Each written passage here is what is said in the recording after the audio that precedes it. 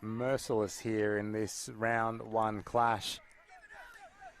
The Sea Turtles, come on, what can they do? The Sea Turtles number 2 team running behind his own man, but play on, and they well, given the penalty as well.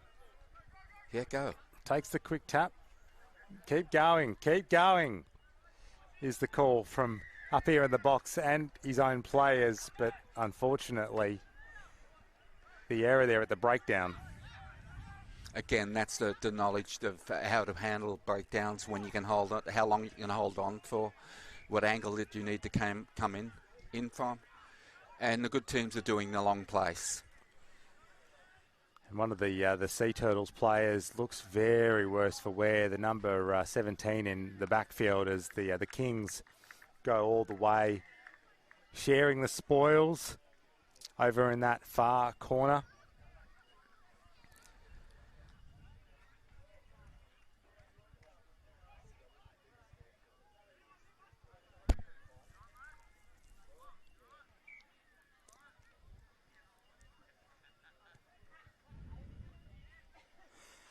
And a successful conversion. It's a great kick. It wasn't a thing of beauty, but it was. It got the job done. Yeah. So that will take us out to a final score of 54 points to 0 in favour of the Southern Kings. Dominant, and dominant. That's you.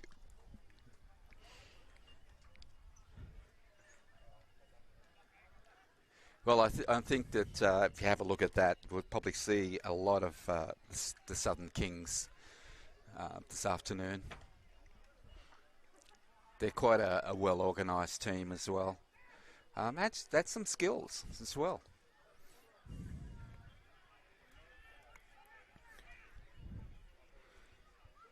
Coming up here on field number 5, Galar under 15s. Taking on the Minda Warriors. I'm sure they won't mind us calling them Galar. The Galar 15s. Well, I won't be calling them much at all at the moment because unfortunately they also haven't popped their team sheet into the system. It all works pretty well. If they put the team sheet in their app, then I get the team sheet on my app and everybody's happy.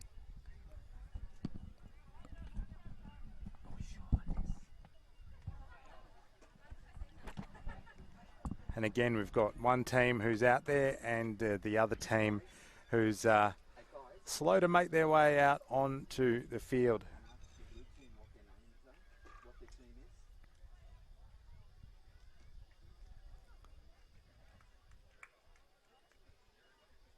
We've got Minda Ribba in the predominantly black with a tinge of purple, tinge of blue on the right-hand side of your screen.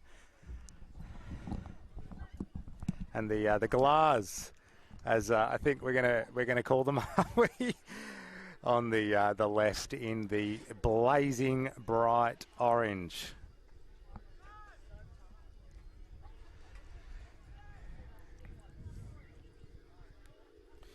The Minda Ribba Warriors, famous footy name. They go around in the Koori knockouts in rugby league, and they go around here in the Ella Sevens as well, and they'll have first use of the football. And they're doing pretty well straight across the field. They're showing what they're up to straight away. An immediate overlap. Let's see how far he can go. Marikai Patton, the captain of this under-15 side, he can go all the way, and he can bring it around as well to make the conversion attempt all that much easier. Oh, it just showed a fair bit of skill in that, getting the ball across the field the way they did. Notice there was an overlap out wide and took it straight away. It must have gone through about 6 of their hands.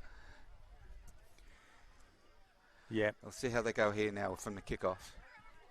They saw the overlap and they took full advantage of it. Their little number 9 Oh, yeah, he got the call from the winger to move out. Oh, we've got some pace here too. And blazing away in that blazing orange jersey.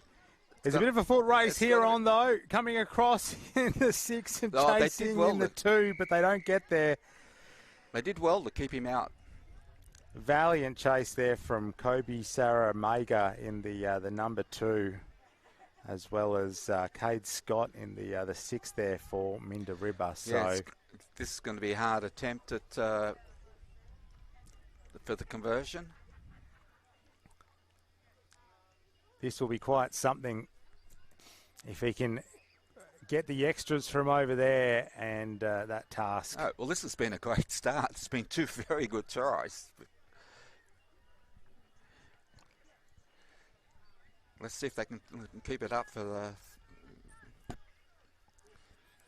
the 14 minutes of the whole game. Both those tries coming from breaks down the left-hand edges for these respective teams. Let's see if it's down the right edge this time, potentially with Minderibba in possession and giving away a penalty there at the breakdown.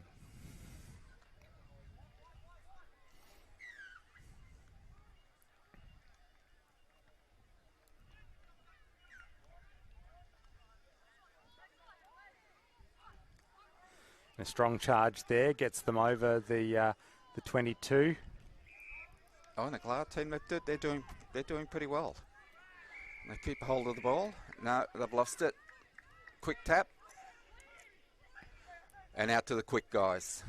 And out they come here again. They've got the overlap once again on this left-hand edge, and they have the pace as well through Cade Scott. We saw his pace a minute ago when he was chasing across into fence, and now we see it in attack, and there they are. That's their second try, and the conversion attempt, well, goes to the right of the uprights, but so we'll stay at 12 points to 5. Minderibba with the advantage.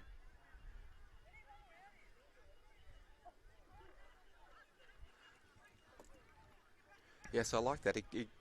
Although he missed the conversion, he did take it fairly quickly, so pretty keen to get back into it. And a deep kick-off here from Minderibba. And the chase is decent, keeping them down in their own 22. Yeah, that's good push off. Oh.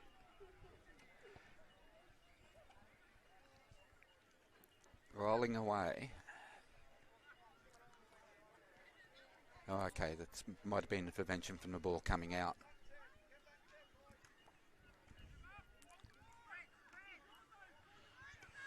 And kicking ahead and hoping his winger's got the pace. He's got plenty of pace, but so does his opposite number. And it'll be the number 2 for Minderibba, Saramega, who comes away with it.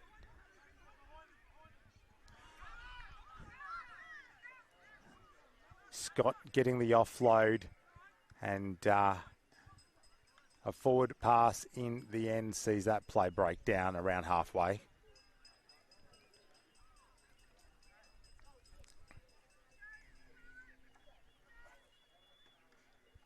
Let's see what they can do here. The Galar and a Barre Guwai under 15s team. Oh, they're trying to work out who's going to go into the hooker's position and who's going to put the ball in. An important decision, although I'm not sure it needs to take this long. And they've also got the full complement back out there as well with somebody coming off the bench. Let's see what they can do. 50 away from the try line. Open pastures with the 3 at the scrum and kicking ahead, but the chase just isn't fast enough and probably never could be from their number 5, and again the opposite number coming away with it. Yeah, they're moving the ball pretty well. Nice pass back on the inside there to Lazarou, Costa Lazarou, and here we go again down the left-hand side. Oh, He's actually been almost tackled on that occasion. Cade Scott, for some reason, stepping back into traffic, but gets away from the number 3 and goes away and scores his second try. And this time, well, no, I thought he might have converted at that time, Cade Scott, but no. Actually went under. Needed to take a couple of steps back. Back-to-back tries there for Cade Scott. Yeah, they definitely got a lot of pace down this left-hand side.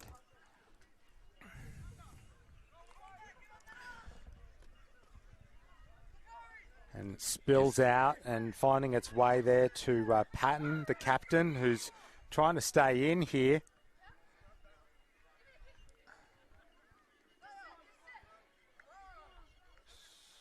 We'll have a scrum pack down. Probably pull that up because it was dangerous play. The jumper over his head would have made it difficult to know what was going on.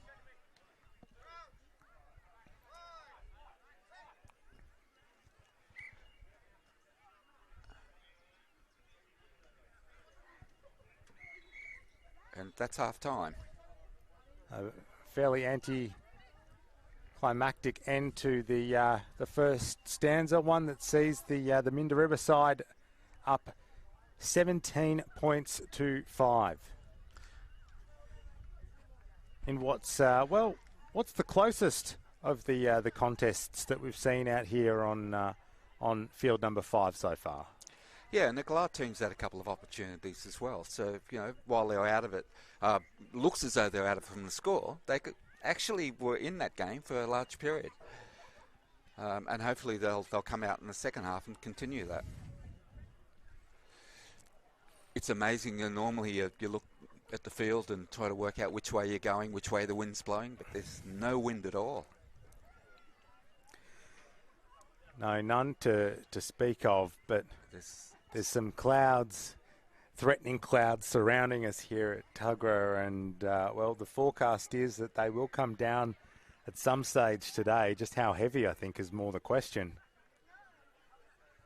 And again, I think it'll be, as we've sort of been saying so far, the teams that are used to playing rugby union, used to playing together, that can change up the tempo, hold on to it, and take advantage of that.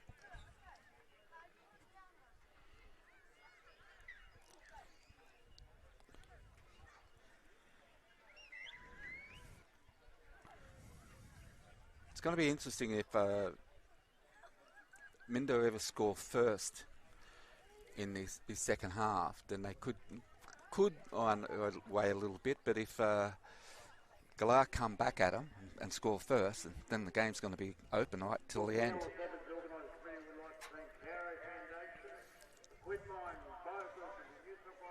Currently 25 degrees here at Tuggerah on Dark and Jung Country. I think for a high of 30 later today.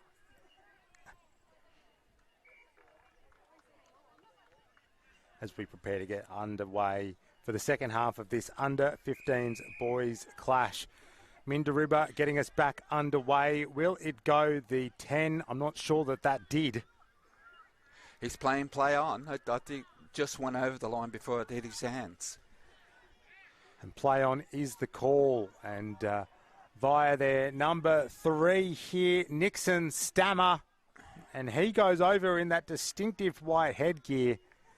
And Stammer bringing it around as well to make his conversion attempt all that little bit easier. It's a little bit unfortunate for Galar that they didn't have the same reaction time as what Minda ever had, or that they might have been in a position to stop that try from happening. But, they were under the impression that the ball hadn't gone 10 metres, so just got to react to the whistle. Yep, you can have your own opinion about what has or hasn't happened, but it's the man in the navy, white, red, and yellow whose opinion's the one that matters. And again, with the short restart, and this time it is the Galars, as we've nicknamed them, who've won it in the beautiful, bright fluoro orange jerseys. And stripping it away there is Kupenga, and it could be a strip that leads to more points for them here. But things get a bit scrappy, and it might be a few more phases before that can happen. It's called a knock-on. So we'll get the scrum. Galar putting the ball in.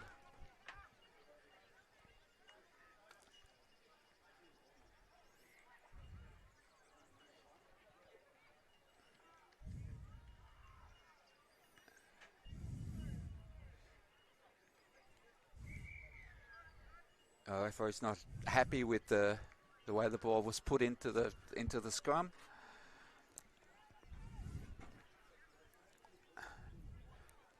Yeah, you just can't throw it straight through the back.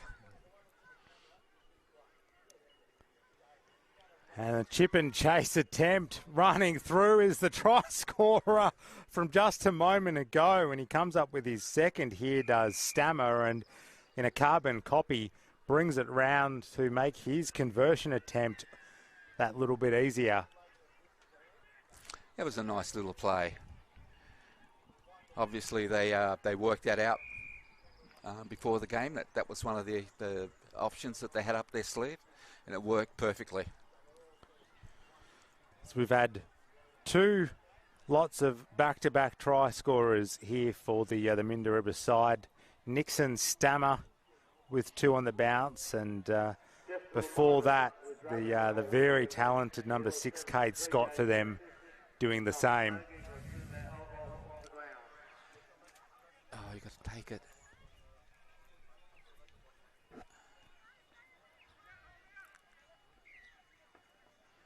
Looked to go out to the right flank, but it was too dangerous to pass out that side, so he tries to that's a great one. Navigate through peak hour traffic in the middle of the field.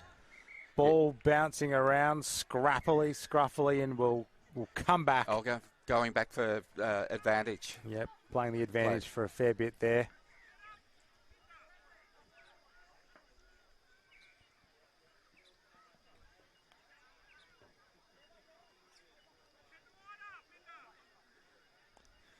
Coming up here on field number 5 at Tuggerah, we'll have some under-17s boys action after this clash. And in the boys 17s, it'll be the Newcastle All Blacks red side.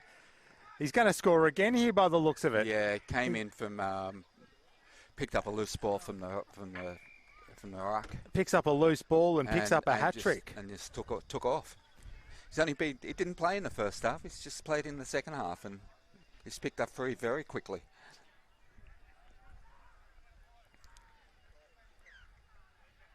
He's a big, strong, fast unit here, and that's a pretty dangerous combination in rugby sevens at the best of times, let alone where you've still got size being an important factor in the under 15s. The conversion on that occasion from him unsuccessful, so we'll stay there at 36 points to 5. And as I was saying, the Newcastle All Blacks red side taking on the Boomerangs Sports Club boys in the under 17s fixture right after this one.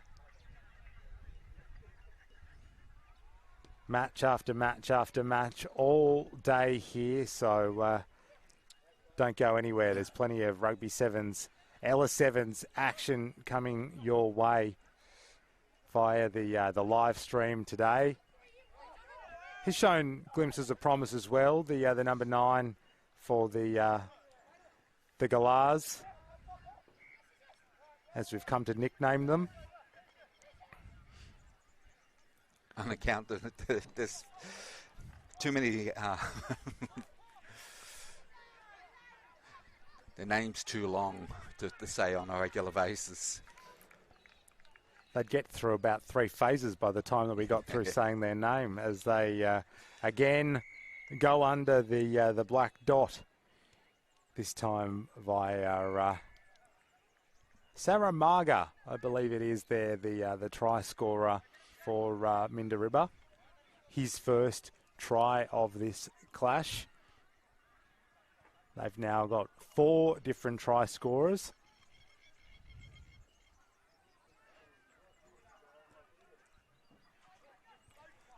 with a couple of minutes left. Can Oh, more players add to that list? Yes, they can.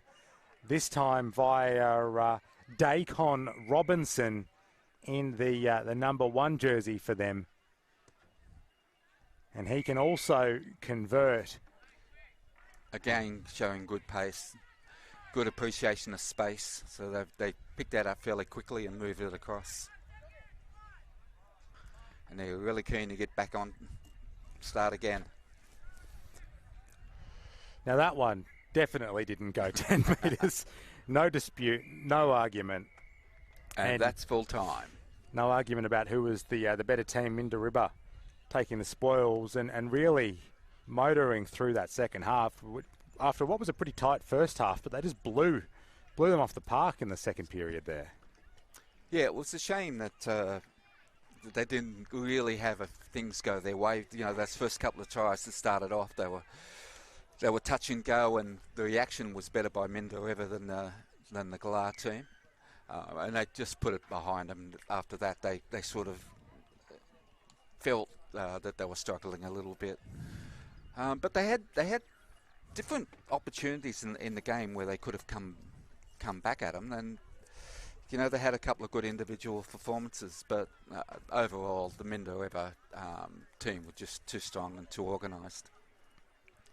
Yeah, they absolutely were. And again, a team to look out for as the day goes on here, with the teams having pool matches to start with, and then dividing to either compete for the cup, the overall prize, or the plate.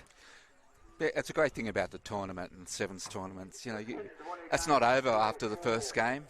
You can always come back, and you can still get into the finals or get into the plates, different competition. So it's always you're never out of it until that last game of the day.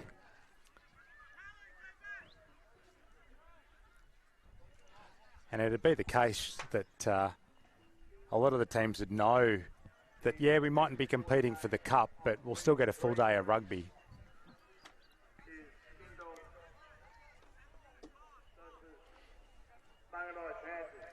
Newcastle. Their girls played in that jersey, didn't they? Newcastle, yep. Oh, we got Newcastle kicking off. Newcastle All Blacks.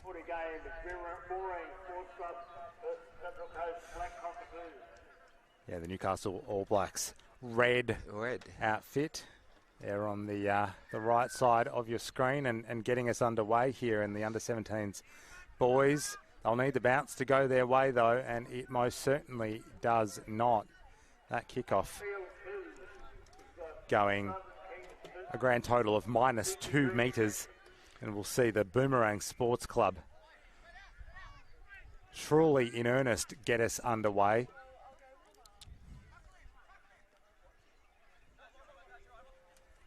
And what looks to be one of their danger men here, Ryder Griffiths. He gets the ball away to speedy and slick number 11, who is going to post first points. Didn't he take off? Lyndon Walker, didn't he ever?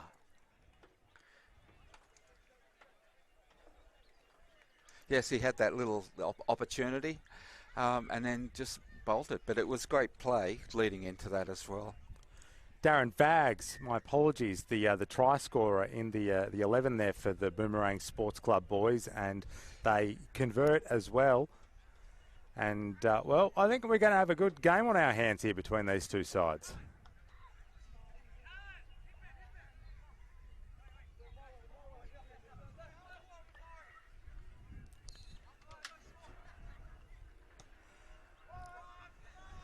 Long and high they go with that restart, and taken well by the Newcastle All Blacks player, Parry, their vice-captain. As NAB go out to the right-hand side. Didn't have the numbers out there, so flings it back towards the centre corridor. Oh. And what Oh, we've got a yellow card down for purposely knocking the ball down. So he'll sit out for 2 minutes. Will the Boomerangs player, Noel Saunders. And he needs to be aware that the 2 minutes doesn't start until he sits down. Chipping through with no sweeper back there, but didn't have the pace to collect it, did the NAB player. Well, this may open a couple of opportunities for the Newcastle team. You would think that, but a six-man Boomerangs outfit is about to post their second try, it appears. It is. They've got some pace on the flank, 7A. And it's Reynold Roberts, the number 2, bagging try number 2 for the Boomerang Sports Club outfit.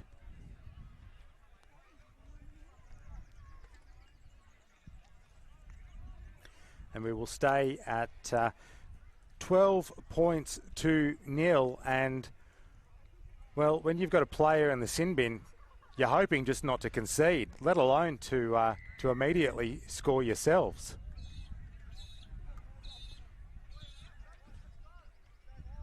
Good refereeing. He took a little bit of time to explain some of his decisions. Oh, that was a good... And they might be in here again. Some strong support play. Flings it out wide after first contact. We've seen that a few times today, haven't we, where the team kicking off has won the kick-off and scored straight away.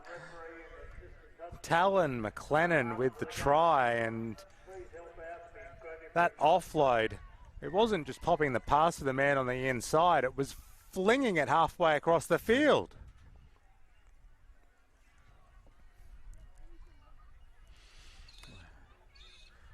Need to get some of the taller people to be standing in the middle, because those kickoffs, they're just going straight up. They are back to the full complement now with the return to the field of Noel Saunders, the Boomerang side. So 7 on 7. And NAB, well, they'd be a bit shell-shocked after the start to this match.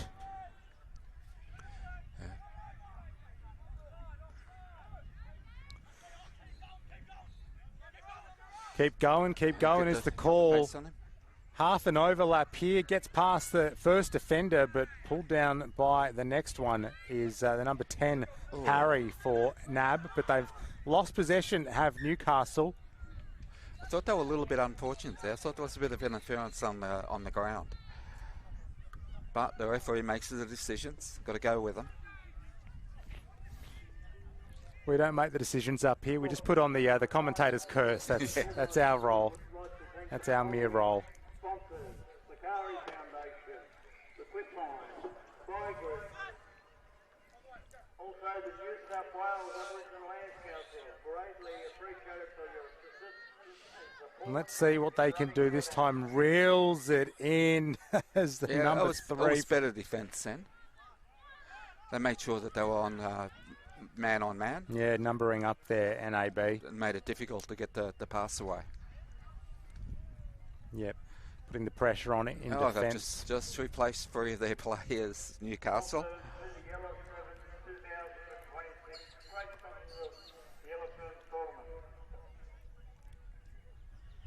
Well, this scrum feed almost precisely on the 10. They're deep. The attacking line for NAB. Oh, but they can't retain possession. Yeah, it was a good scrum. Craig Eckert, the number 6 for NAB there, just struggling to collect it from the base. We'll have a rerun this time, fed by the Boomerang Sports Club in their famous yellow and black strip.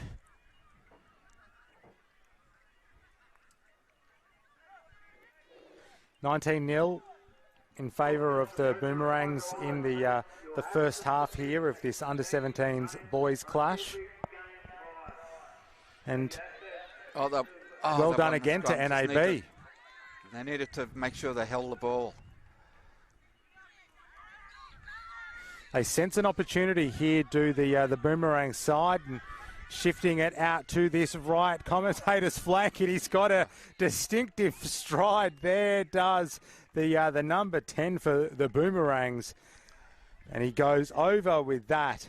Talon McLennan picks up his second try of this clash. Jeez, he was, look as though he was just cruising then, and he put down the afterburners and just left him for dead.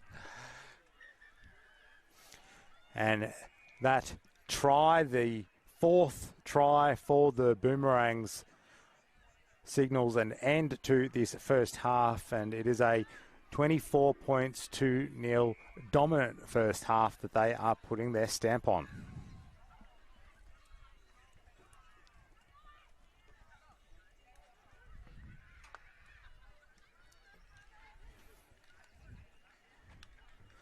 They'll have a minute here, both these sides, to catch their breath. Yeah, Newcastle have got to, if they want to get back into the game or, show a little bit of skill, they just need to make sure that they hold on to the ball. They're getting the ball, so they're winning a couple of their scrums, but they're not being able to maintain it.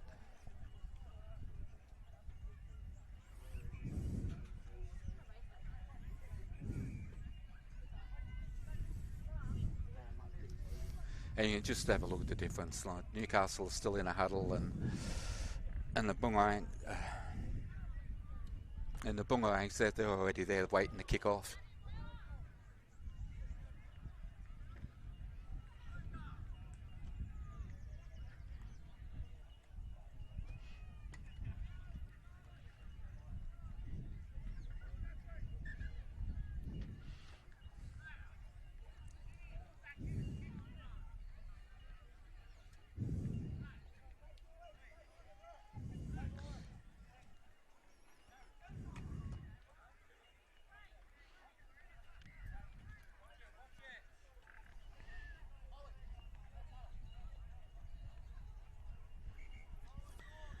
Coming up next here on field number 5 will be the under-17s girls.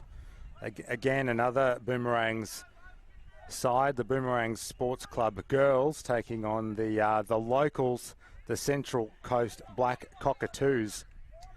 But we've got the best part of 7 minutes of second half action here first in the 17s boys. And Newcastle All Blacks, the ball spills out but goes backwards, and they've earned themselves a penalty here as well. But yeah, actually came in from the side rather than behind the breakdown. Thankfully, he's putting the headgear back on and looks to be okay, does Cohen Kelly, as kicking ahead and not coming up with it. A bit of a bobble, but Monaghan in the 3 there for the Boomerangs, cleaned up at the back. Yeah, he was very quick getting back there.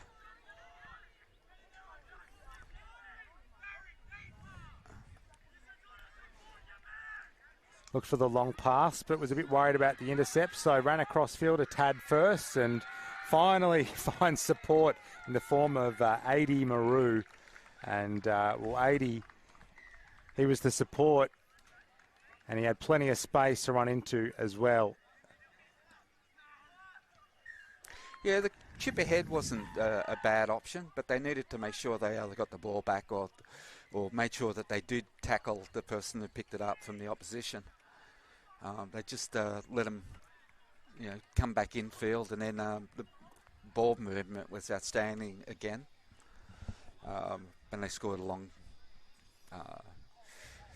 yardage try, which is unfortunate. It just again, it just breaks your heart that you think that you have a chance, and then it doesn't come off. And what makes it worse, the opposition score from it.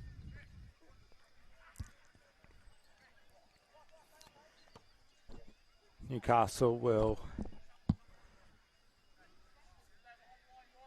get us back underway from halfway.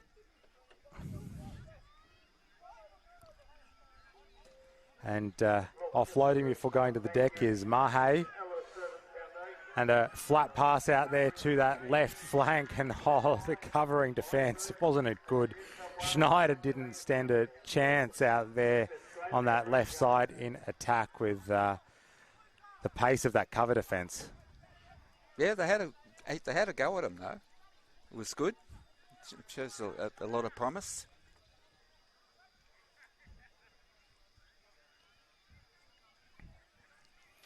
Haven't seen a lot of line-outs so far today, but we'll have one over there on the 22. And that's the Boomerangs who come down with it. Newcastle will want to be strong at the breakdown here to try and reclaim possession, but here he goes instead, again. It's that speed demon. And this will be try number 3 for Talon McLennan.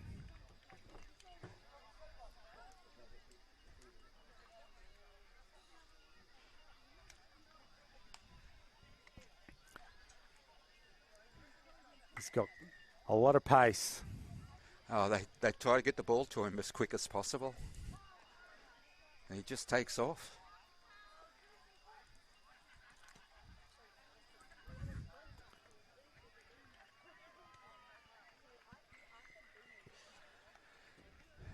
Yeah, he's got the pace, and he's finding himself in a lot of room quite often as well. That'll be a play that they'll try again and again and again as the day goes on, you feel, as NAB with a tap that was just that little bit too quick. Here's the main tent area. If you want to come in, you'll get a run. Beautiful gear. I find that one a little bit strange. I thought he actually kicked it. He didn't catch it on the full, but it bounced up. Which is as good as a tap. It was messy. Was it illegal? Well, that was the question.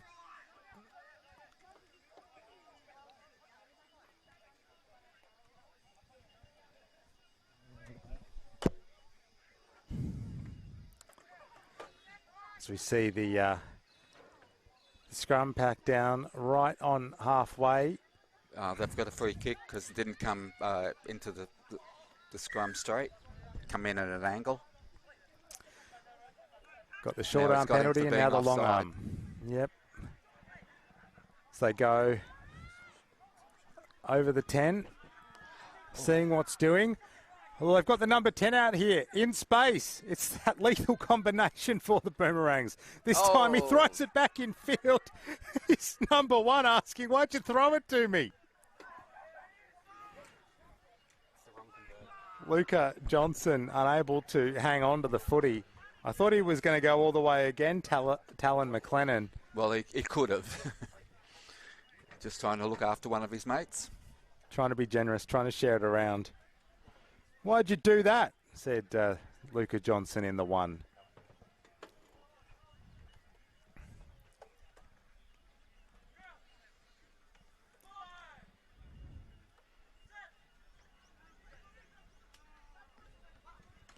NAB hoping to get on the board and post what would well and truly be a consolation try for them, down 36 points to 0.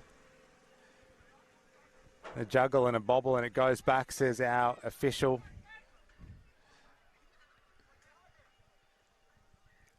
Finally got numbers to the breakdown, did NAB, and they retain possession, but still inside their 22. It's showing some entertainment. And now we've got a bit of pace. Let's see if we've got the speed to go along with it.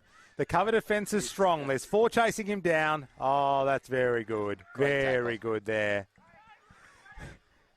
Flings it a long way back to his NAB teammate. They're exploring down this right-hand edge, but again, the Boomerangs with numbers. No matter where they look, NAB, there's black and yellow jerseys everywhere. Have they only got 7 players out there? We might need to count them up in defence. And support back on the inside. Oh, this is too good. This is classy. But he's dragged down. He's dragged down illegally. Illegally, because you can't grab him by the collar. Okay, it's known as a high tackle. So your hands have got to be down to the sternum. You can't tackle them. And now he Can't gets the tackle him try, too the high. number one. He didn't get it a minute ago when Talon McLennan threw him a what looked to be a certain try, but gets it now. 41 points to nil. Make that 43. And that'll do us. That'll do us for this round one clash.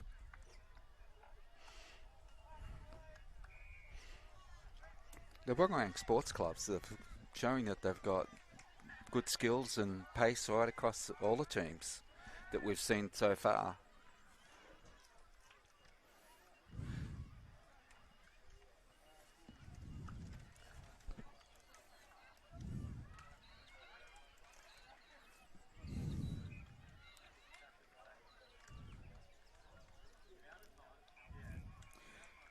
Well, if you're a fan of the Boomerang Sports Club, you're in luck because their girls under 17 side's coming up next here on field number 5, taking on the Central Coast Black Cockatoos girls outfit.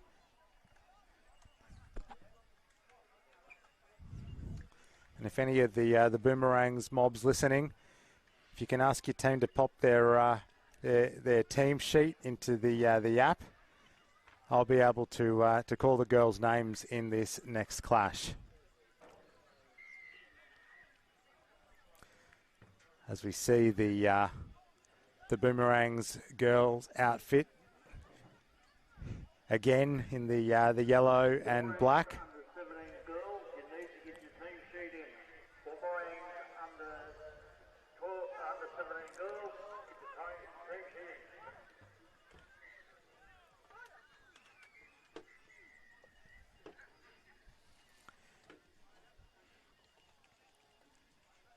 It'll take a lot to live up to the performance of the under 17s boys outfit there, though. They were extremely dominant. Had a bit of class about them, didn't they?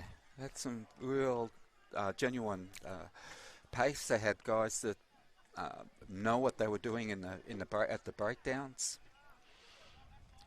The ball handling right from the start, when I moved straight across the field, was was an indicator that they knew exactly what they were doing.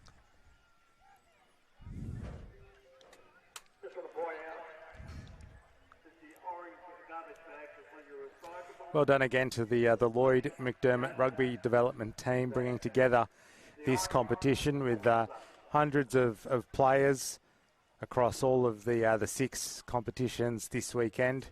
Big endeavour bringing it all together, and they've done it again superbly up here at Tuggerah on the central coast of New South Wales on Dark and Jung country.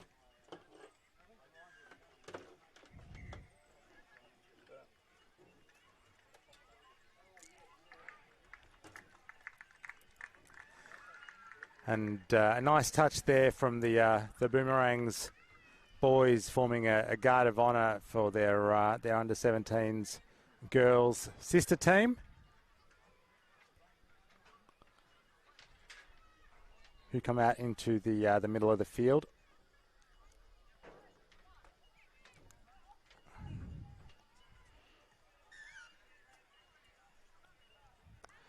Central Coast Black Cockatoos looks as though they're the team that's going to be kicking off.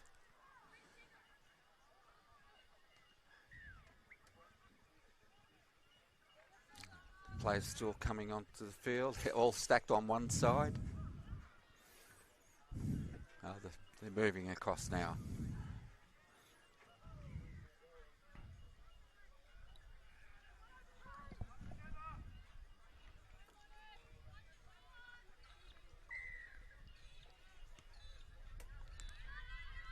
And under 17s girls action is underway between these two sides, and well, looking dangerous on the flanks, just like their boys outfit, the Boomerangs girls outfit. Mahala Graham again trying to challenge the record for fastest try scored here at the LS7 so far. Yeah, we've seen a few scored from the kickoff, haven't we? But they were very quick.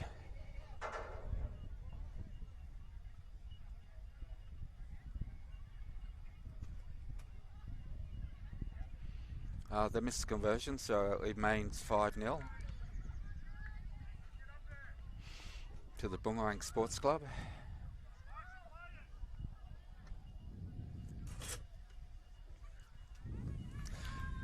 They've got to turn the kick over. That's all right. We're just about to have the Central Coast Black Cockatoos, but it's actually the Boomerangs that need to kick off. Yep, a little bit different for Rugby Sevens with the team that scored, getting us back underway to... Oh, she's punted that, so she's going to be penalised for it. You've got to drive kick it, the kick-off.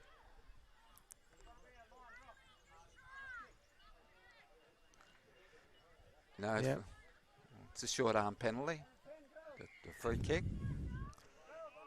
They won't make that mistake again.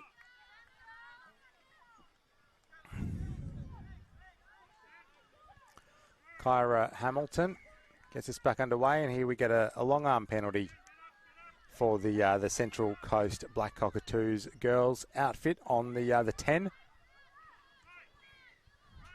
No look pass, but it finds its girl, and shy of the 22.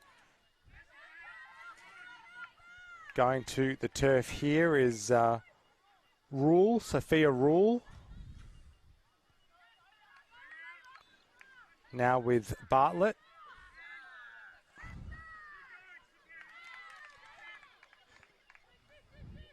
And again with Rule, and that was unfortunate. Can't hold on to it there. Alicia White, a low pass, and couldn't get low enough. They did. Definitely had an opportunity. After seeing a few of their forwards hitting it up and holding on to it, it was good play. They were obviously confident in what they were doing, moving up the field, and it did create an opportunity.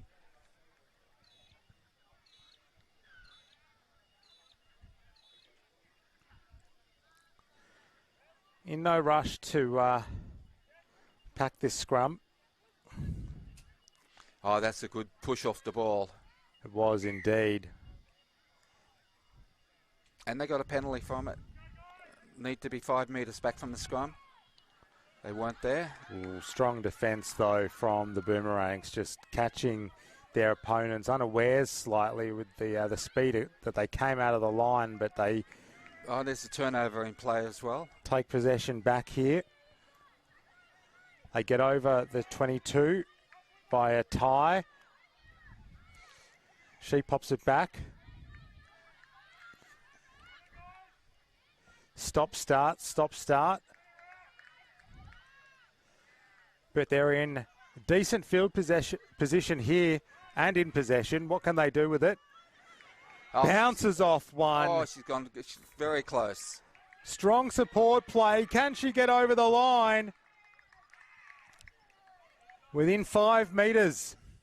The locals, the Central Coast team. Go.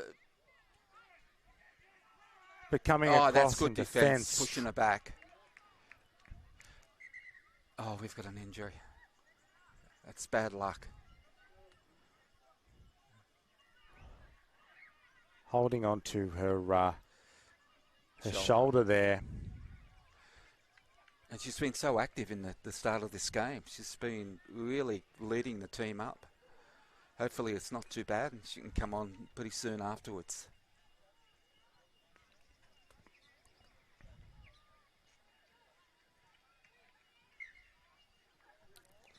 Sophia Rule, the player coming off for the Central Coast side. And unfortunate as well because they were looking pretty threatening in attack.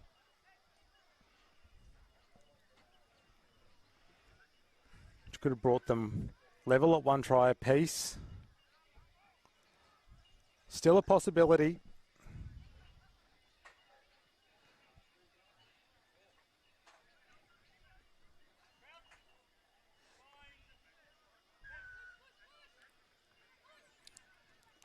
Push, the call from the girls. Oh.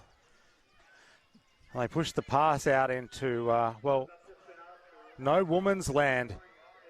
on this far right commentary side flank, but the support is good and they go over. Well done. That's their first try. The Central Coast Black Cockatoos girls outfit. They showed a bit of patience there. They didn't rush things. You know, they hit it up. They made sure that they got the ball back, and they scored a good try. Charlize Bartlett, the try scorer for the Central Coast. And it's tight, this one here in the first half. One try apiece between the Boomerangs and the Central Coast Black Cockatoos girls.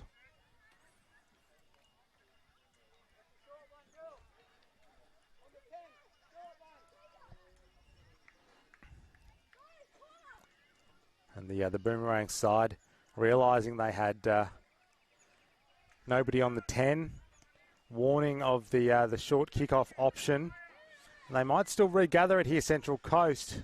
But the bouncing ball goes the way of the Boomerangs. Lays at the back of the breakdown for quite a while before they pick it up and go over halfway here, do the Boomerangs. And she's got pace out there on that far right flank. Enough pace to go all the way. Hayley Turner with the try.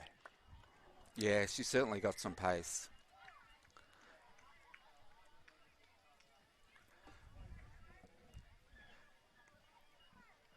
Yes, they have some open pace they can really take off. And now that was a really close half. Score at 10-5. Both teams are still in it. And the Central Coast will have great opportunity in the second half.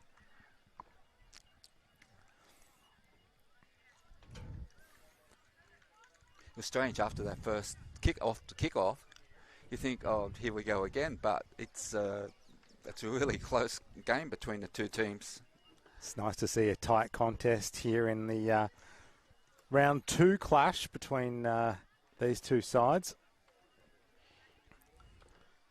We'll get through the pool competition where it's a bit of a lucky dip, whether it's a close game or not, and we'll get into the finals action this afternoon, and we will have some terrific matchups here from Tuggerah.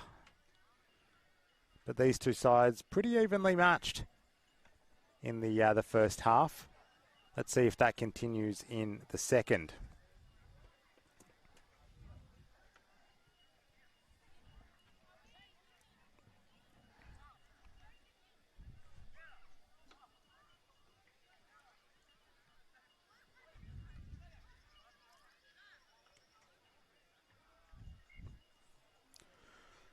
Worth mentioning during this slight pause for half-time, the fact that the New South Wales Rugby Union, they unveiled a reconciliation action plan last year, and I think it's the first rap that they've had, only strengthening the relationship between the Code's peak body here in New South Wales and Lloydies.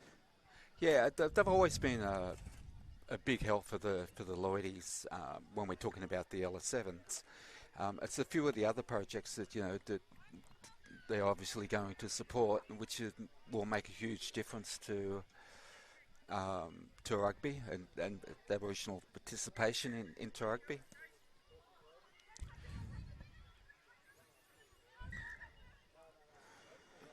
And they'll write to call out, don't touch it, don't touch it. Yeah, although it's not legal, it's going to be a short arm regardless if she touches it or not touches it. It stops the opposition from getting a clear run at it. That's true as well. And let's see what they can do with that clear run. Have they got clear passage down that right-hand side?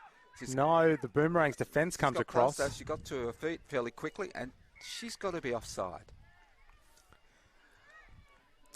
So it's on again. Just take the tap. And she does. Quick tap as the Boomerangs players were still making their way back to the line. They've got an overlap out here on the left-hand side. If they can get the ball out. Sluggish recycle. Doesn't need to. And she scores. Well done. And the Central Coast side levelling us up here at 10 points all via Maru. They need to take their time with this kick. Tishala Maru, the try scorer, but hands it off to Dakota Ison, the try scorer, I should say. Oh, she's kicked it as well. Now take a 2-point lead. That's a pretty important advantage in this tight contest. The conversion there from Alicia White.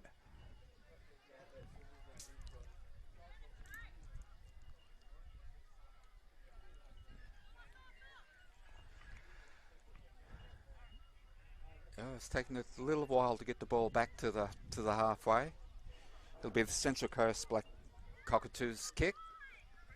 They get back into they're back in the game. They're actually leading.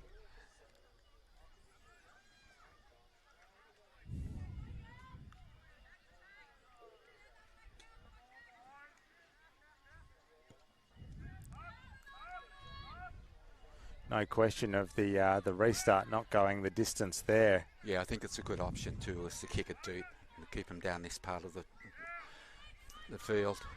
And if you can force the error, you're in prime attacking position like we see there for the Central Coast outfit. Oh, just hold on. High tackle. Gives them another opportunity. And Ferguson taps it, goes herself. Central Coast, and she's very close. She must have been only a couple of centimetres off it. And backing herself as well is Emerson Beattie, and it is Beattie with the try. That kickoff was a great kickoff. Certainly put them under pressure, and got the opportunity to put more pressure on them when they got down here and scored a great try. 17-10, but the conversion attempt on that occasion unsuccessful. So we'll stay at a converted tries difference. And this tight contest that we're seeing here, well, it's pretty entertaining. And it's great to see these two outfits really evenly matched. Yeah, they need to have another long kickoff. Exactly what they did in that for the last kickoff. And they've put it back. Almost exactly like we saw last time. But can the Boomerangs hold on to it? They can, and they can split the line as well. We're into the backfield here for the Boomerangs via Ryan Knox. And Ryan Knox is going to go all the way. Well, look at that. It's gone from one from the other. The same kickoff. One they score from, one they have scored against them. This kick is really important. No, you can't punt the ball. It's got to be a drop kick. So, 2-point game. 17-15 in favour of the locals, the home team, the Central Coast Black Cockatoos girls outfit, as we count down this second half. And there is the replay of that try. Did well to break the line, found the gap beautifully, and made the conversion attempt as easy as she could. And let's see if they can, in the final couple of minutes here, put this game to bed. Central Coast, they are with the Gilbert, or they were, until some very strong defence there from the Boomerangs at the breakdown. Can I get the delegates from the Central Coast Black Cockatoos to come here? We've got a player ready for rugby. And let's see if they can score a try and regain the lead here at Tuggerah. This is looking promising for them. They edge closer to the 22. Oh, that was good. That was good clean out. That was fantastic there from the Central Coast girls. Saw the ball on the deck and the opportunity presenting itself and snatched it with both hands. That could be a game-winning move right there. And here we go. Here we go indeed via their number 2, Alicia White. Needs to score under the post. as the coaches call from the other side of the field. This is important. This could be vital to the end result and who goes into the semis and who they play against. Oh, so we're back to a 7-point game. Yep, couldn't extend it more than a converted try. That should be enough, though, with the seconds ticking down. The match on one of the other fields has just ended. I'd expect to hear the referee's whistle here on field 5 any second now. Central Coast, they should not be in any hurry to get us back underway.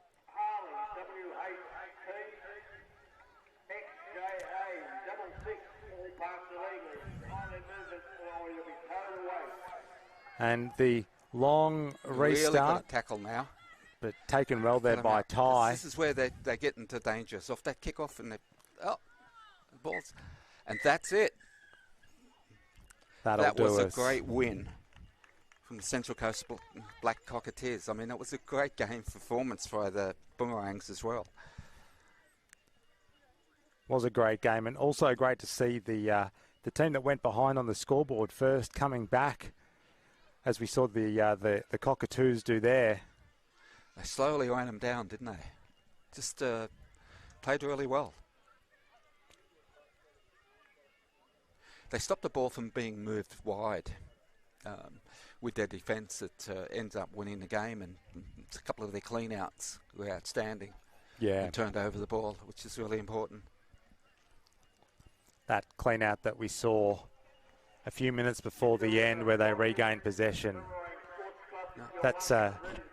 Well, I hope everybody that's enjoying the coverage, and we'll catch you again next year. You're off, Gary? I've got to take off, yeah. Good to see you. Okay, bye.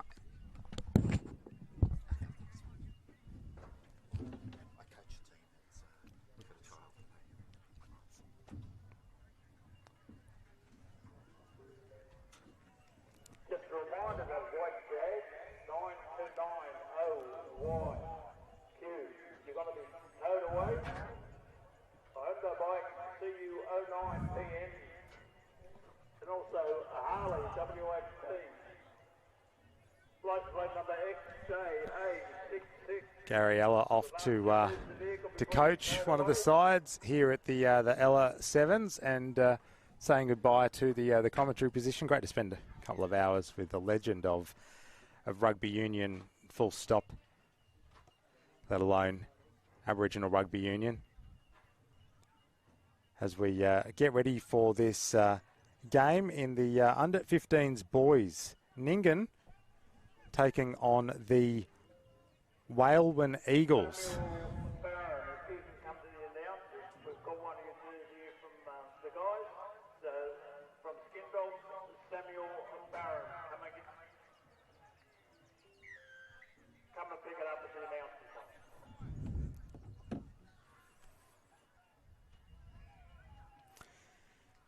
Ningan in the white on the left-hand side of your screen.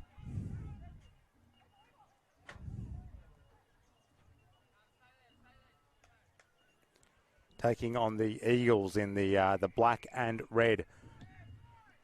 Running from right to left for this opening 7 minutes. And it is the Eagles with first possession, bringing it away from their own 22.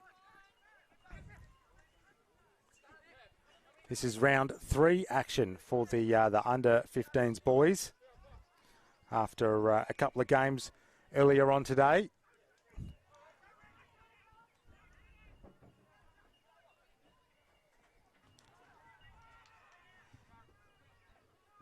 And I've got the team sheet for the Ningan side, but I don't have a team sheet for the Whalewin Eagles, unfortunately. So you'll have to forgive me if you're a Whalewin Eagles fan and you think I'm icing your players for this one.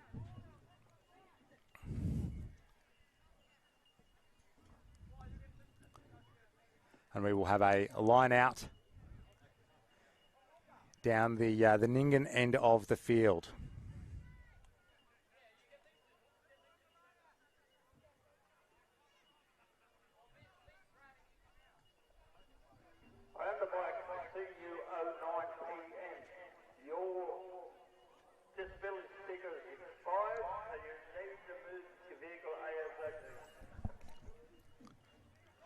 And in goes the throw, and the lift seemed to come a little bit late there. And we have the try, the first try of this under-15s clash going the way of Whalewin.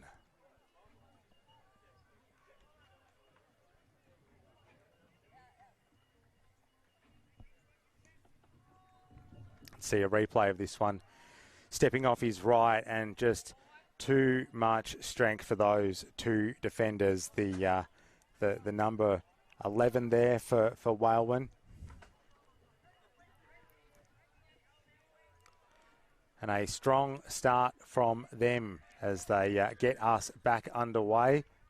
Taken cleanly by Ningan. Through Toby Selfie. And a bit of pace here in their number one, Smythe. And Smythe might be able to go all the way. Veers back infield, darts back out, and we are one try apiece. Matthew Smythe with the try for Ningan. Your teammates here, you're playing on field number 4 from Boomerangs United. Make sure you come across here really quick. Be a difficult conversion attempt. We may well stay at 5 points apiece, and indeed we do. One try apiece after the opening minutes in this under-15s boys clash here from Tuggerah.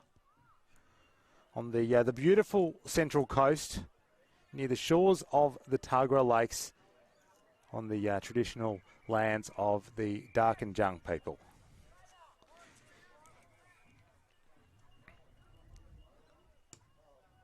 And he didn't have it easy there. He had some pacey boys chasing him, but had enough pace himself to get the job done. As we see the penalty going the way of the Whalewin Eagles, and they've got numbers out here if they can use them. A bit of a bobble off the hands. There's defence, but there's a fend. There's a very strong fend, and that will be a try for O'Mealy, Jet O'Mealy. That is a powerful right fend of his. Without the sponsors, this day wouldn't be the success that it's going to be. The Kari Foundation, the New South Wales Aboriginal Land Council, the Queensland, My Group, the LS7, and of course the Lloyd McDermott Rugby Development Group. Very much appreciated.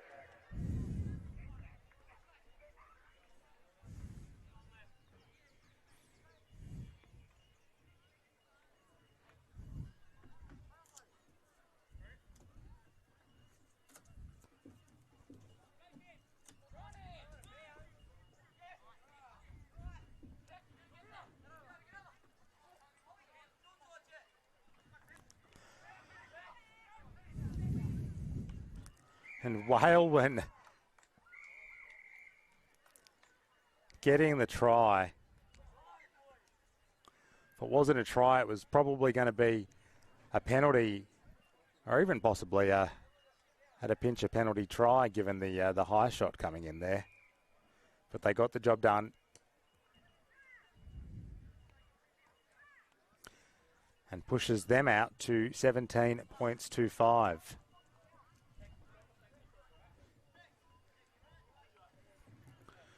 As we see the speedy big number 12 just creeping up that tackle there, starting in the shoulders and then just edging up a little bit. No malice in it.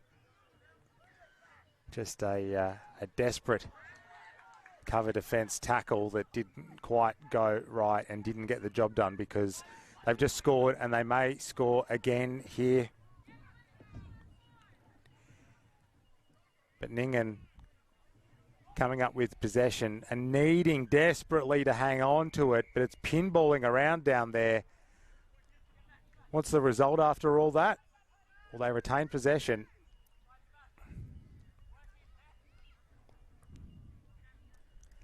Toby Selfie with the long ball out to the left flank, back inside, but to nobody in particular. But they will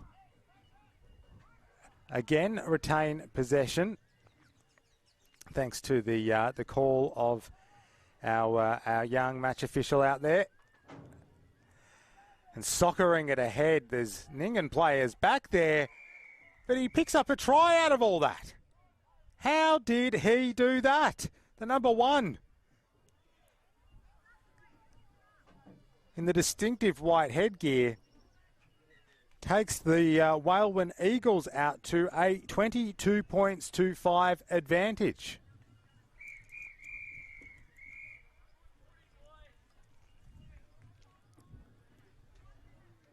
And that is quite the buffer they've got there as we go to the short break for half time.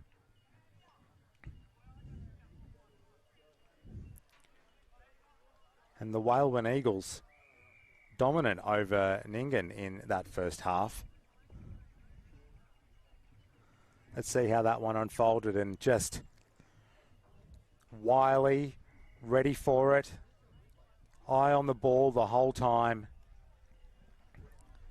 ready to take every opportunity, and that's exactly what he did. Now, my apologies for not being able to give a shout out and give credit to the young man, but I'm not seeing the team sheets in the app. Not sure if the team hasn't submitted them there yet, or if we might be having some technical difficulties. But either way, our apologies for not being able to give the young lads a shout out for their great efforts so far. Their 22 points to 5 efforts.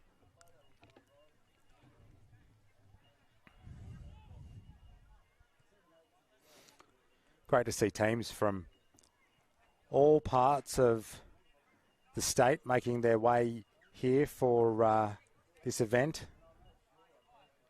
It's a fair distance to get from Ningan, west of Dubbo, or south of Burke, depending on which way you're looking at the map, to make their way to Darkinjung country here on the central coast of New South Wales. But great to see them come together for the Ella Sevens 2026 competition.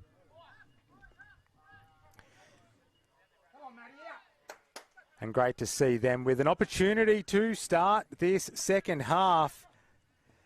But needed to stay in the field of play. Some strong, smart defence there from the Whalewin Eagles, just pushing Cooper ball over the touchline here on this eastern side.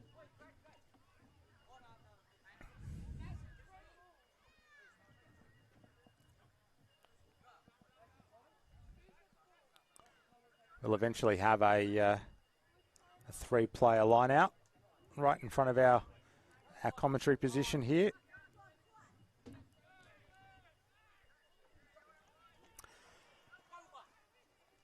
And they get their hands to it, do the Whalewin Eagles side, and retain possession. Here's one of their try scorers, just swerving across field, hoping something opens up. Getting the pass away, and a strong driving tackle on the 10 there from Ningan. As the clouds open up here at Tuggerah, and the sun bathes this field number 5 at the Central Coast Regional Sporting Complex. And things are heating up over that left-hand side as well, with fend after fend after fend from another one of their try scorers, the number 12.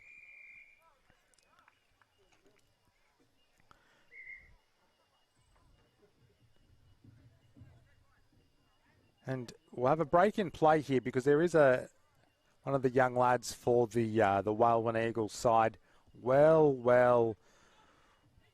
back in play, just on his haunches with the trainers or a couple of people from his outfit. Bit of concerned about whether he might have an injury or not. So he's going to make his way over to the tent, the number 4, and he's replaced, and we are back underway. Stepping off his left, oh, that was smooth. That was very smooth there, and he will be in no rush to plant it, but eventually does and converts as well. And that will take us out to 29 points to 5. First points in this second half going the way of the Whalewin Eagles, and that is them putting,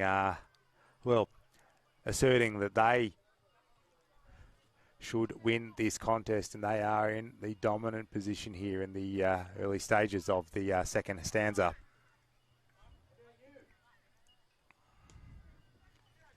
Thank you to the Whalewin Eagles side. I can now see the names of at least some of your lads in the Rugby Explorer app.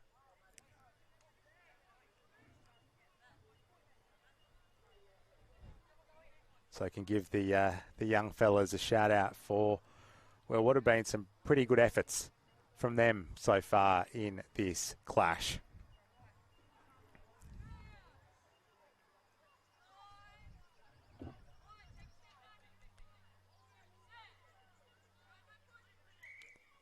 Also great to see in this under-15s boys clash.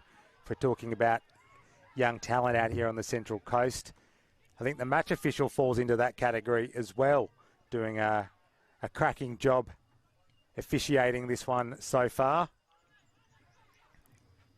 As we see the kick go through, it looks like it's got a little bit too much depth on it, but he's got some pace. Then the bounce is pretty favourable, but he can't chase it down, the number 7 for the Whalewin Eagles. But he gave it a red-hot go, didn't he? He's certainly got some toe on him. And if that bounce had gone the right way, or the kick had been a bit more shallow, we would have had a TRY on our hands.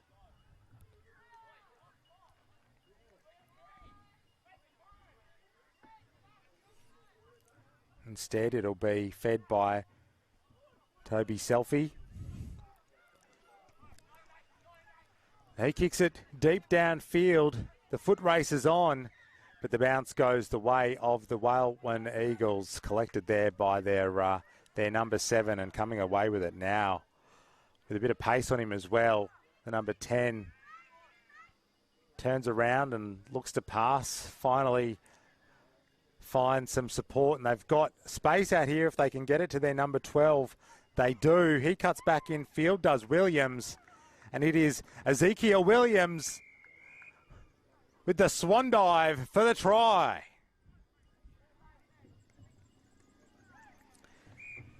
And Williams converts his own effort, and we go out to 36 points to 5.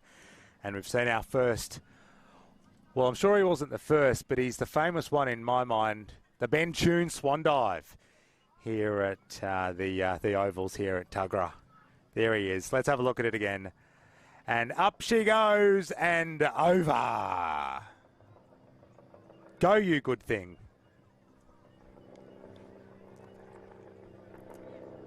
To reprise some more iconic rugby union parlance from back in the day. That one, though, dribbling over the line, and we will have a line out if time permits. The clock might be working against us in that respect.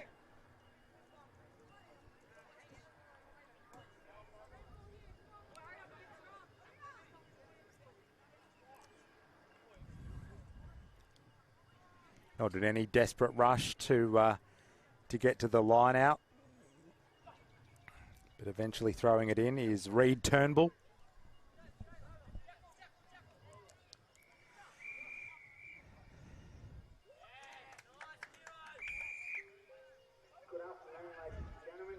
And earning a long arm penalty as well there, the young lads, the Whalewin Eagles. And a high shot earns them another penalty. And I think we're going to have a yellow card here. In fact, we are, and the Ningan player knew that it was coming his way, so already started making his way over to the far side, so those 2 minutes could get underway quicker. But that'll be us. He won't be spending 2 minutes in the bin because there aren't 2 minutes left in this one. That'll do us in this under-15s boys round 3 clash. The Whalewin Eagles too strong for Ningan, 36 points to 5.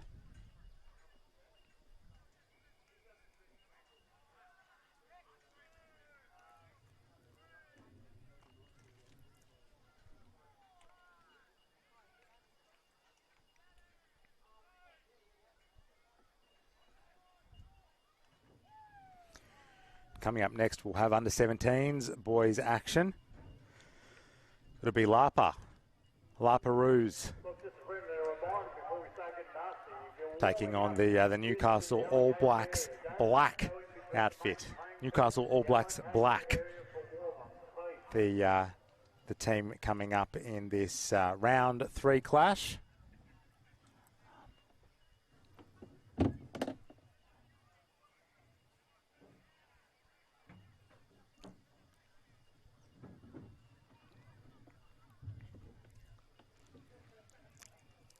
Newcastle All Blacks. You can see them just filing through the gate there on the left-hand side of your screen in their famous Novocastrian colours. The black, the yellow, the red and the white.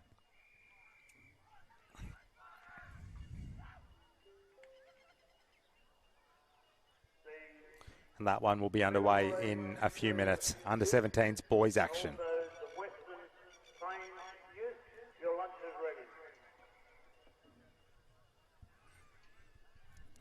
Lapa so far in the tournament, getting the win over the UCID White boys outfit, 19-10 in their last match, and a strong performance, 34-0 in their opening fixture. The Newcastle All Blacks black team, well, they got a 26-5 win in their last outing against the Galar Barre Gouet side.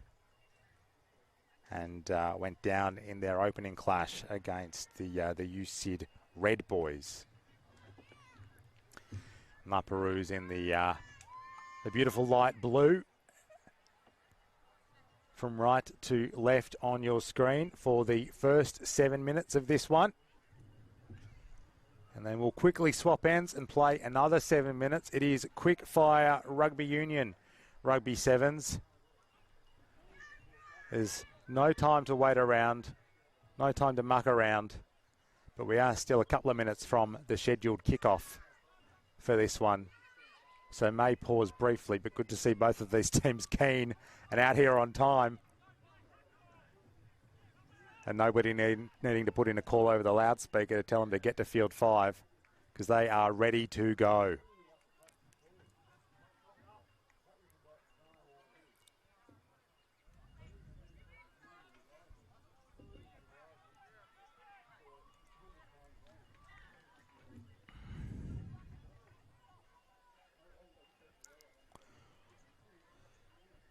Such strong mainstays of tournaments, the Perouse community and the Newcastle All Blacks community. We thank them and their mobs for always showing up, always putting teams in, always helping the next generation come through. In this case with these under-17s boys teams, giving them a taste of Ella Sevens action before they progress into the, well, for some of these lads, progress to the main men's draw next year, no doubt, as NAB showing some promising signs early, getting over halfway, and also giving up possession on the 10. And Perouse, oh, look at that pace, the quick tap, and even quicker speed down that right-hand side. And they are first to score, Perouse. That was, well, he saw the opportunity and he took it with both hands comprehensively.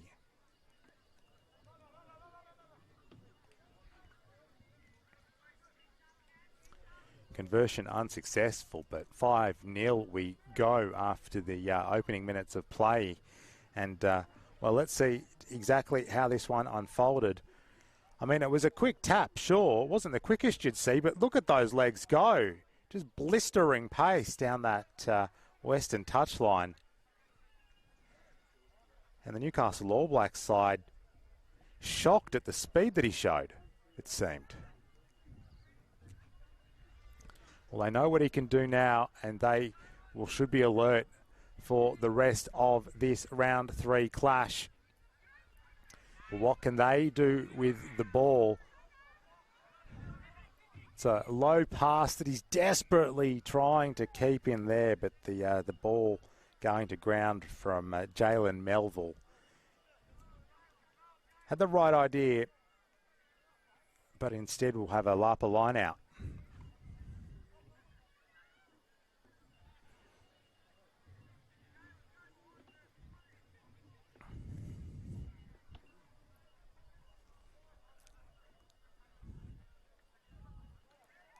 They retain possession here, do Lapa, and well, going down the short side, it paid dividends last time. Will it again here?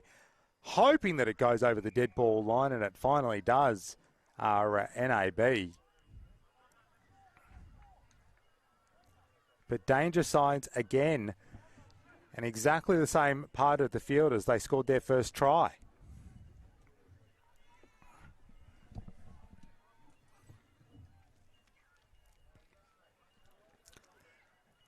Very short dropout, and well, it paid off initially, but then it looked like it was about to all come crashing down for NAB. But instead we'll have the two sides pack down for a scrum with NAB getting the feed.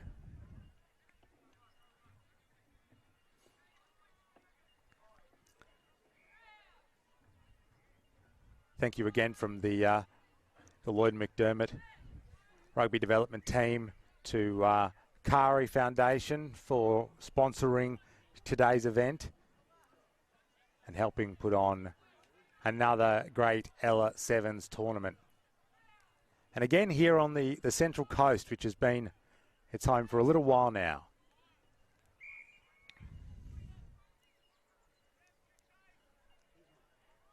And we'll again have another crack at getting this scrum right. 5 out from the NAB line.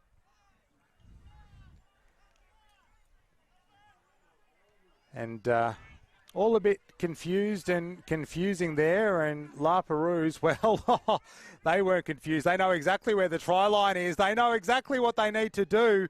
Plants the ball down. Did he make it there? Yes, he did. Oh, wow. What a try. It was a spectacular effort.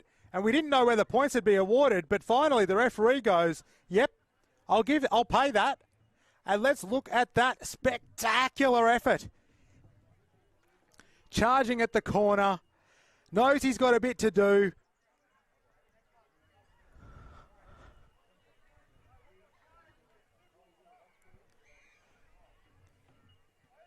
And well, that was quite the performance. That wasn't a swan dive like we saw in the last match. That was a leap of faith, and it paid points as well.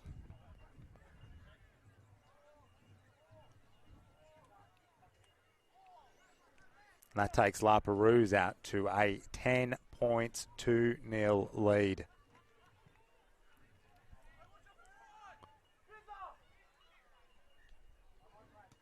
So entertaining. We'll see it again. How good. Oh, that one. He leapt incredibly high.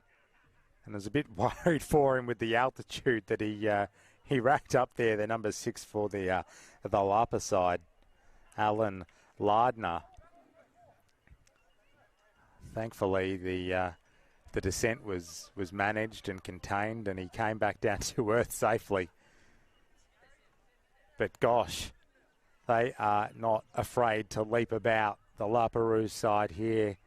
And they have leapt early on to a 10-0 lead, and strong in defence as well, with that big hit there from Lennox Matthews. Ball goes back there from Lapa is the call, and it's Matthews again with the Gilbert. And he puts the fend on, gets the offload away. It'll be a tough effort to get the try, but has he done so in the far corner?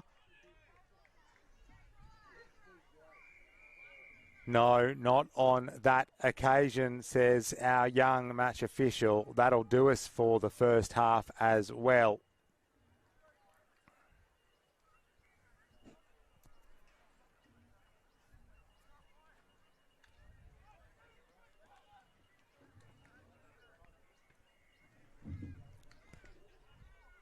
Let's have a look here on the replay.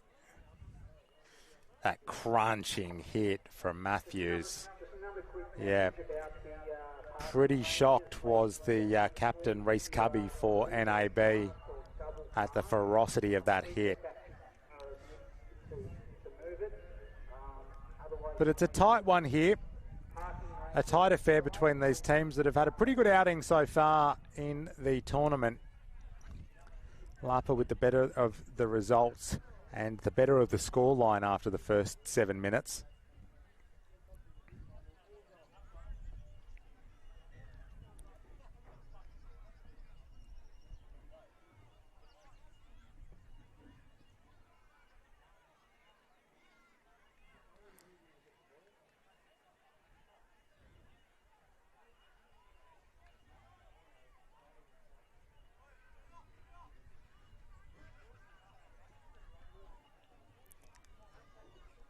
And that'll do us for a break.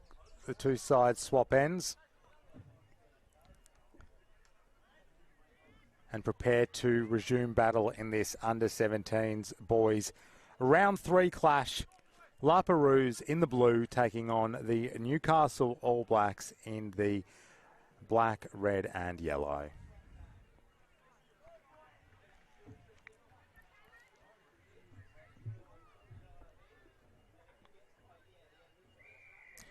And Captain Reece Cubby restarts us here, and safety first, just with the soccer stop before picking it up. And oh well, this man with room to move is Danger, and La Perouse are away for their third try via Alan Lardner. He's big, he's strong, he's fast, and he is, again, a try scorer here at the Ellis Evans.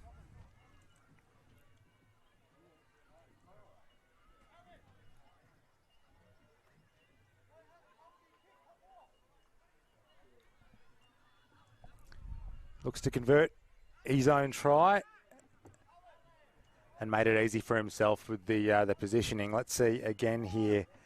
Did well to collect it as well, up around his earlobe. And once he found that space out on this right-hand flank, he knew that he was in, and in he was.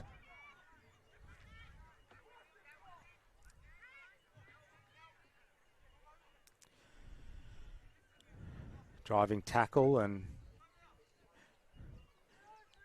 good attempt at clean out there from La Perouse without a lot of support in the breakdown. Ball goes back, play on, says our official. Cubby gets the offload away, trying to see what's doing down that right-hand flank. Nothing for NAB, potentially something for La Perouse, but possession changes hands and then changes back again just as quickly. And just as I say that, it pinballs back in La Perouse's direction. Does possession. They're within the 22. With a bit of open space out here and broken play equals try for La Perouse. They've gotten another one. Quinlan on this occasion. Malachi Quinlan. And we are 22 points to nil with a kick to come for La Perouse.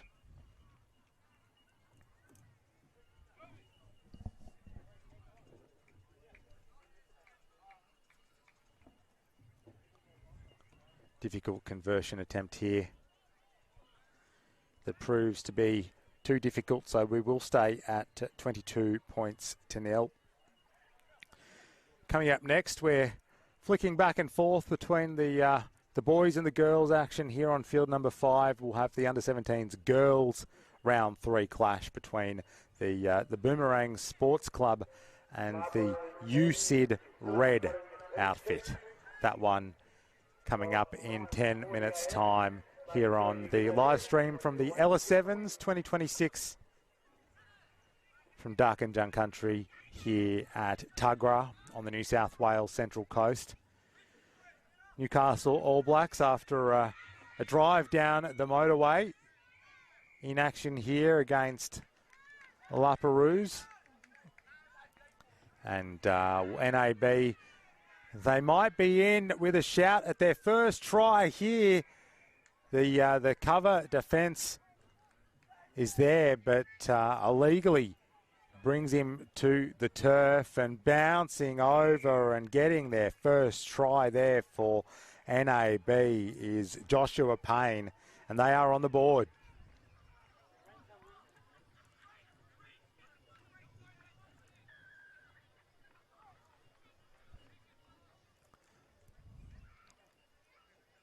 Unsuccessful, the conversion attempt, but good to see the Newcastle side get on the board. And the try scorer comes off for a break after his efforts. We see the initial charge down that edge. No doubt that was a penalty. And the quick tap, and too big and too powerful. And probably also too little too late, but great to see Newcastle staying in the fight.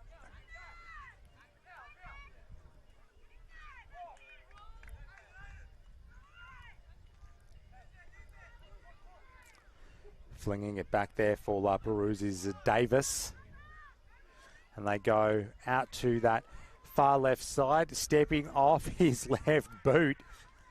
And back in field, looking pretty nifty over there.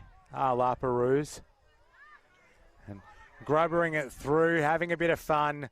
Getting back there is the number 2 for the All Blacks. Ball spills out from Cubby, but they retain possession and went back, so all is okay.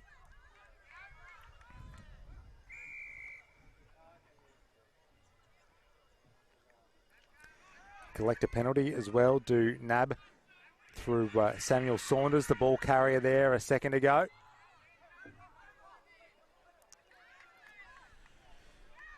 And here in some space is their number 6 for Newcastle. Needs the fend to do the job, does Isaac Watson. Can't get past his man, but trying to buffet his way to the line is Saunders. Goes within 5 to Samuel Saunders. Momentum slowed a bit here, but there is room to move out on that right-hand side. Has he gotten over the line? No. Ball spills out, reaches out for the line and gets the try.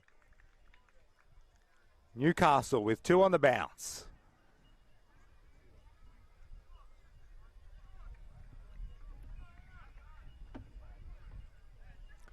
Well, they've demonstrated a little taste of what they can do in the final moments of this one. That time, the try coming via Riley Fay. And the conversion attempt, the final play of this clash in the under-17s boys round 3 encounter. Final score, La Perouse 22, Newcastle All Blacks 10.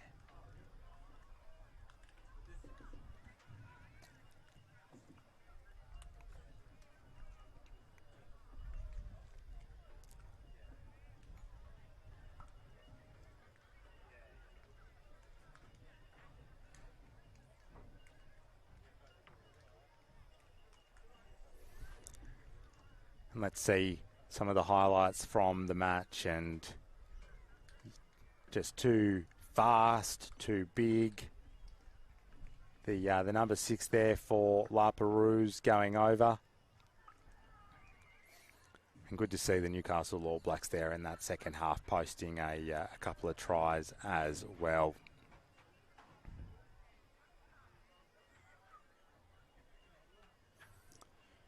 Tries for Perouse to Malachi Quinlan, to Vita Silly, and a conversion there to Silly as well.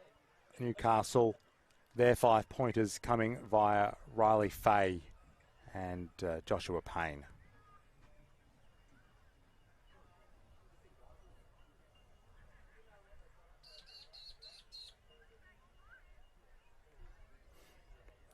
As we prepare for under-17s girls action, the Boomerangs Sports Club girls in the yellow and black will be taking on the UCID Red girls in just a few minutes here from Tuggerah.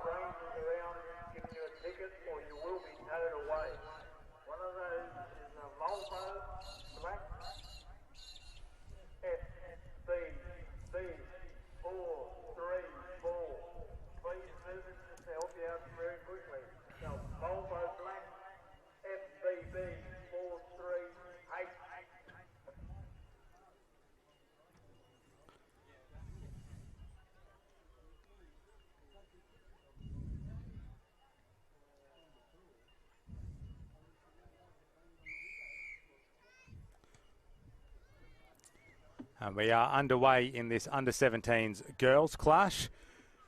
The Boomerangs #1 player back there, taking a while to recycle, and UCID, their red outfit, looking to take full advantage, but not on this occasion. It'll be a scrum and it'll be a Boomerangs feed.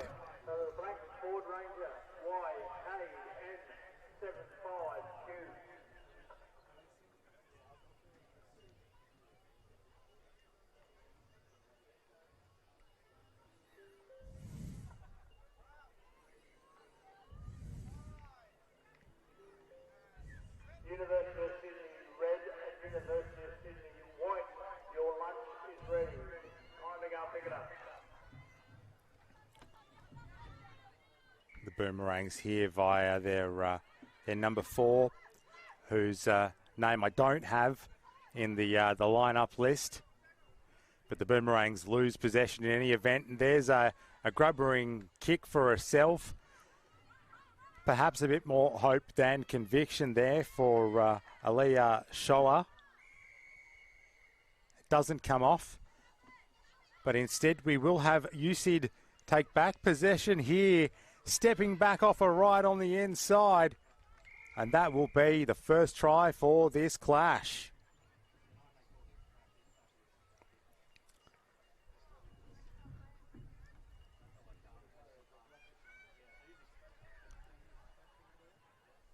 Kaylee Mendham in the number 12 for the University of Sydney Red girls side.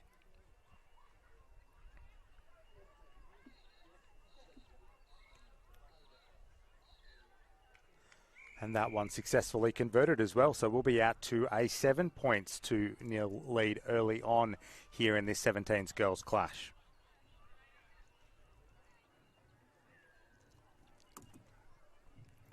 University of Sydney, a very strong supporter of the Lloyd McDermott rugby development team, hosting as is usually the case before these LS7s events, a big group of youngsters at the university for a discovery day to show them what university life is all about.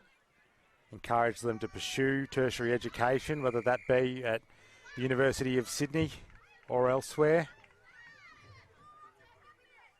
So thank you to the university as well as the Gadigal Centre for their support.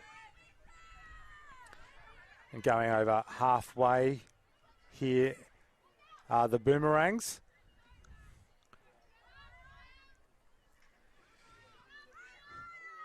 Losing territory but retaining possession importantly, and once again getting over halfway. Ball being handed between a few players whose names aren't on the team list, unfortunately. So apologies to them and their mob for not being able to give them a call, as the University of Sydney red team comes away with it. And that girl in the red headgear makes it over halfway and earns a penalty for her team as well, does Ruby Hoskins. And they continue upfield here, stepping off the right, but being wrapped up well. The number 2, Zoe Carter for the University of Sydney team, but her strength in offence was matched with the strong defence there from Hayley Turner from the Boomerang Sports Club.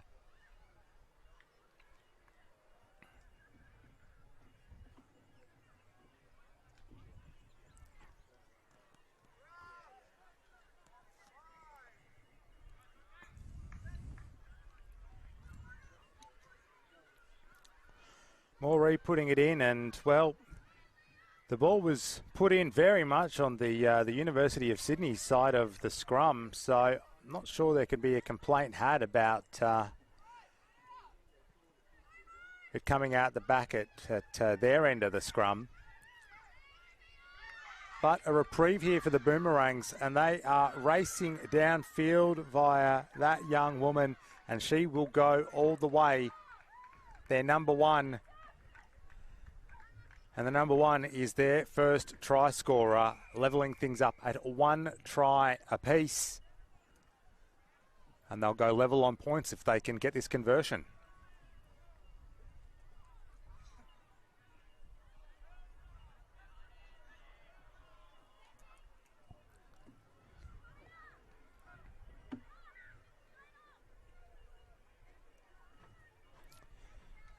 And the try scorer coming off for a bit of a breather.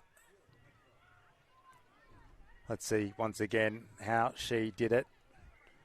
And sheer pace was 90% of it. Bit of a fend there as well. But if you've got the speed in this game, well, that is a weapon. As we return to live play and see the USyd red outfit, well, does she have the pace to go all the way? She doesn't think so. Doesn't look like she backed herself to. Instead turned it back on the inside. The support was there. And Kaylee Mendham can go all the way.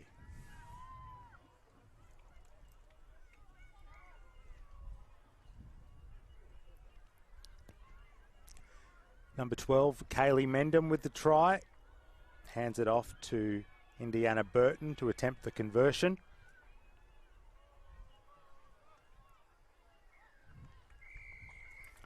Which is successful, and well, that takes them out to a 14-5 lead and just beyond the reach of a converted try. Didn't think she had the pace, so slowed up in order to let Mendham catch up and provide that support back on the inside. Was the right move. As we take a pause for half time after the first 7 minutes of this Ella Sevens under-17s girls clash between the University of Sydney Red Side and the Boomerangs Sports Club.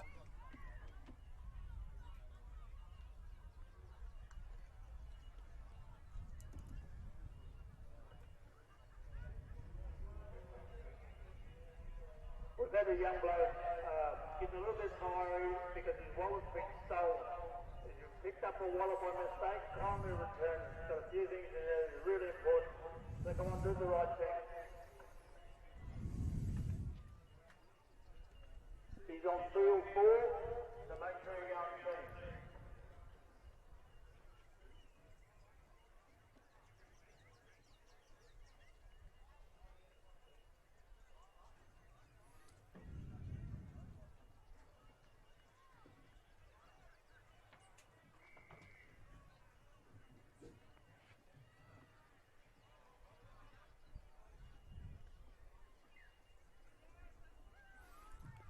Let's have a look at some of the highlights from that first half, and the USyd red outfit getting over the line there for their first try, which was converted, pushing out to a 7-0 lead early, and then we see the pace again of that young lady from the Boomerang Sports Club, which tied things up at 1 try apiece. Strong chase there from Zafira Gibson. A lot of commitment there from her. And then for her second try of the morning, getting over again. Number 12, Kaylee Mendham. And they'll need the bounce to go their way, will the Boomerangs side, for this to go the 10, and it does not, so we will have a short arm penalty and come back to the middle of field number 5 here at Tuggerah. Coming up next here on this field, men's action between the Skin Dogs side and the First Nations Lorikeets. That one coming up in 12 minutes' time here on the live stream of the Ella Sevens 2026. But before then, we've got more tries and more action here in this under-17s girls clash, that time via the University of Sydney Red Girls and Nikayla Mosby.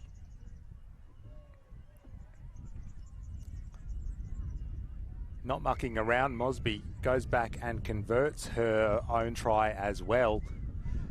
So we'll go out to a 21 points to 5 lead. And adding another name to the try scorers list here this morning in this round 3 encounter. And they go deep there, the USyd side, although there was a fair bit of open space around the 10-metre line with the Boomerangs not there, but they might not care, USyd, because it looks like they're going to come up with more points, and she's got a hat-trick. She has a hat-trick. 3 tries to Kaylee Mendham for the USyd Red Girls. She's involved in almost everything this morning.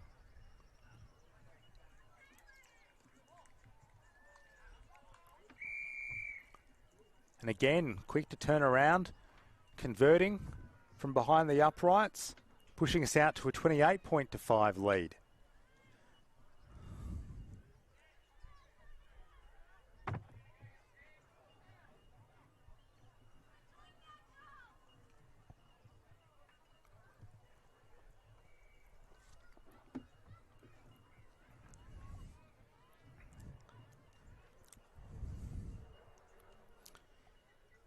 USID side make it back and get us back underway again. Again, opting to go deep. Hayley Turner trucking it up, but losing possession are the Boomerangs, and, well, just gave the defender enough of an idea that she might skirt to the left. Instead, goes straight under the uprights, does Harper Moore. And Harper Moore, the latest try scorer, although I think she's pretty mortified at her conversion attempt. But look, she earned a team 5 points. I'm sure they'll take it, and I'm sure they're not too concerned given the state of the scoreline at the moment. 33 points to 5, their favour.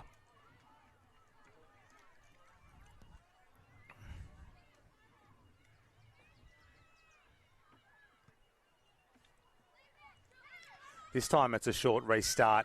Reels it in as well. Has she got the speed to go down this left-hand side all on her own? Spins around after contact. The referee looking to the touch judge to see if she stayed in the field of play. No indication she didn't. The arms raised. And we have a try after a brilliant solo effort down this eastern touchline.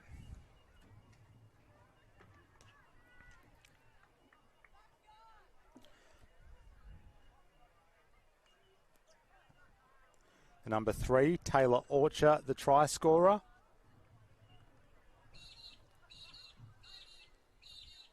And did it all on her own. And with that, the scoreboard ticks over a few more times, and we are now out to 38 points to 5 in favour of the USID Red Girls outfit, and almost again taking it off.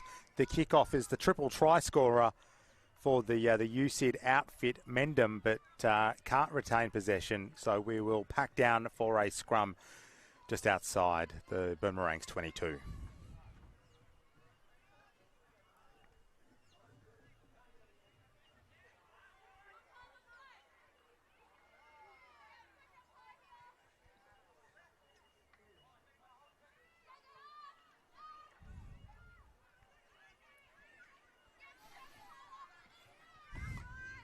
And again, managing to come up with possession.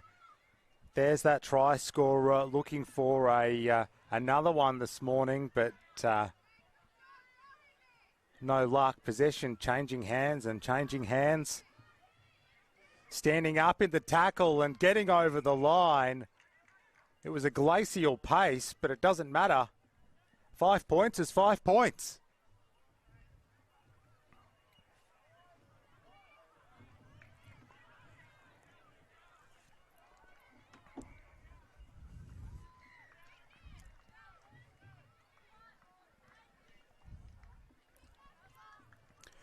Conversion unsuccessful, but 43 points to 5 is the scoreline.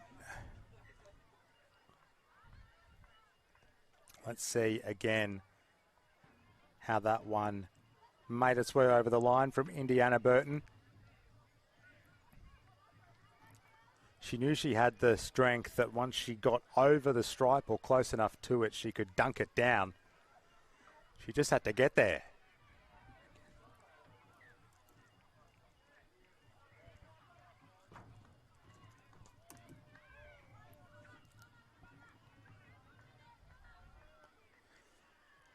In the final seconds of this one, the Boomerangs girls trying for a final try, kicking ahead for herself. The legs are tied after a big morning of rugby. Again, it gets socked through, this time from a teammate. But they can't collect a second try in this clash from that play. Having a bit of fun though.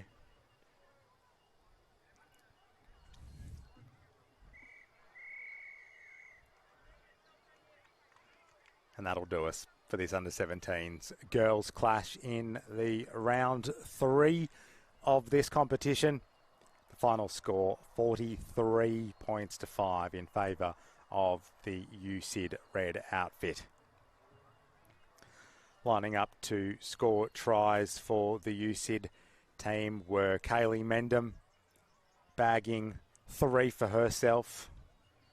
Nicola Mosby bagging 1, along with Harper Moore and Taylor Orcher. Having a look here at one of Kaylee Mendham's trio of tries. And for Moree, Amaya Sloan Wood, the try scorer, and this is her effort. And what a strong effort it was as well. Looked very slick, that try for them.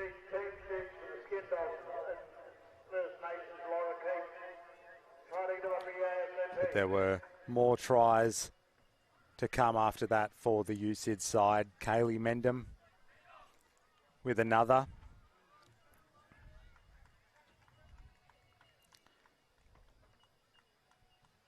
And racing through there, Nicola Mosby. And this will be their try off the restart, with the deep restart that was collected back there, but possession very quickly changing hands and popping up for the number 10 on the spot, Harper Moore. That's how she collected her 5-pointer.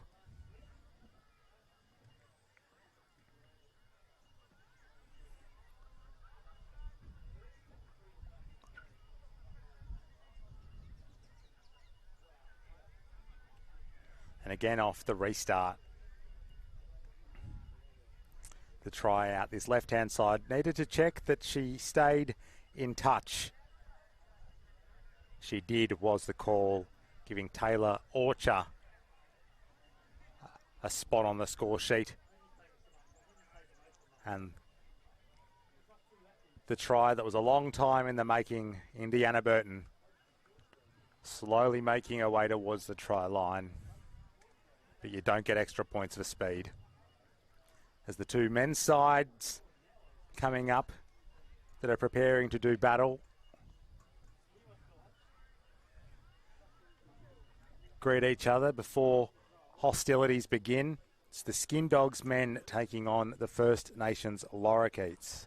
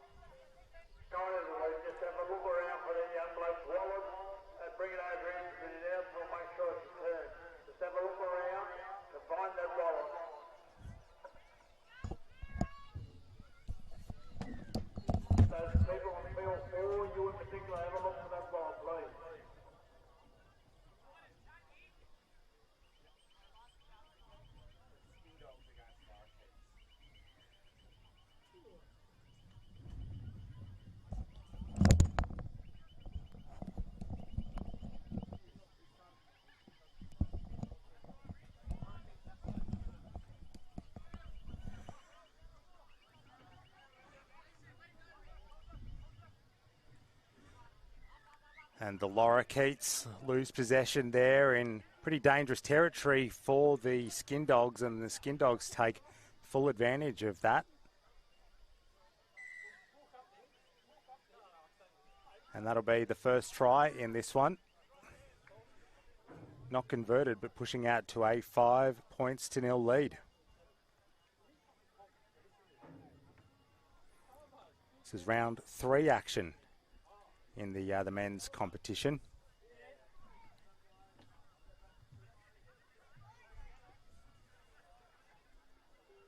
They say my voice is very irritating. So look, just pay attention. Have a look for that wallet. Imagine how irritated that young man is. get your eyes down, have a look, let's see if we can locate that wide. That's on field 4. And my mistake, I think that was the Lorikeets men with the first try in this one. Kicking out to a 5-0 advantage.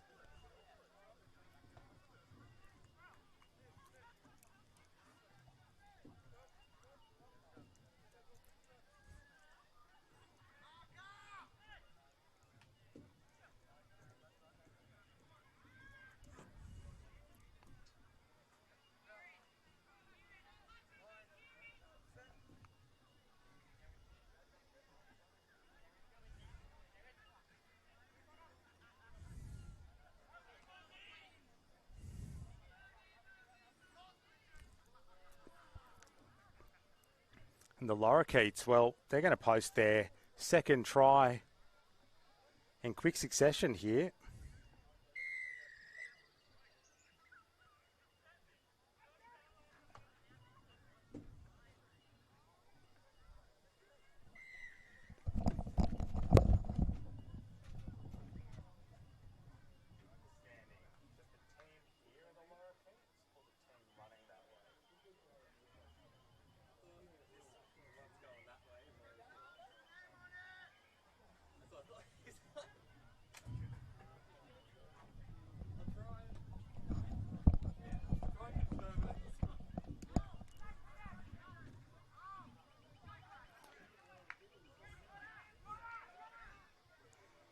This is becoming all too familiar a sight, going over for the third time in this clash.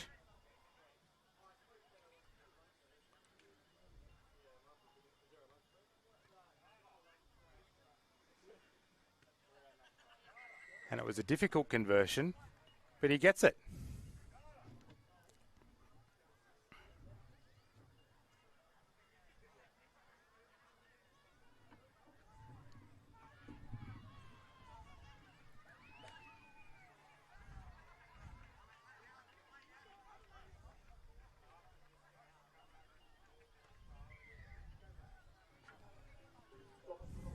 Nothing to report on the wallet, so everybody have a look around and see if you can spot it.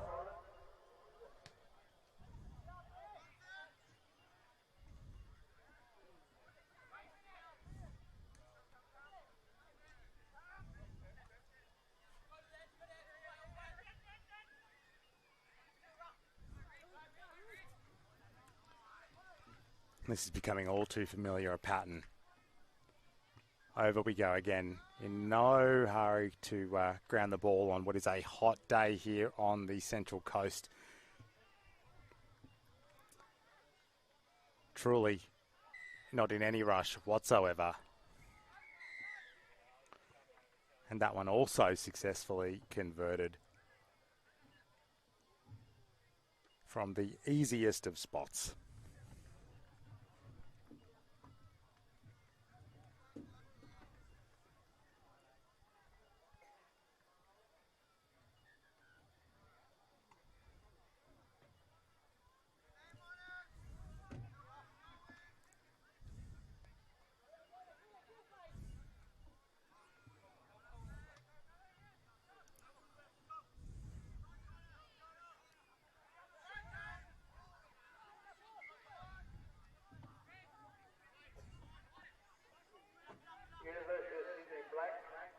Now, unfortunately, don't have the team list for the Skin Dogs, despite the fact they've skipped out to a very handy lead in this one so far. And that will continue here. The number 2 for them racing down. Central Coast, Black Cockatoos, under 17 girls. Your lunch is ready to go. Galar.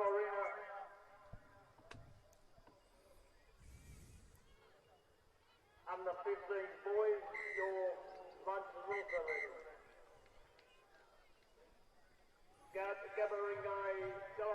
And they'll be relieved for the break, will the Lorikeets outfit.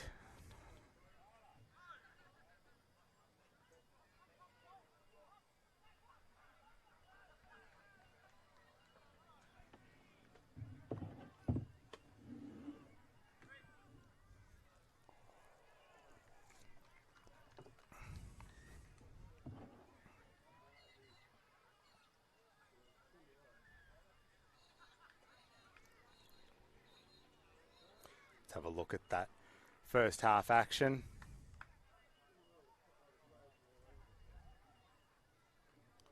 And it was just try after try after try for the Skin Dogs, a name that's a mainstay here at Ella Sevens tournaments.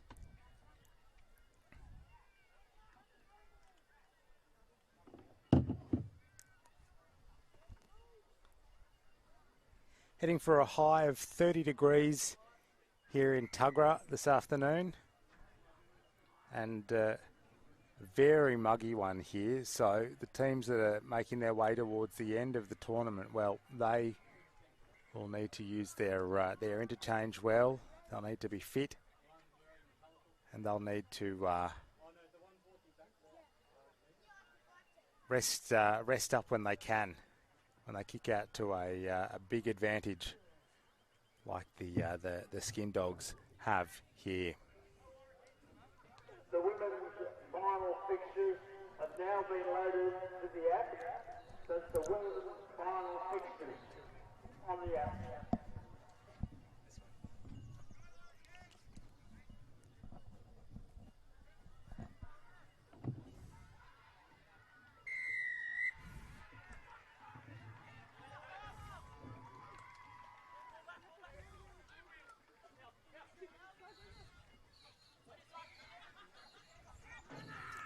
And the Skin Dogs, well, they're starting this second half just like they spent all of the first half, and that is scoring tries. And right under the posts again as well.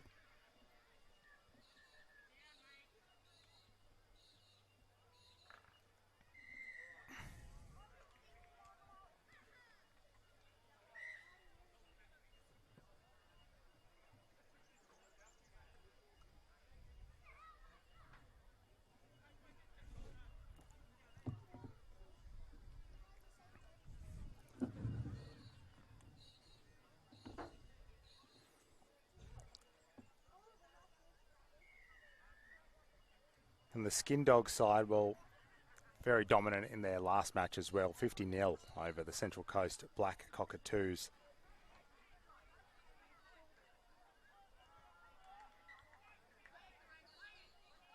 And in their first clash, also holding the Inner Sydney United team to nil with a 36 points to nil victory there.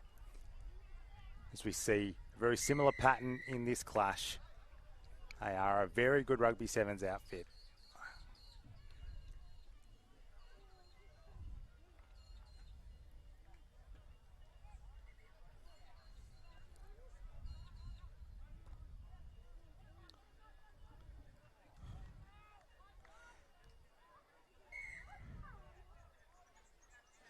The Lorikeets, for their part, well, they went down 27-0 to Inner Sydney United in their last clash.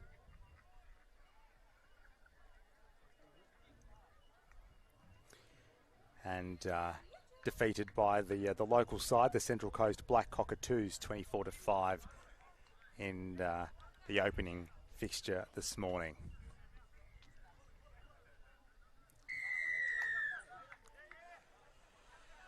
And quickly lose possession at the breakdown do the Lorikeets, sadly for them. But they'll get it back here.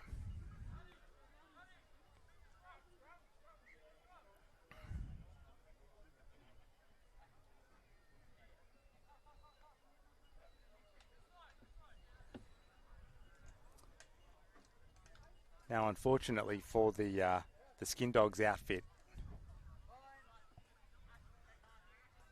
I don't have their team list, so unfortunately all of their brilliant try scorers so far haven't been able to tell you who they are, but I'm sure that'll be sorted as they go through the tournament. I'm sure they have submitted a team list somewhere here at Tuggerah, just not into the app that all the teams are asked to use. Not that that's hobbling their success so far. Undefeated after 3 matches, assuming this one continues going the way that it is going, including with tries like that one.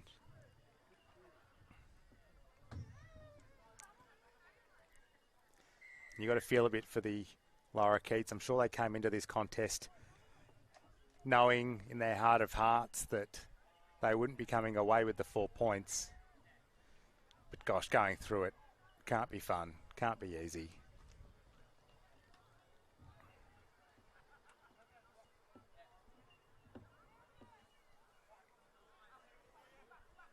Coming up in under 10 minutes time, we'll have some more under 15s boys action. The Galarina Barre Guwai under 15s taking on the Whalewen Eagles side. That one, the next here on field number 5 for the 2026 Ella Sevens.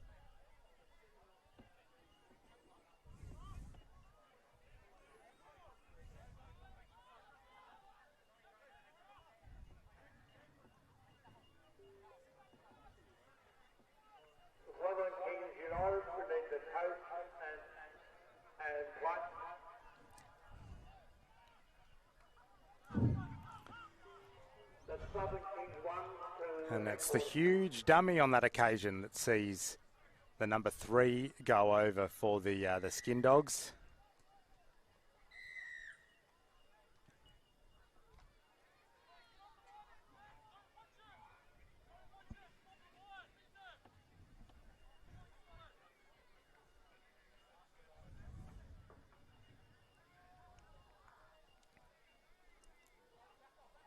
And this performance is dominance with a capital D. They've gone up to 56 points to nil now, have the Skin Dogs.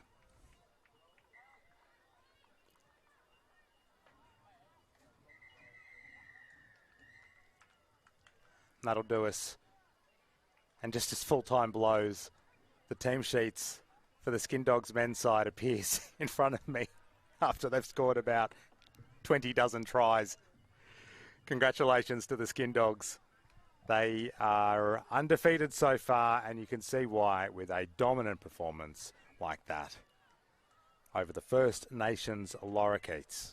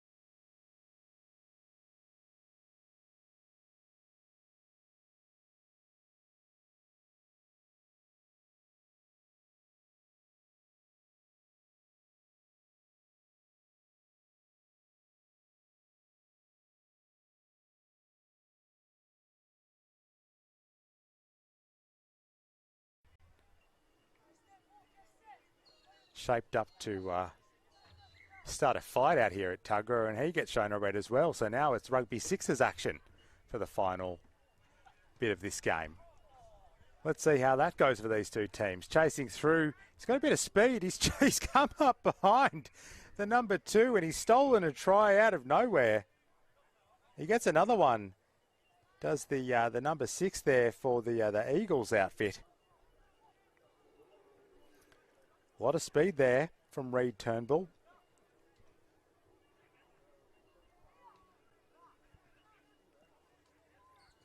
So fleet of foot, I'm not even sure his opponent heard him coming up behind him.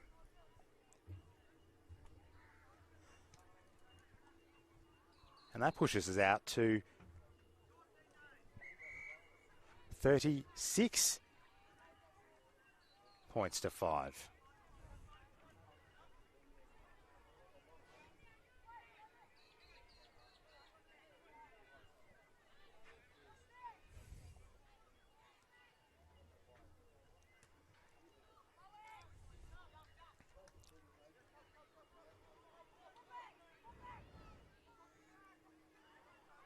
Lucky to retain possession. They were slow to get to the breakdown there.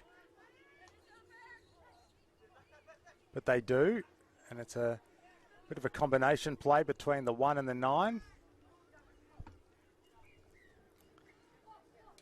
Still going the 9.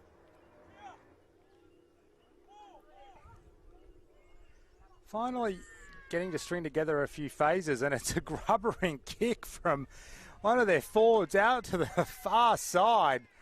And that was great vision, because that's a try. That is a very well executed try as well, from somebody that you wouldn't expect at first glance to be the playmaker, but that was beautiful.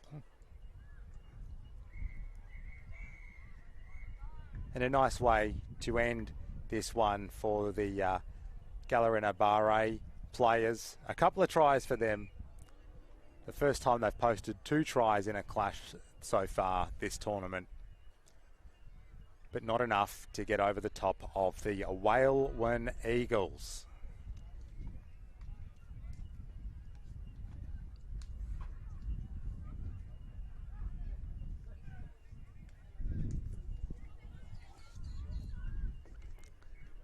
There it goes. Well weighted as well, the grubber. Why pass when you can kick? And particularly when you can kick that well.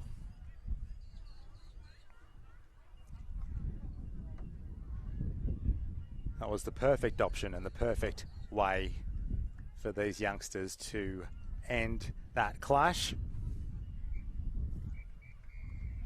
And ending it in good spirits after a moment of high tempers out there as well.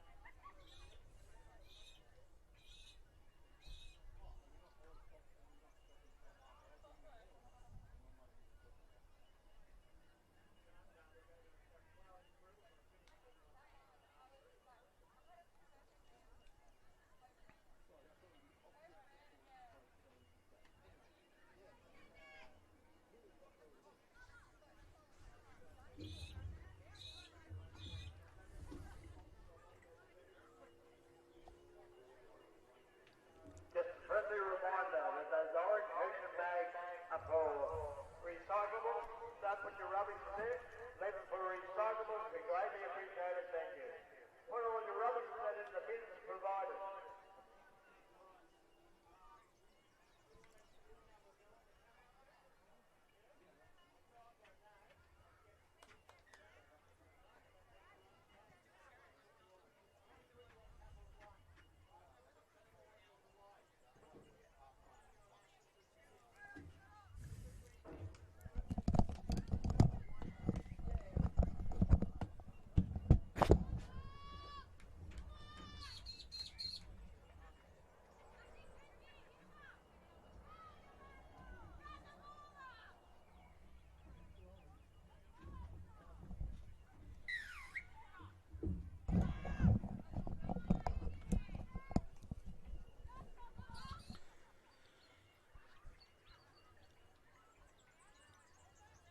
And this is action in the women's plate semi-final between the Southern Queens and the Central Coast Black Cockatoos.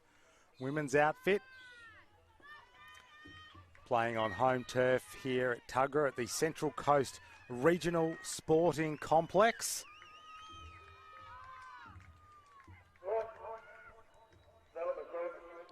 And we've got first points in this one.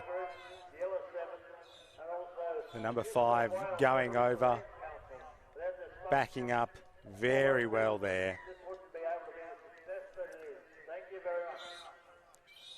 Scoring in good field position as well to take the Central Coast outfit out to an early lead.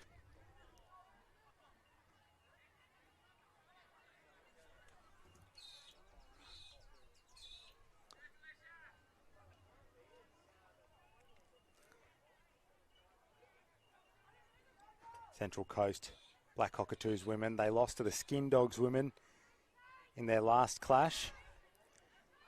And Titters United before that, and Mungandai Panthers before that. So they're looking for their first win of the tournament. Let's see if they can get it in front of their home fans here on Darkinjung country. But they've just given away a penalty, which will help the Southern Queens out of their own end. Just grabbing at a wrist there was the number 12 for the Central Coast side. Their captain, Tamara Clay, but staying out there as they reclaim possession, but then hand it straight back.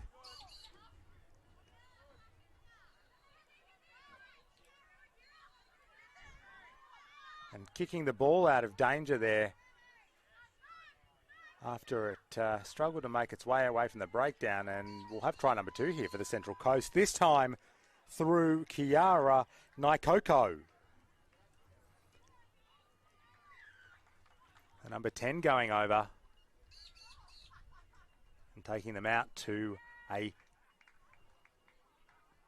12 points to nil lead, and that is where we will stay with that try not converted.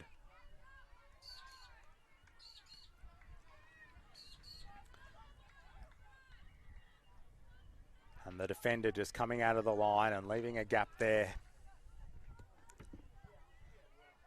It's a familiar story, but those gaps are bigger in rugby sevens with so few players on the field. And, well, this kick, we'll see possession with the Southern Queens. He'll get us back underway via a line out. Southern Queens, for their part, going down in the last match to Mr. Jester's Inn. A big win earlier in round 2, 45-5 over Bimbler United, Timmy Ella.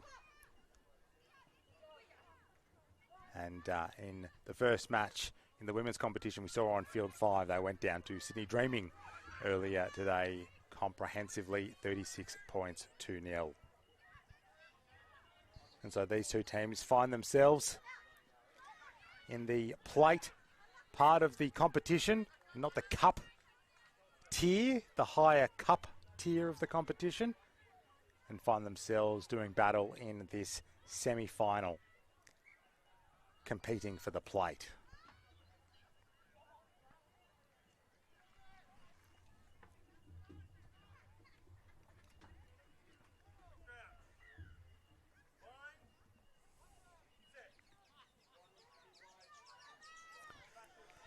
Elsa Firth feeding the scrum and collecting it after it comes out before they charge over the 10-metre line, before knocking it on and handing over possession.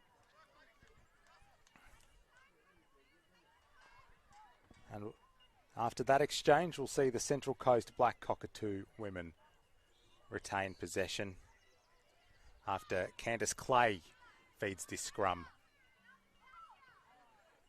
on the 10-metre mark.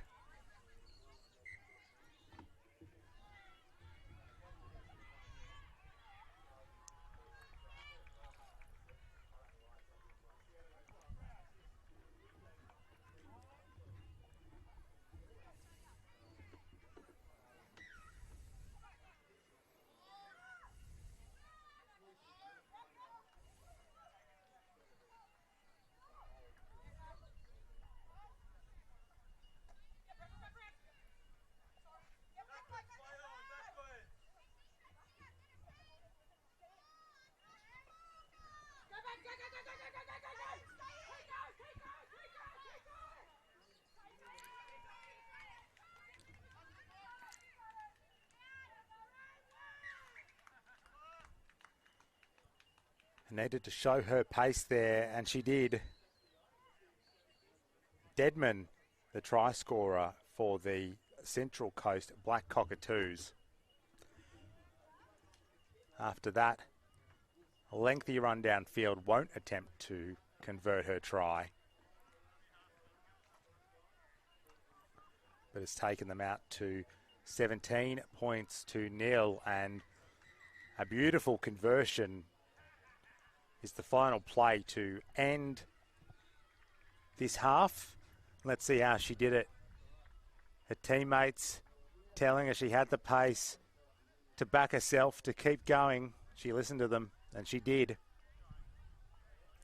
Zalia Deadman getting the try.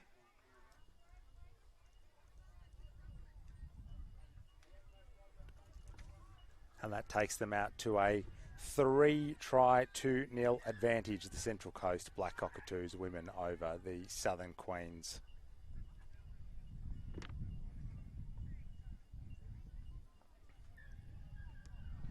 Candice Clay with the conversion. Islanders, you haven't got your jersey. I've got to set them over here at the official table at the ground announcement. So the Highlanders, please come and grab those jerseys.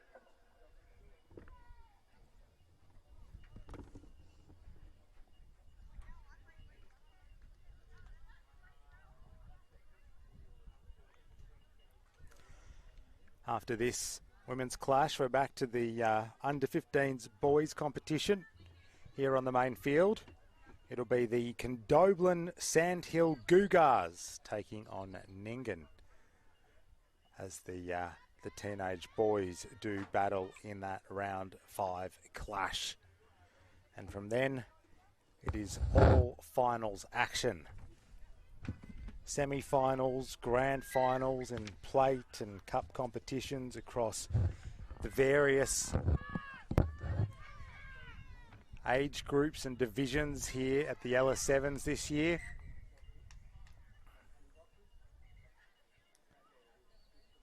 But round 5 action in the 15s boys coming up after this clash, this plate semi-final in the women's competition between the Southern Queens and the Central Coast Black Cockatoos women.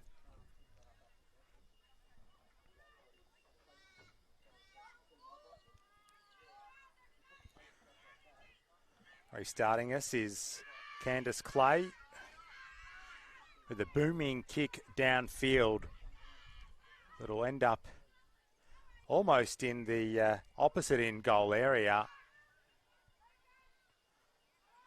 This could be dangerous back here for the Southern Queens. They'll need to work hard to get out of danger, and they're given a helping hand in that. Taps quickly.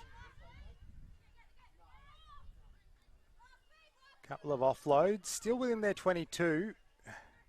Still in a bit of danger here, but that's a big help. That's a big help. Charging it upfield.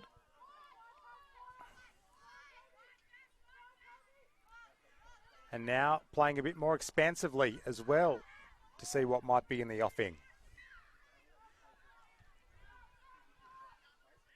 And earning themselves a penalty with that breakdown infringement. Strong clean out there from the Central Coast Black Cockatoos women. But they'll maintain possession here, will the Southern Queens.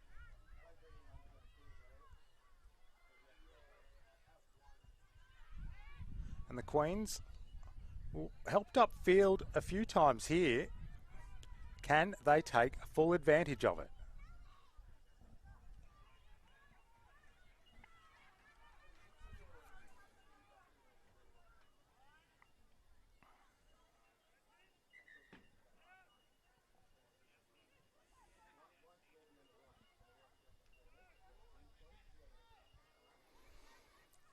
Inside Central Coast territory.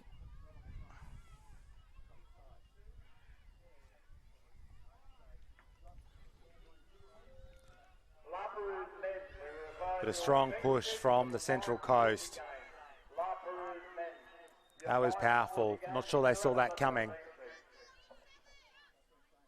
And that puts paid to those plans.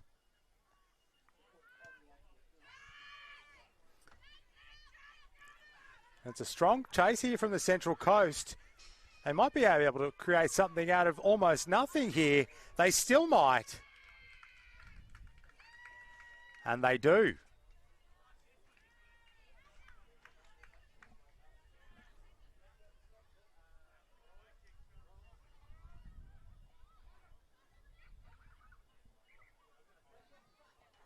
See how exactly that one unfolded. Yep, shoved without possession.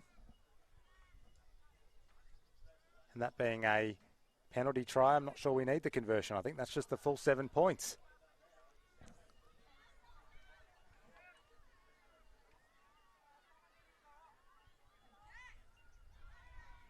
So 26 points to nil is where that series of events leaves us. The Central Coast Black Cockatoos women well and truly in control.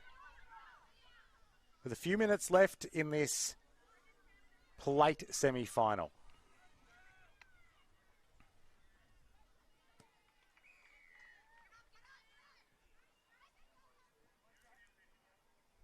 We'll get back underway over on the far side with a line out.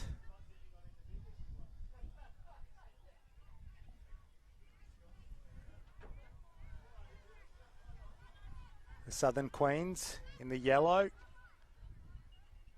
looking for their first try in this clash. The line out throw looked like it could fall the way of Central Coast, but they come away with possession here.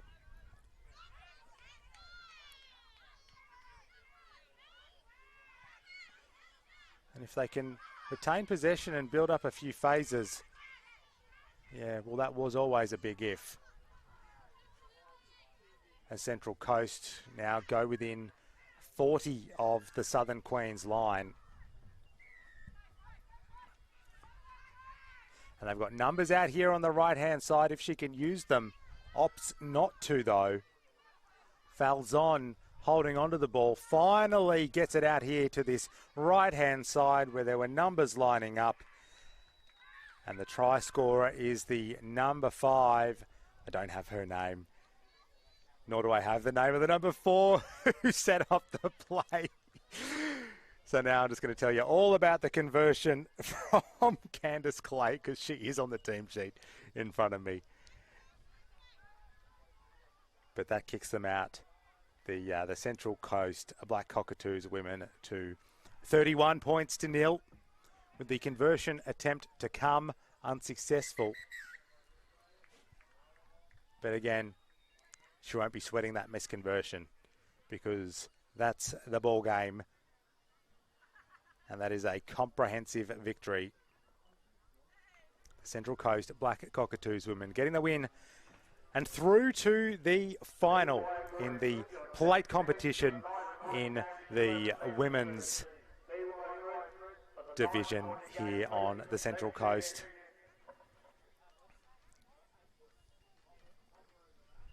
They'll be playing a bit later on for the spoils, but before then we will turn back to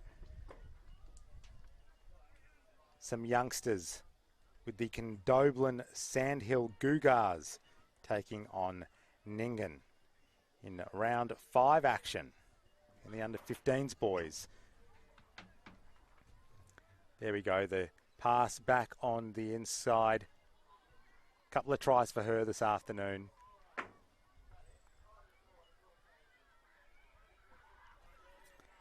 Another replay here. Strong run from the number 10. She was strong for them today. And she backed herself. She backed her speed there. And it paid off, going all the way. Zalia Deadman. And then here, the multiple try scorer in the number 5 for Central Coast. The final try for them, sealing what was a very smooth victory for them.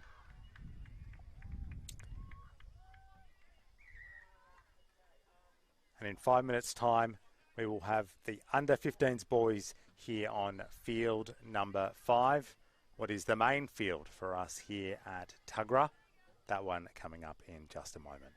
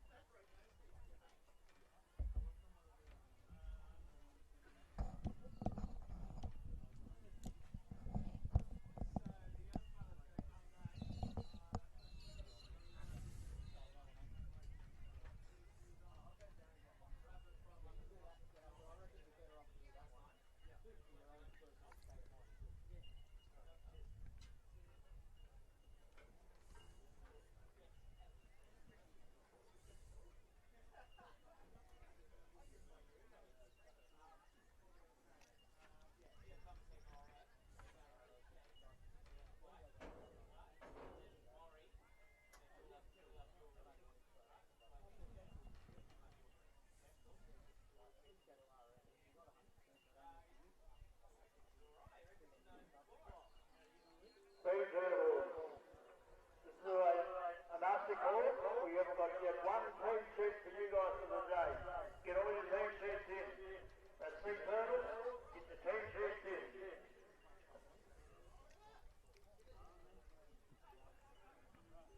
Or you'll forfeit your semi-final.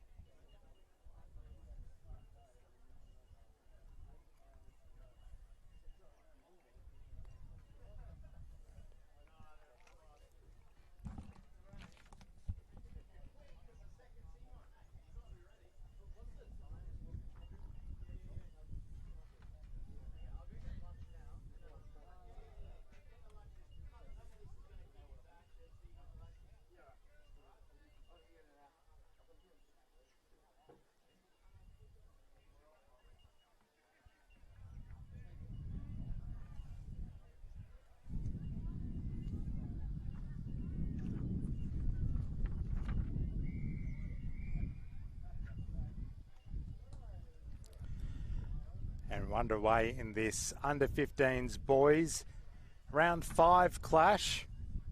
This one with the Condoblin Sandhill Cougars in the dark grey or the black, depending on how good your eyesight is, taking on Ningan in the white strip on the left-hand side of your screen. Patchy results so far for both of these two sides in the tournament, as Ningan briefly take possession by boot before giving it up, before getting it again.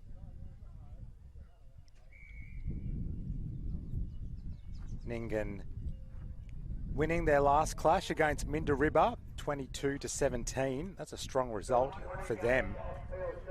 Earlier, going down to the Whalewin Eagles,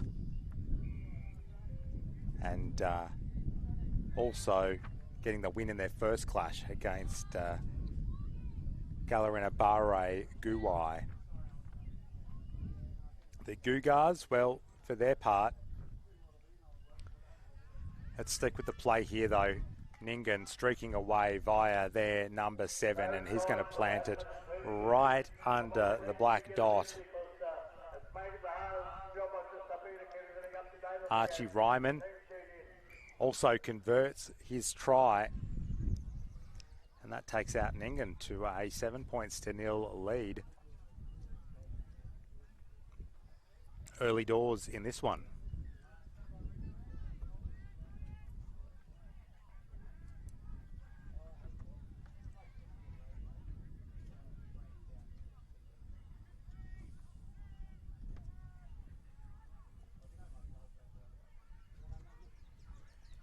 Toby Selfie, the try scorer.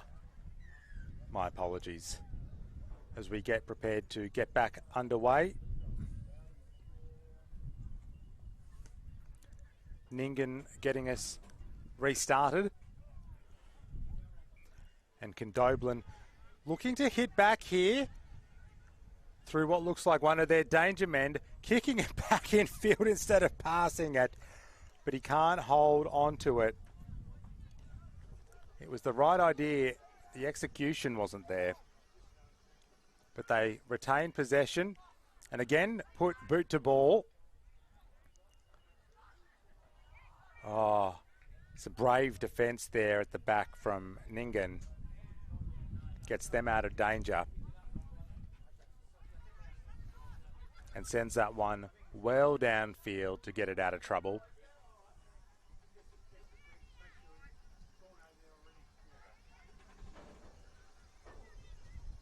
The number 6, Burns for Condoblin, going to the turf. He's one of the few Condoblin players whose names I do have on the team sheet in front of me, so hopefully he's involved in a bit of the action, so I can tell you who's doing what out there for the Condoblin side. Stepping off his right. He's got some footwork, this young lad, and earns a penalty for his side as well.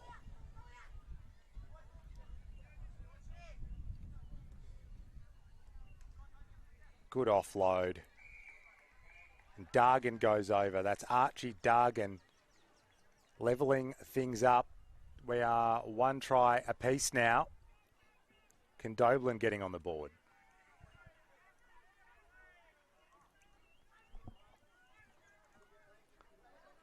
Conversion attempt, however, unsuccessful. So we'll stay there at 7 points to 5.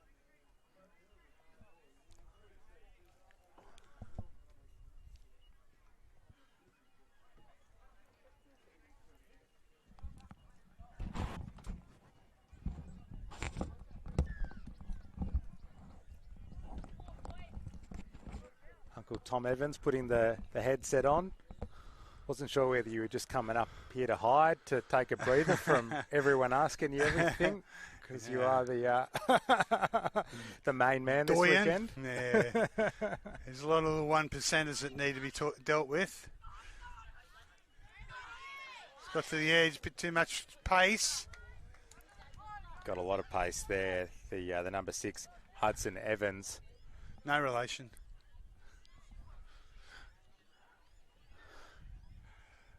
And in no rush either, the youngster to plant the footy, taking them out to a 12-5 advantage here in this first half in this under-15s boys clash.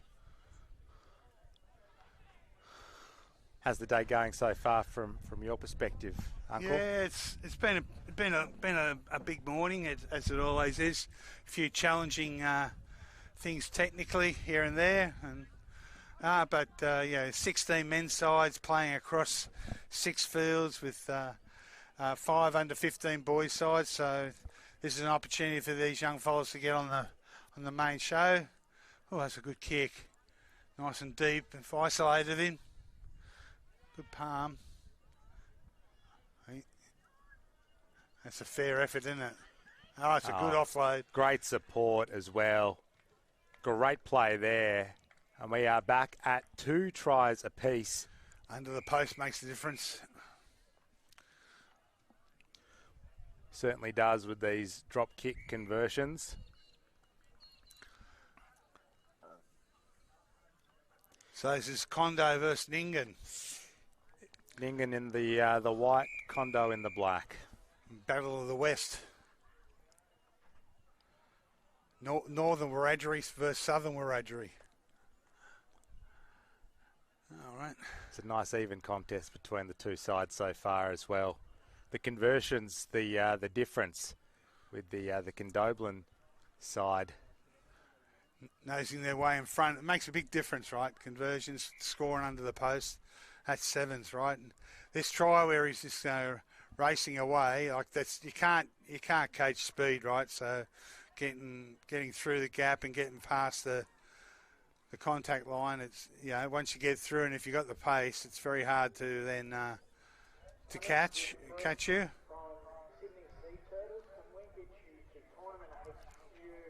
This is a quick tap and go from the 2. Nice little offload here. Isolates the defender.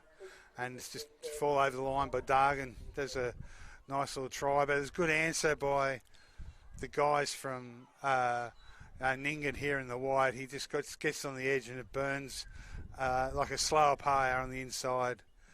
And Evans goes away and makes a nice little try under the posts.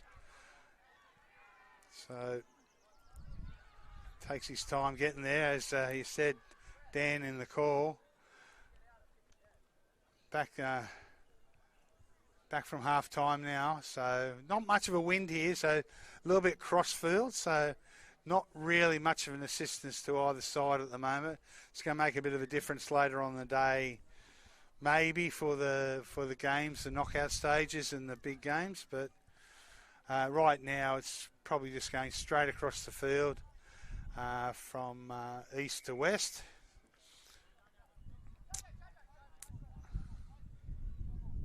And how's the lead up to the tournament been this year? Had the USID Discovery Day as per usual? Yeah, for the 16, we got our under 17s USID Discovery Day, which gives opportunity to those kids that come down from across New South Wales and Queensland and other parts of Australia to come down and experience Sydney Uni, which is a great day. I caught up with a couple of the kids earlier, and they want to go to uni, and they some of them haven't been to Sydney Uni, and they got a great look into that.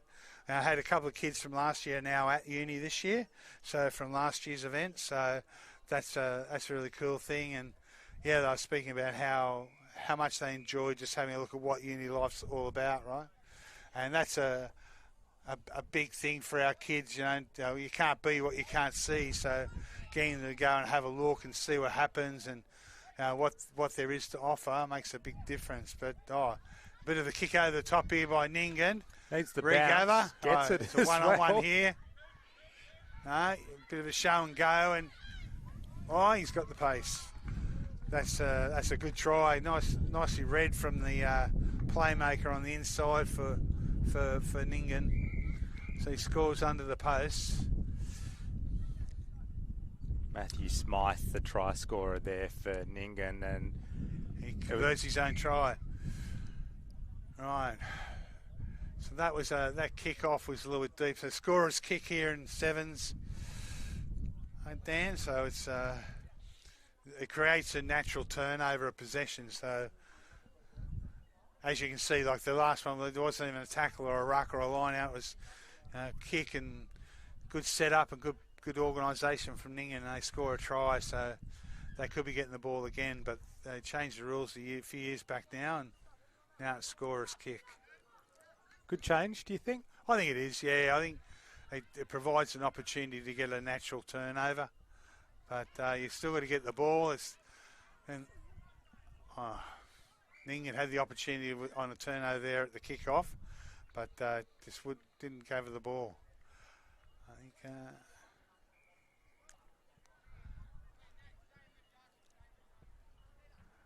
So we've run 6 fields here today, which has really stretched our volunteer capacity today. So it's got a real big thank you to the referees, to Lloydie's volunteers, the call out we did with volunteers, and to a number of our kids that come on ball boy and ball girl for us today. It's been a real challenge. You do seem to get a good turnout from the volunteers, though. It's pretty steady. We had the last couple of years we had a corporate group volunteer, but they've been downsized there at Westpac, and this year that group isn't here, so that's been noticeable. But a few of them have come back from where they've played new jobs, found new jobs, and they've helped out. It's a good tackle over the ball. Good rugby. Oh, it's ripped away there. Ningan's got the ball again.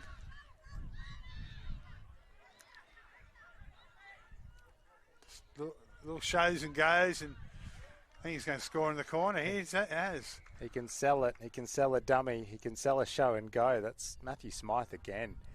Back-to-back tries for him. And that's a long way out.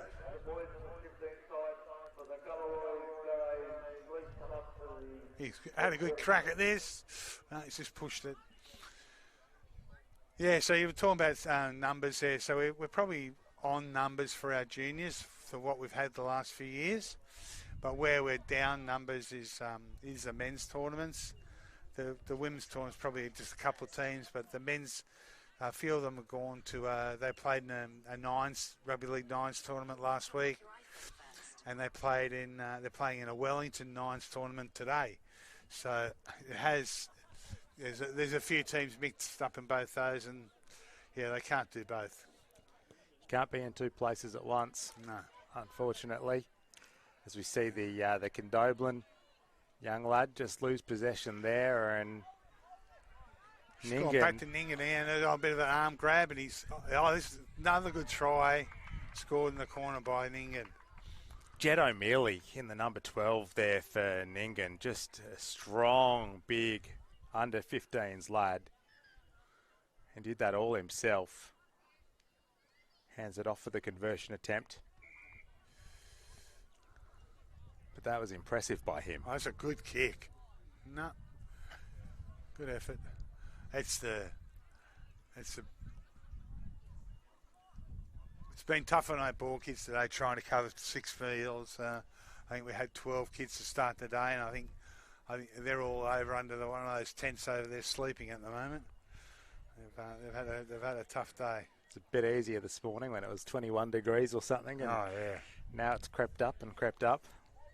The humidity's quite high, right? Yeah, overcast conditions here at Tuggerah. I think we had full sun on the field for about 5 minutes as we see the Condoblin side still putting up a fight here. Strong run, toes it ahead for his teammate who might come up with the try. He's knocked it on. He said it's a knock on. That's a long way to run to knock it on, isn't it? You'd be dirty yourself after putting in all of that effort. And he is exhausted after that strong chase there. Great backing up the number 4 for the Condoblin outfit.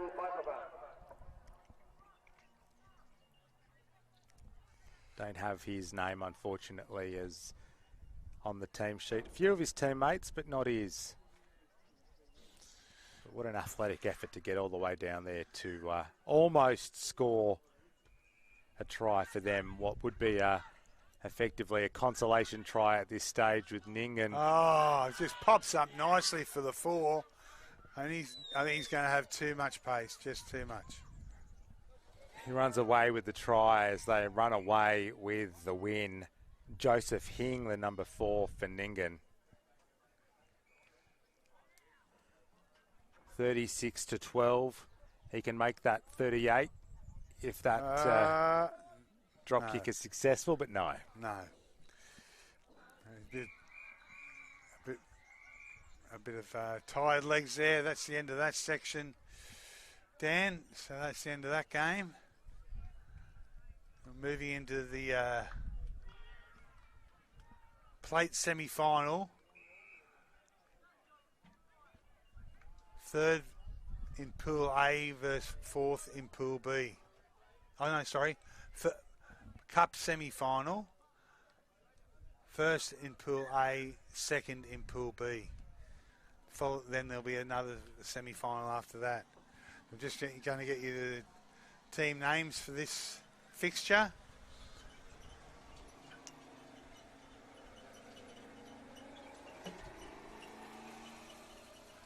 Yeah, so a big shout out to Kari Foundation and Buy Group, and also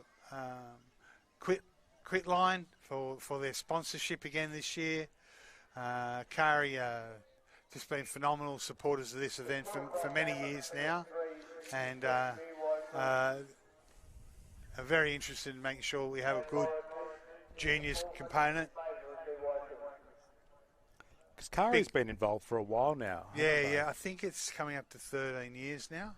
So a big part of the success of the tournament's been Kari Foundation. So to Casey Ralph, Kane Slater, and to the board of Kari Foundation and Kari, really appreciate all you guys do for us. They're not only that, but you'll notice a whole heap of their marquees up around the place. So they support it with just not only the financial support, but the logistics support for our teams to have a place to bunk down. And yeah, so really lucky. So yeah, we've got first in Pool A, second in Pool B for the women's semi-final. And the Mungandai Panthers. Yeah, they'll be in the aqua sort of colour, and in the black, I think, is that Sydney Dreaming? Dreaming. Yeah, exactly. Yeah, they've been a pretty successful side in the women's draw. They've put a men's side in this year for the first time. But Sydney Dreaming have had a pretty successful team.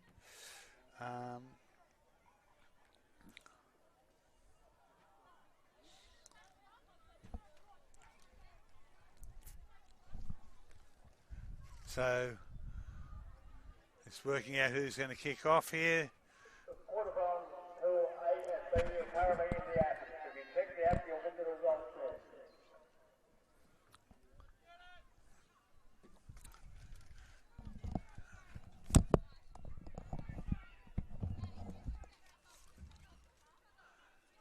I think a few of these girls for Sydney Dreaming play in the Sydney Club rugby competition as well. So a few of them are Gordon, a few of the others, Warringah. So I know Kyle Nettleton, who's the organiser behind this. He's his brother played for a lot for Warringah in first grade up there, and he played a little bit up there as well. So I think they're quite experienced at getting to this level and being successful. So I'm expecting they'll be fairly well organised.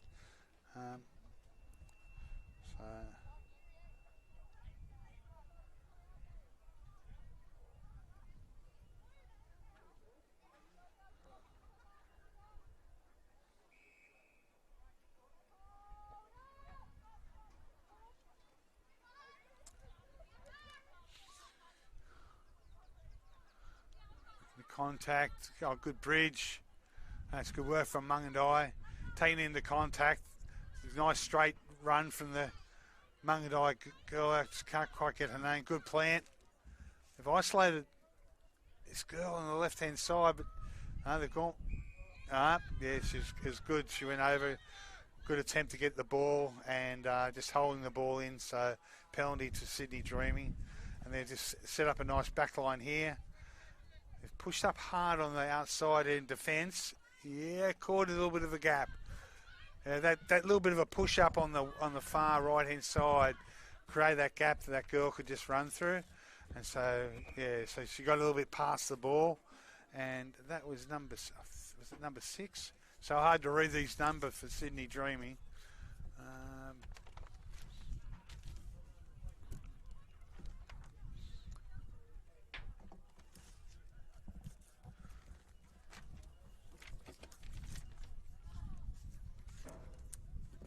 Conversion unsuccessful, so it's Sydney Dreaming 5, Mungandai Panthers 0.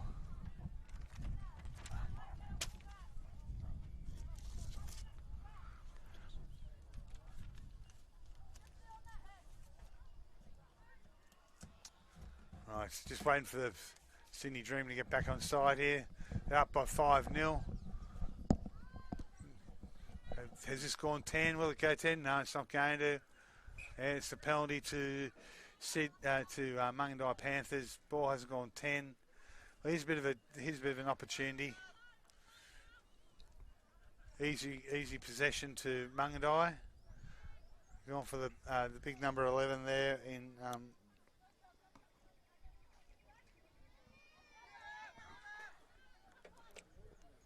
Another hit up here from one of the bigger players. Oh, good offload. And now it's just going to be a race. Oh, good stop and go. That was well done. I just held it, made her stop, planted her feet, and then had enough power to keep going for the line. So that's a good answer back from Mungandai Panthers. So back to 5-all. First try score does count in the semi-finals. So there's only extra time in the finals. So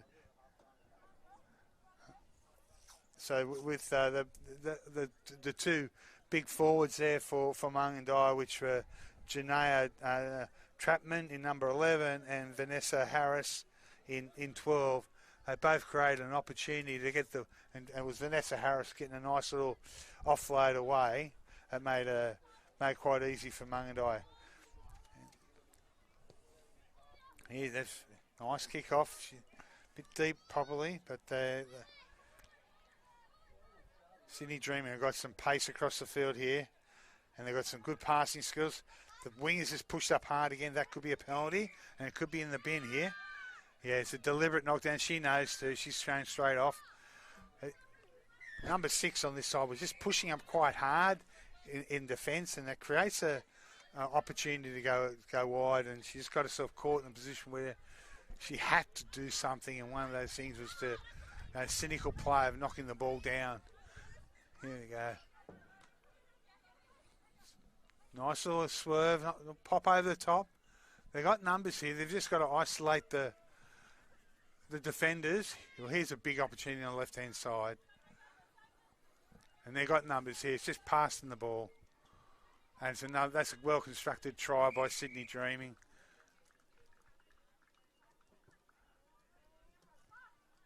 Got to talk to these uniform designers, mate, with those numbers.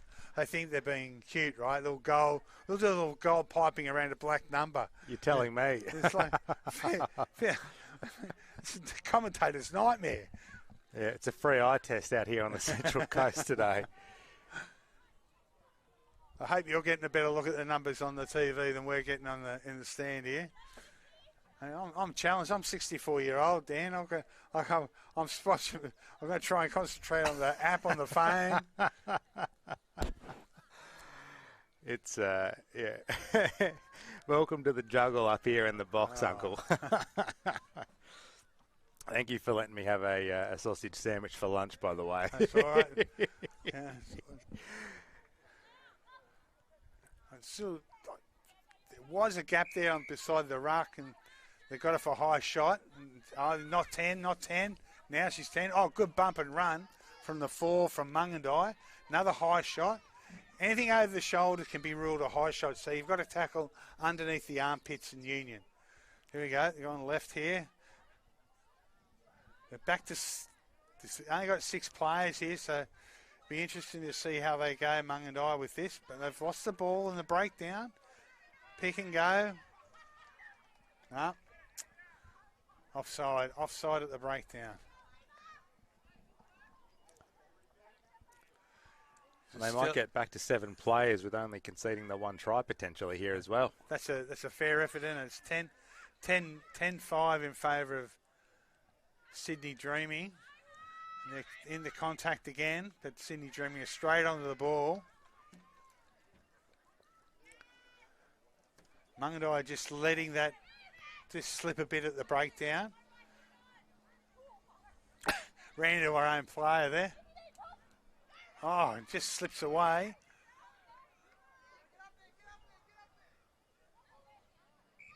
A knock on. And then they're back to 7 now. Dan? Sydney Dream back to 7, but only the 1 try down. So that's probably fair penalty, right? You'll take that. Yeah.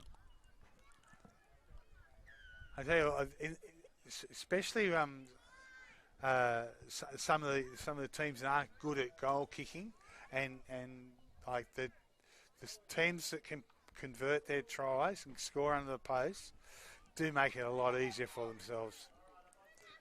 Those 2 points do add up as Vanessa she's gone Harris straight through the offloads. Oh, very sharp there. That's a sharp try. Harris getting it away to the number 11, Claudia Nielsen, for the try for Sydney Dreaming. And conversion to come. So that goes to, if my math is right, 20-5. Is that right? No, 15-5, yeah. Conversion successful. 17-5. So that, yeah. It's a nice little buffer. You'll take that at half time. Yeah. If you're Sydney Dreaming.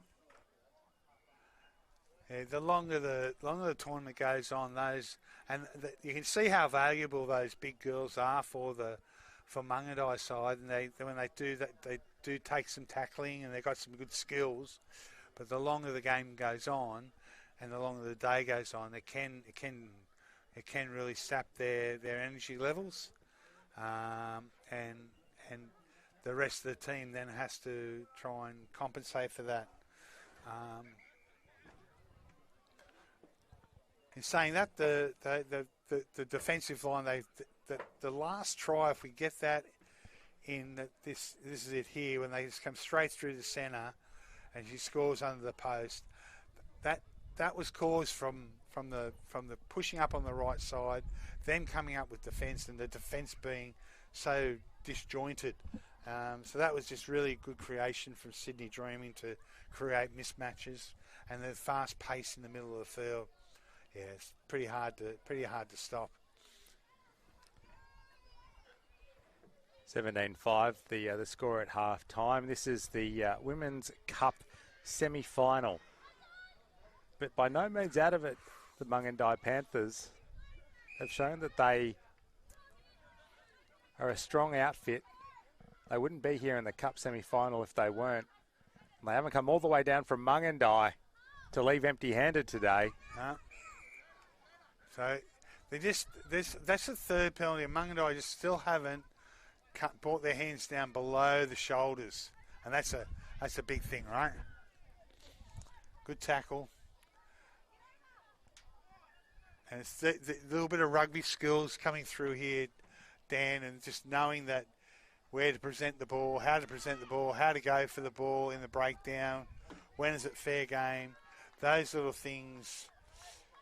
I see now throwing the ball away there is a penalty. You can't throw the ball away. It's cynical, and so that's converted into a penalty. Is that? No, it's just keeping it as a scrum. No huge rush to get play back underway. Yeah. Wouldn't be either if you're Paris Engigneri. The men's place is now available on the Explore app. Make sure you They've got a handy lead. They're in the box seat. It's more than a converted try. It's Mungandai with all the work to do here. Nice step off the right boot. Going very close. Pole pops out. Ooh. And big girl close to the line. This is going to be dangerous. She's going to be hard to stop. Loses possession. Lost the possession. That looked very dangerous. Cheyenne Baker. She got to an edge too of the shoulder. I can push through, but just in the trying to execute the try, loses it.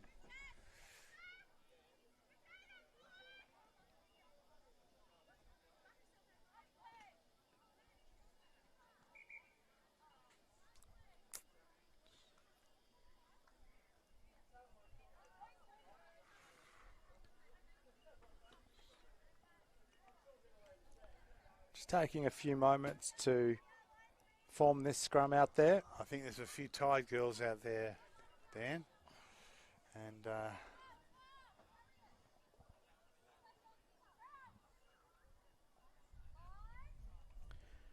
just to be expected on a hot day out here at Tuggerah. penalties not setting straight. This is dangerous. This is very dangerous for Mungandai. Strong driving tackle, but they're within 5 here. Sydney Dreaming. Another try here for them could be very dangerous indeed. Wants it to take it on the spot. Baker wanted to take it quickly, but called back.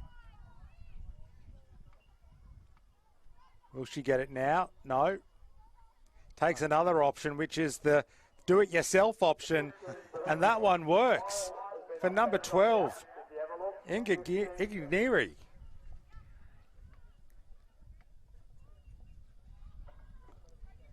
And that is a pivotal try. 22 points to 5 with the kick to come. And they'll be feeling like that buffer may well be enough here.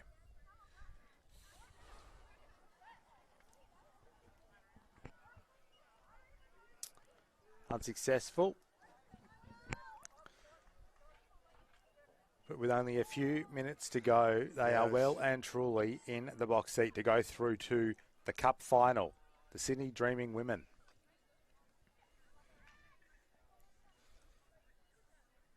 Great solo effort there. We're seeing what the options were, we're seeing what was on offer, and it turned out she was the best option on offer. And over she went for another 5. Yep. Oof.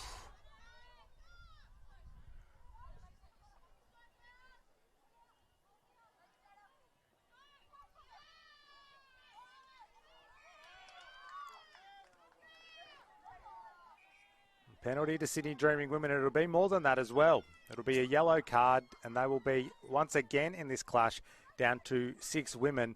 Sydney Dreaming looking to take advantage of that straight away, and she does finally get a try in all senses of the word. Didn't hear the footsteps coming. Cheyenne Baker got a bit of a fright, but got there in the end.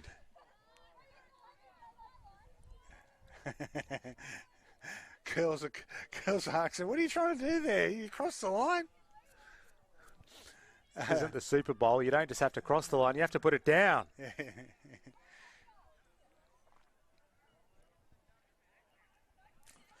Let's see how that one unfolded. And it was the quick restart after the yellow card got put away back in the match official's pocket,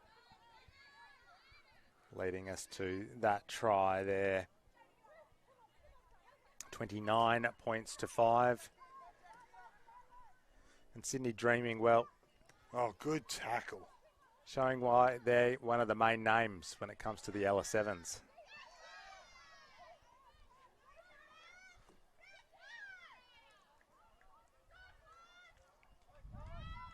And they're not done yet.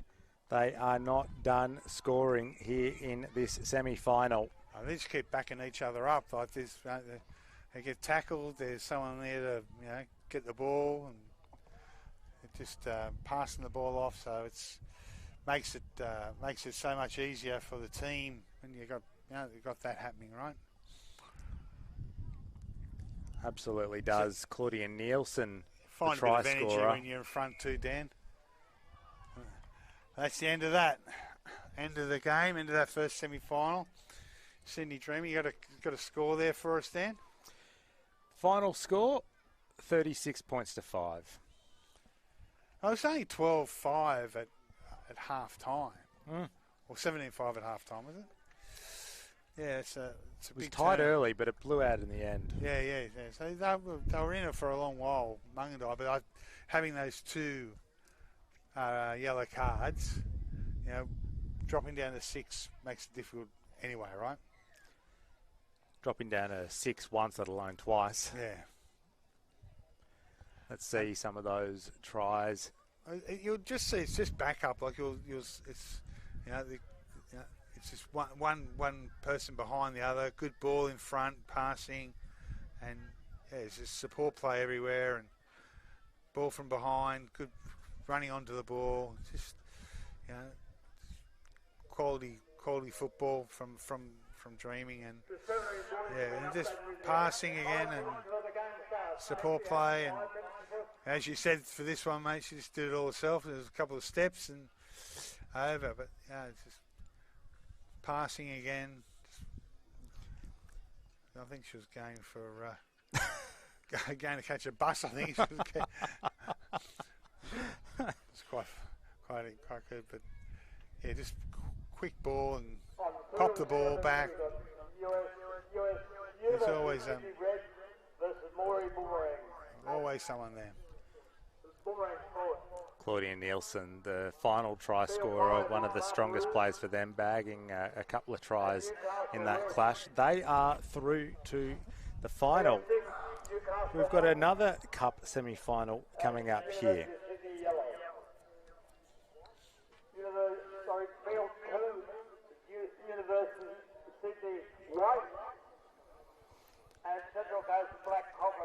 And it's the under-17s boys Cup semi-final between La Perouse and the Newcastle All Blacks red team. That one coming up in just a few minutes' time here on the main field at Tuggerah. Well, I just got a text message from my cousin in Wagga that was my cousin Evans on the field. It's skills like that, Tom. Sorry, Jamie. Sorry, James. Give it to me later. Or now is the case, maybe. Oh, now. Yeah. Bang.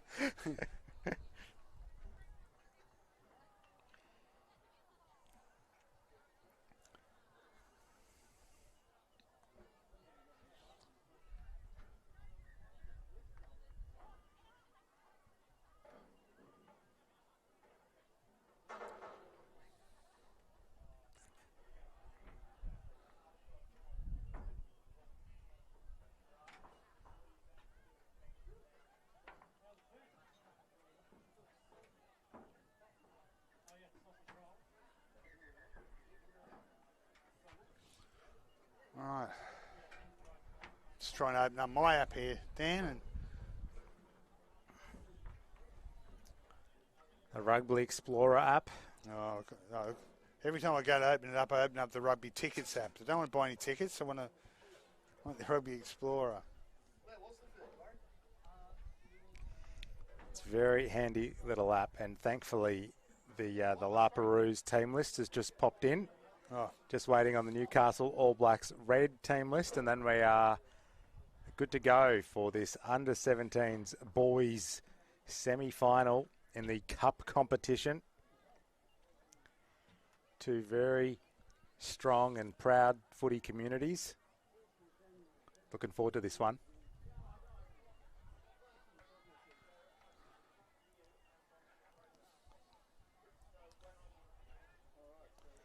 La Perouse so far in this competition, getting over the UCID Red Boys 22-7. The Newcastle All Blacks black outfit 22-10. UCID White Boys 19-10.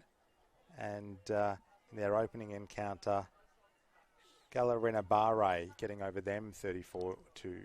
So very strong tournament for them so far. The same can also be said for the Newcastle All Blacks red outfit. A tight win last time against the UCID Yellow Boys, 24-22. That one going down to the wire. Earlier in the morning, a win, a local derby of sorts, getting the win over the Central Coast Black Cockatoos, 21-17.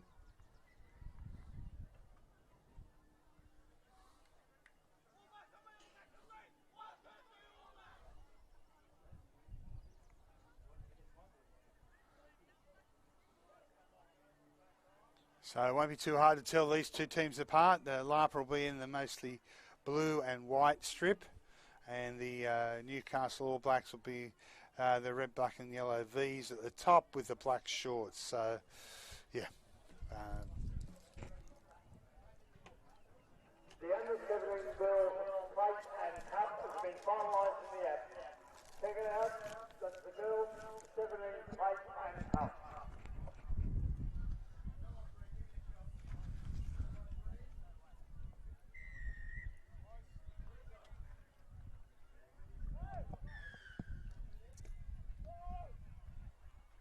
Nice high kick, deep. Newcastle got the ball. A bit of step and stutter. I'd say these guys know each other from knockouts, all sorts of things, mate. These two teams played against each other, plenty of things. Yep, they'd be playing in... that's a good tackle from the two.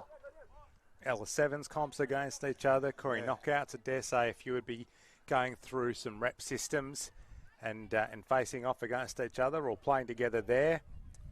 As we see a bouncing footy that's awkward, but Tavita Silly, good feet, finally gets a hold of it and he's brought it a fair way back. Good jackal.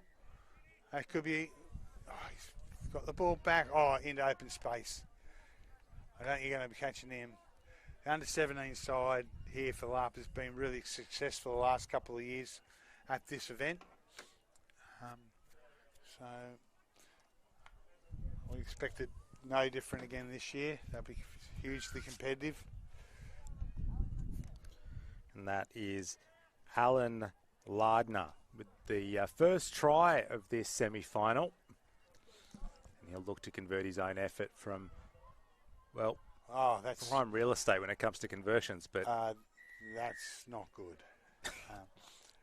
And we've already made mention of the fact that, conversions are important, right? So that's probably one they should have got. Particularly the further you get into the tournament and you're getting fewer blowouts and more tight contests. They're not just the 1%ers when it comes to these finals matches. Yeah, nice little offload. Good set up here from Newcastle All Blacks.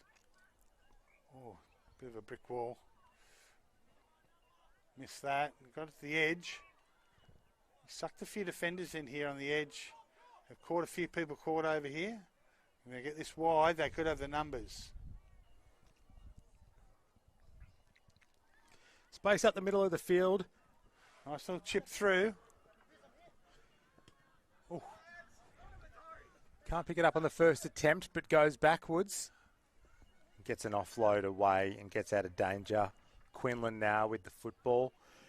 Getting over the 10. A bit of a ragtag throw. Oh, straight.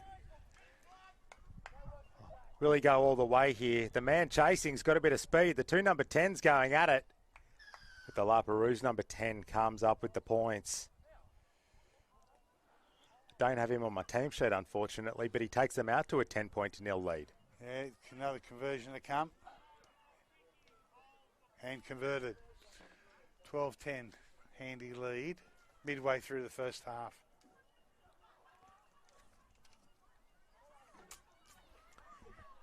Did well there, La Perouse,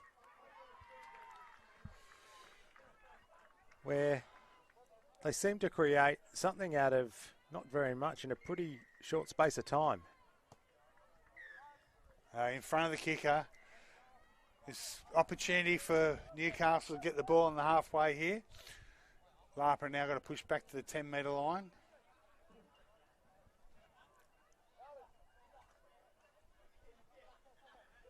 Apologies to the Newcastle mob. We don't have the Bump names of and these run. kids, so we'll give them the praise they deserve, but we won't be able to tell you who they are, unfortunately, as La Perouse come up with it on this right side attacking flank for them. Oh, And he's got pace, this kid. doesn't he just? The try scorer for them, looking to make it try number 2. And he backs his pace to bring it round underneath the posts as well. Lardner, wasn't it? There he is again. Alan Lardner, try number 2 for him. And pushing out to a very strong advantage in this first half.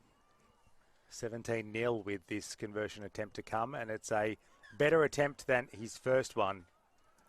So that's 19-0, I think. Mm-hmm. Let's have a look at it again here. It was a feeble grab at the jersey. Fair effort to chase, but like making a little bit of impression, but not much. Not enough. And he wasn't scared enough by the chase that he veered No. left. He came under the posts. He knew he had that one in the bag. Oh, good shot.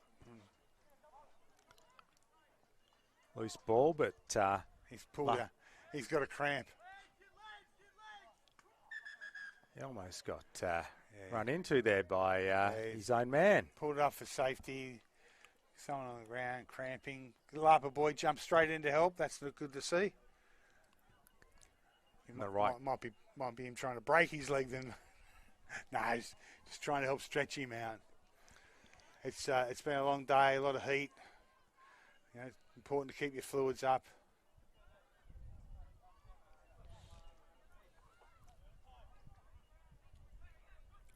The right call to pause play there as well with.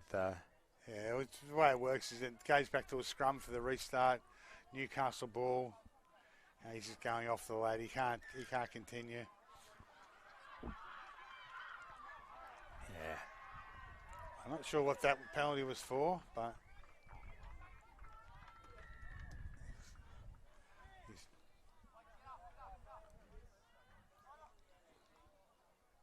Take 2 at the restart. And a scrappy little pinball affair over there on the left-hand side. But advantage La Perouse out of all that. But the flag goes up from the touch judge. And that will be a no try. And that will be it for the first half as well. foot into touch.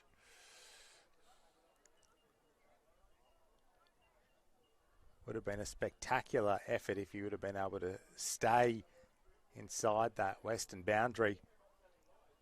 You do see some fantastic tries now that the goal post, the corner posts aren't in play, right? Oh, those tries you see with the NRL and Super Rugby where they dive and place the ball over the line. Well, we saw one in the opposite corner earlier in the day. Some spectacular diving action as we see NAB come away with it here. Oh, they've got it to the edge. They've got space. Has he got enough pace? That's the question. Gets over the 10, steps back in field, has Good support. ball. Oh. Good pass, but doesn't have support in turn. Ball on the deck, soccering it around to try and keep possession. They do.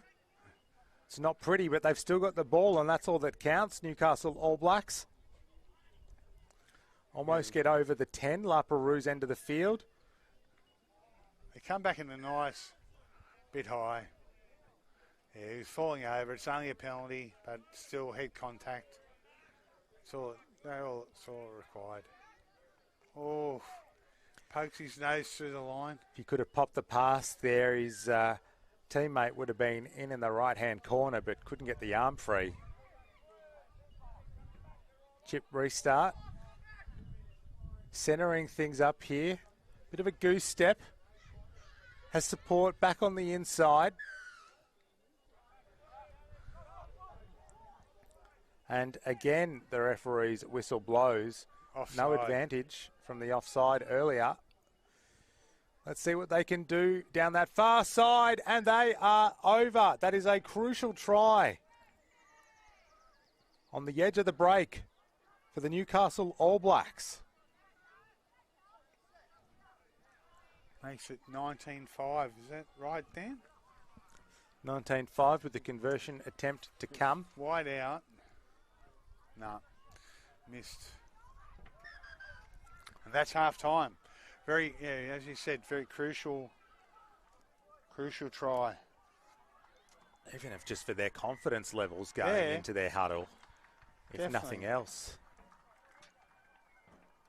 The number 9 there for Newcastle getting the try.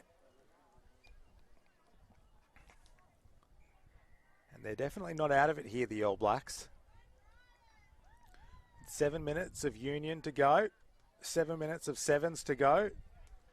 That is a deficit that they can easily overcome. Well, it's 2 tries that are converted to draw it. So 3 tries unconverted to move ahead. That's if Lapo stays scoreless second half, and they're showing a fair bit of ability, right? So with Lardner there and his pace and some of the creative stuff they've got going on in the middle, they don't look too threatened at the moment, Lapa, but sevens is a funny game. It all comes down to possession and how you use your possession. So.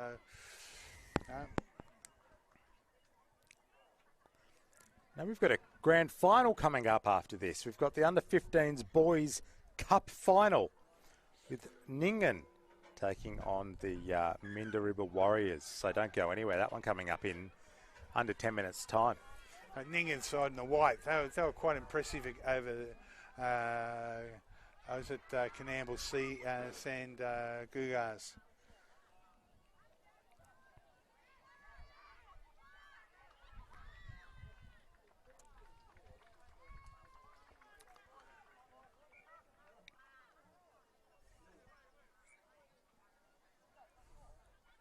So just a bit of history. In 1995-96, we took away a team overseas.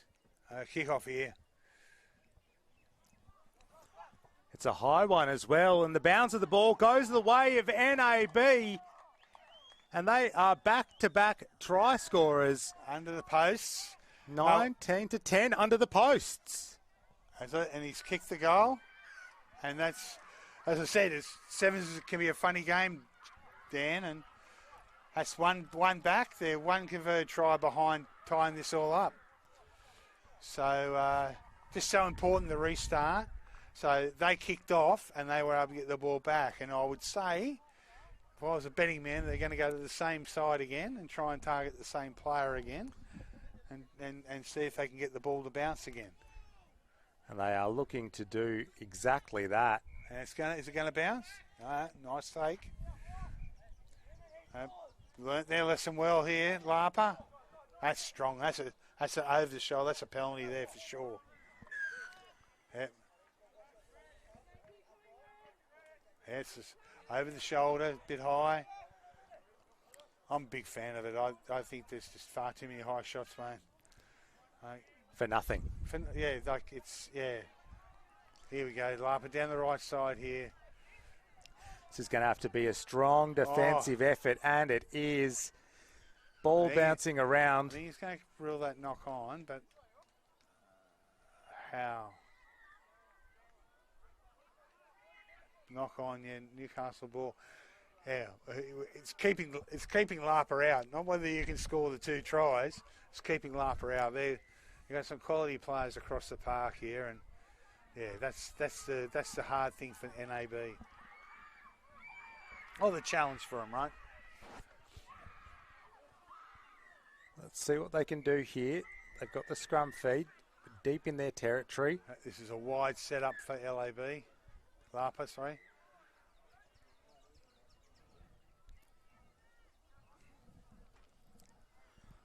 They're encouraging that run through the midfield here. And Lapa, this is a dangerous situation for NAB. Can they hold the Laperouse player up? He's saying that's a try, so he got it down. Wow, that's a big call. They look like they were getting bodies underneath the football, but a referee in position down there. He missed that one. So move another 5 points out. Was at 24-12. Let's see how this one unfolded. It's a bit scrappy here. Then he decides, I'm going to go with myself, go straight at the gap, holds himself, holds it up, and then he reckons he's over there. Slow motion. Oh, it's a big call. Referee was closer than us. Absolutely. Malachi Quinlan getting the try there for Laperouse, taking them back out to a 12-point advantage. That's unlucky there from Laperouse. I thought he had all rights to go for the ball then.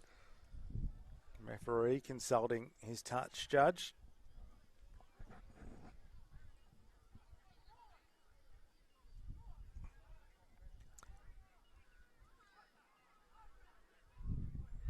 And reaches for the pocket as well. Well, I miss that. It looked like he was saying that he's tried to come over the top of him. And, anyway, let's see. NAB with the ball now. We've got the assignment in front of him. Show and go. Oh, he's going through the centre. Another show and go. Bump. And he pops it over the top. He's a skillful player, that number 12. Yeah. He's got a bit of something about him. Ball and he'll pops need out. to move quickly to grab that ball that's He's got it. loose. All right. Quick enough recycle as well, but they don't have numbers out here. It'll need to be individual brilliance, and let's see if this individual's got the speed to go all the way. It's quite the foot race. He dives early and misses, and Newcastle now have 3 tries. So that's 24-17 on my abacus here. Your abacus is correct. And a conversion. 24-19. 24-19. The clock is ticking down at a rate of knots, and, well, they've got a one-player advantage, though, for however long is left. It's a scorer's kick, so let's see what they do here. Wasn't sure he'd have the pace, but the chasing player from Lapa must have been running out of juice because he dived pretty early on there. Did too. That's a good kick. Exactly what NAB needed there, with support to boot. Come back up the centre to that dangerous number 12, putting the kick through. Here come NAB. Here they come. They are over. And that may have tied this one up. That's it. My calculations is all square. Kick to come. That has tied things up. 24 all, with the most difficult of kicking assignments to come. But what a fight back from NAB. Yeah, it's been good. It's been good. This doesn't look too bad either, but it goes to the right of the uprights. And we've got a game on our hands here, Dan. Have a ball game. Yeah. That big ball playing number 12 is impressive, isn't he? Yeah, he's controlled the centre of the field, but I think he's off now. I think he's off for NAB. Oh, no, there he is. He's coming back now. He was kicking the goal. Oh, they were in front of the kicker too. He's could put another one on the... Oh! Huge play here from Laperouse. Wow. That is going to seal it for them.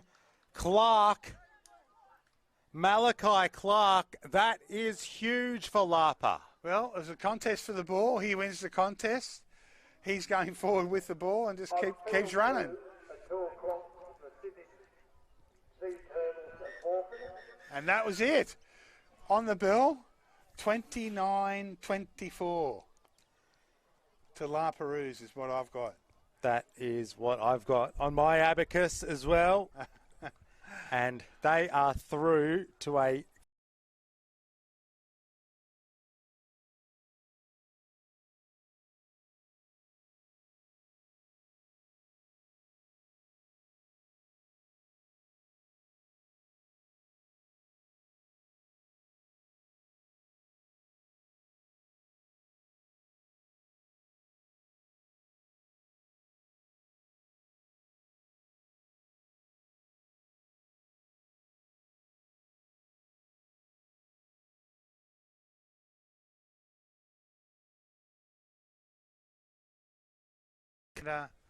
From the number 10, I think it is, there for La Perouse.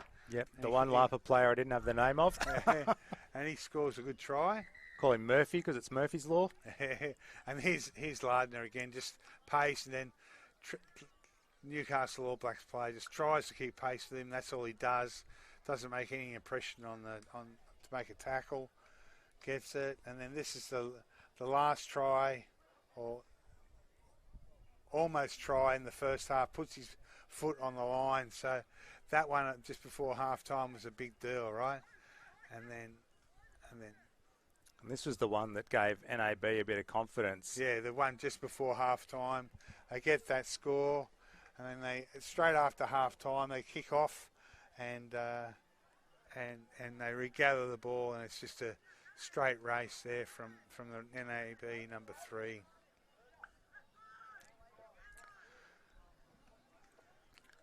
And here's the Malachi again. Is that, yeah.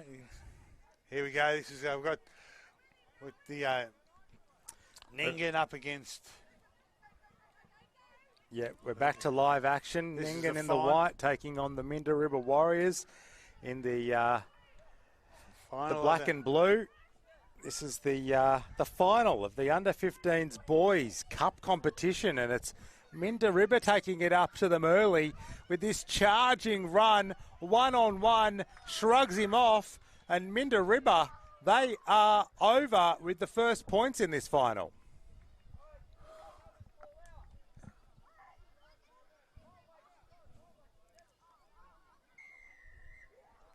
So he's just waiting down there.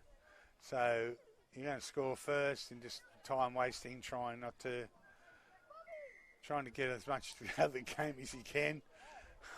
There might be a few tired and sorry boys out there, Dan. It's a long day. Under 15s jog back. They're getting ready for the kickoff. Minda River.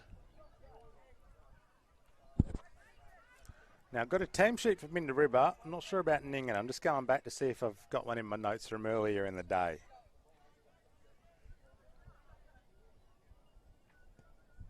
Nice high kick. Goes deep. Caught by Ningan and tackled.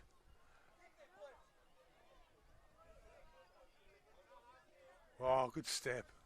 Good ball. They're taking up the centre here. Got a couple of players here. Get some speed here from the 6. That's a good answer. That's a good reply from Ningan under the post as well. So they're not wasting any time. Scored it. And I think he's kicked it. I thought he'd pushed that wide for a minute. That angle coming back. But that's 6-7 all.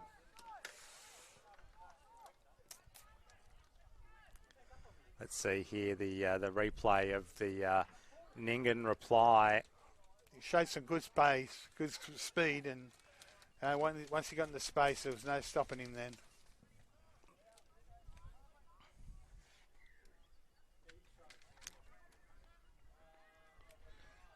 And it'll be that Ningan that gets us back underway with a very high kick and a great chase on that one as well.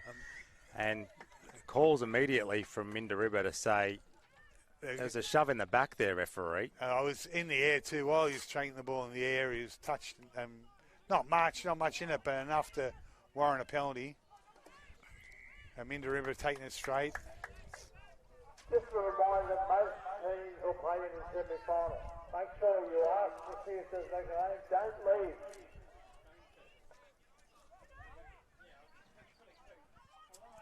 Oh, good ball. 1-on-1 here. Gets past the first. He's got 2 defenders to get past. Plants the ball back. That's all right. You can do that. Minderibba, good tackle. Good rugby so far. Tackled. That's a penalty. Yeah. Well done to Ningan. That was a good jackal. He was on the ground. He had all rights to go for the ball. Oh, nice long ball. Toby Hit him on the chest. Great pass. Bow Back follows on it up the as inside. well. Yeah, he's done well. Good ball. Overran it a bit, the Ningan player. Pops it over the top. Caught there. Nice ball. Out to the 12. Big lad steps on the inside. He's got no helpers. Dropped and released. He's caught again. Plenty of people here from Minderibba. And Ningan are lucky to get away with that. They had no one there. They were all spread out. No one there to get the ball to get it back out. So knock on to Minderibba. So ball for Ningan, 5 out. Yep, you're right. There was nobody there, and if they had have executed that one properly, they'd have possession, Minderibba. And plenty of players. The women's play in Cup Final is in the app. Check the app. And Ningan number 7, Toby Selfie feeds it in. Quickly out of the back of the scrum, and the fleet-footed number 7 tries to do it all himself, but ball pops loose, and Minderibba now with possession. Spinning through a bit of traffic for them there. Tackle. He's got him for high. I thought it was ball and all, but there you go. What do I know? Kobe Saramega earning the penalty for his side. Now with it is Flynn Gordon. Over the top. Sealing off, like losing his feet and sealing off. Quick ball. There's about to be 10. a card here. Yeah, not 10. Flynn Gordon in the headgear gets sent for a couple of minutes to the bin. There's an opportunity here for Ningan. An extra player. And in very good field position as well. With the numerical advantage for a couple of minutes. They won't want to squander that. 7-all so far in this Cup Grand Final in the under-15s. Oh, that's a good step, but caught.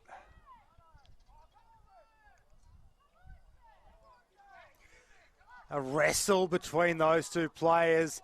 Flings it over to the left-hand side. So one of the unique things about rugby is once you tackle and hit the ground, even though the ball carrying arm hits the ground, you can play it in any direction straight away.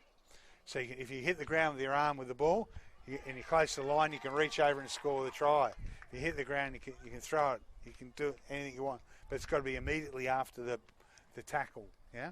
So there can't be a delay. Can't be a delay. Well, there's half time. I think that can't come quick enough for Minderibba, so they're going to have a bit of a chat about just some of the things. Fairly evenly matched game.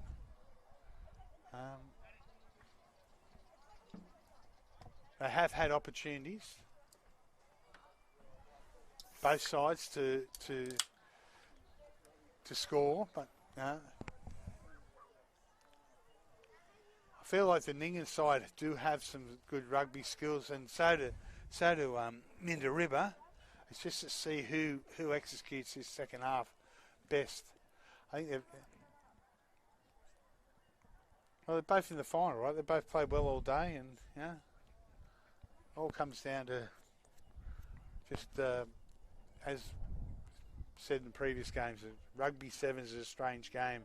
Things can turn really quickly, but here's a try to Ningan. And just once he got through that line and he had plenty of pace, it was, couldn't catch him. That's the number 6. Number 6 for Ningan, Hudson Evans. Yeah, cousin. Yeah. And I think they might be getting a slightly longer break during the final than the 1 minute switch around that we've had so far today. Help the young lads catch their breath after plenty of footy so far. Yeah, all the other fields are going. They'll start to close up a couple of fields soon and everything will fold back. But last games here will be about 4:40. So...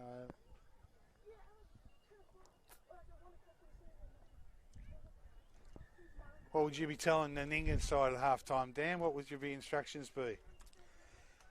They really just need to try and build up some phases. I mean, we haven't seen a lot of that from a lot of the teams so far, but if you keep your composure, play the phases, just get the basics right at the breakdown, you can, I mean, that gets you a fair way.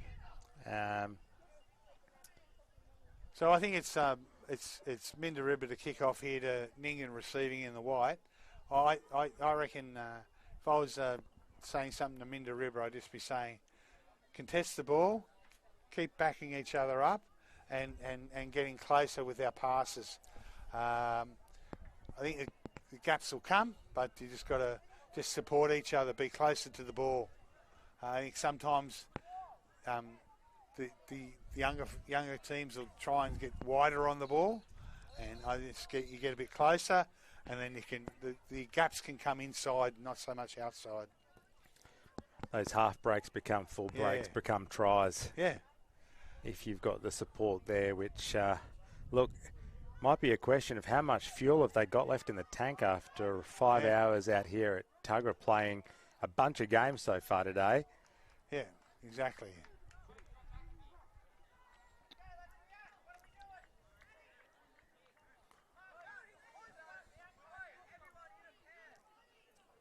Plenty of chatter out there amongst both of these teams. They definitely want it. They're definitely hungry for the win here to claim probably their first ever win at the Ella Sevens for a lot of these young lads. Yep, yeah, it is.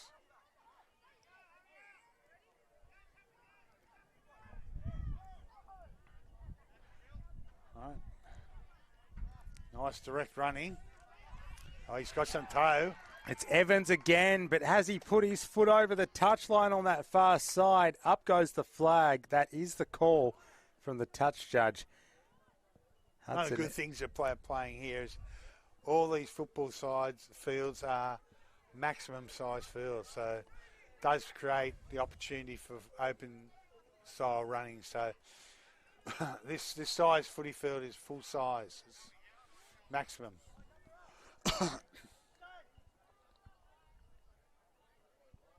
Because that's traditionally how rugby sevens is played, but sometimes they're smaller fields as well. Yeah, some of the international fields can be a little bit smaller, width-wise.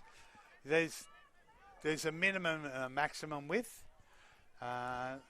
It's like same in most sports. It's like the Sydney Cricket Ground's AFL field is nowhere near the same size as the MCG or other AFL fields, right? It's a much smaller field, so. So these are all maximum size fields. Plenty of room to move if you can use the space.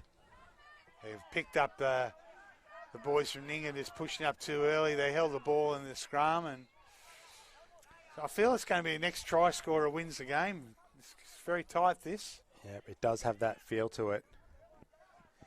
And Mindaribba here with an opportunity with numbers out wide. Let's see if their wingman on this right-hand edge has the pace. He doesn't, so he gets it away to his teammate in the form of their number 8, Costa Lazarou. And that was 3 short passes. They got at the edge. He gets tackled, turns it back into a player in support, and then turns it back to another player in support. Not long passes, but getting support closer to the ball. And, yeah, try comes. And that could be the pivotal try as well. Pass, pass, over he goes. And as you were saying, if you've got players there backing up, you put yourself in prime position to post points. Oh, nice high kick again. Chasing through with speed, the number 12 there for Minderibba. Didn't come up with the ball, but put himself in position for a strong defence. Now they come up with the ball, Minderibba. This could be dangerous here for Ningan if they can put another try on the board in the dying moments of this. That may secure them the cup win. Gets the pass away. Broken play. What can they do with it, though? The Warriors of Minderibba go over once again and planting it down for them. Their number 4, Charlie Jones. That's just, again, if we go back to the replay minutes, see if he gets this conversion.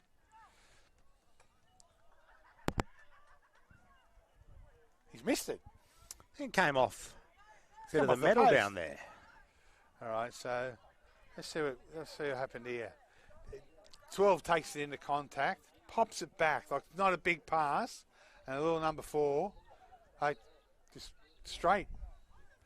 Others were sucked into the defence, and the breaks, the holes are created on the inside by the support. Jow and Dixon in the 12 for Minderibba with the assist there. It's a nice deep kick off. This Ningan side has not pushed back to support this player. You got 2 there, but there's no one else there to receive the ball if they get it here. Enthusiasm comes with winning the ball right and winning the contest, and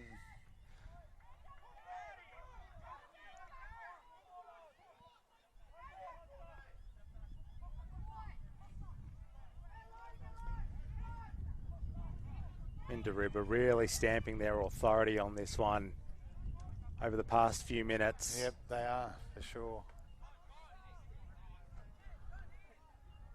Showing the hunger, showing that they really want to win this LS7's title. Bit of a knock on, so chance here for Ningan, but they've got to do it from their try line.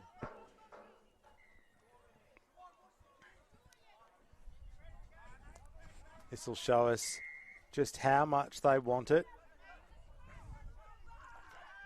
Secure the penalty. Still within their own 22.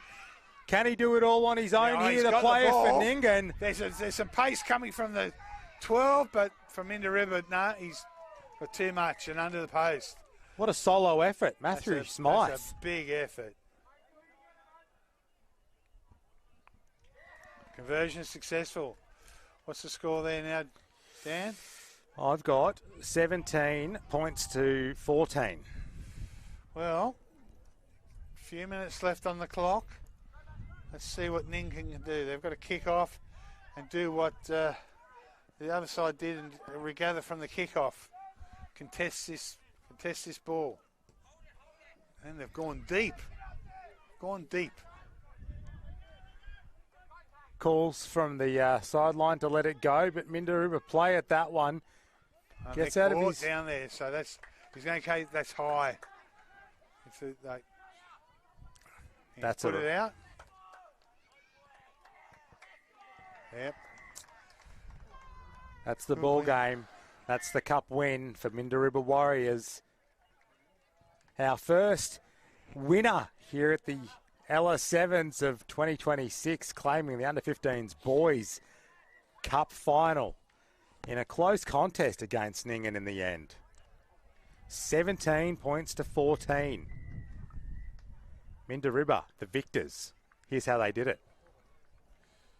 I felt like they just supported each other just a little bit better than the Ningan side when they had the ball in hand. I thought when the ball was passed, they supported. Ball was passed, they supported. I think Ningan has some good players and they scored some great tries, just especially from the cousin, the number 6. Here we go. Watch this for speed. Got this all from me. No, he got him from his father, James, who's a very, very good footballer himself. He got it all from you. Yeah.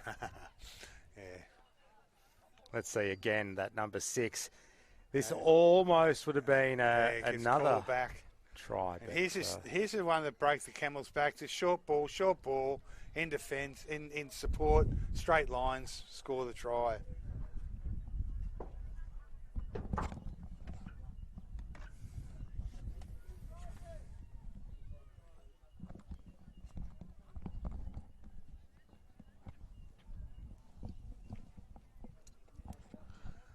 This is a nice little comeback from Ningan. Nice little chip and chase. Great little solo effort here. And gets the conversion, but just a little too late for them. Really saw the opportunity there and took it with the solo effort. As we get underway in the Under-17s Girls Cup Final here, USyd Red with possession running from left to right on your screen in this first half, taking on the Central West Malayan girls. And USyd Red, well, they might be about to post first points here. That's exactly what they're about to do. They're over. They're 5 to the good already. You can't coach pace. You either got it or you haven't. And she definitely had pace. Far too much of it for her Central West opponent. And that is a very early 5-0 lead.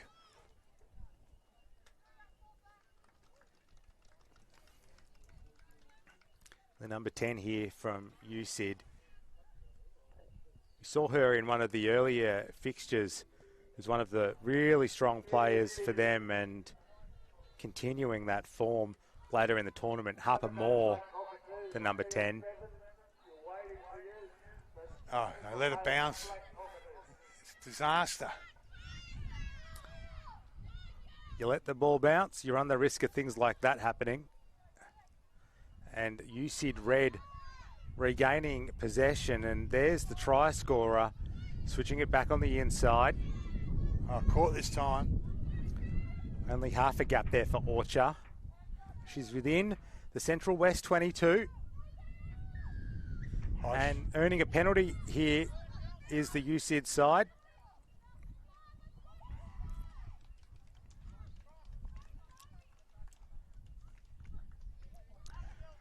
Orchard with the pass that goes behind, finally reeled in there by Morgan, I think that is. Gets the offload, and they've got the numbers out here as well, and she's got the pace, the number 9, against her opposite number. Mosby goes over, Nikayla Mosby.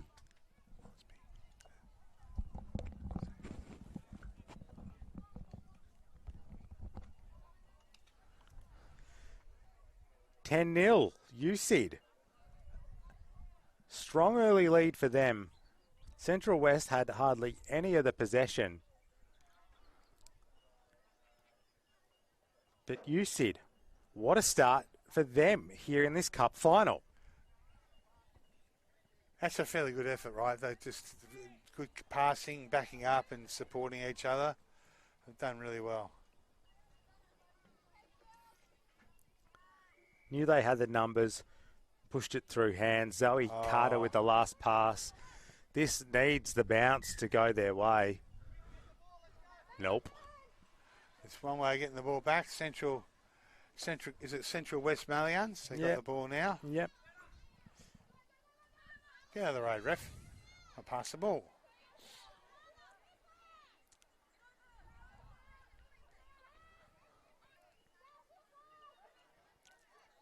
Let's see what they can do with ball in hand, the Central West outfit. Oh, let's see what she can do. She can make a line break. Needs support, though. There's nobody there. Well, her support player ran through without it, and now USyd come up with it. But that was a great individual effort from Havana Thompson.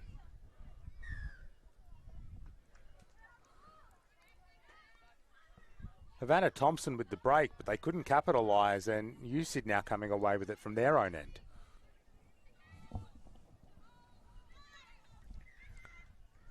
Knock back 10. Harper Moore earning the penalty for USyd.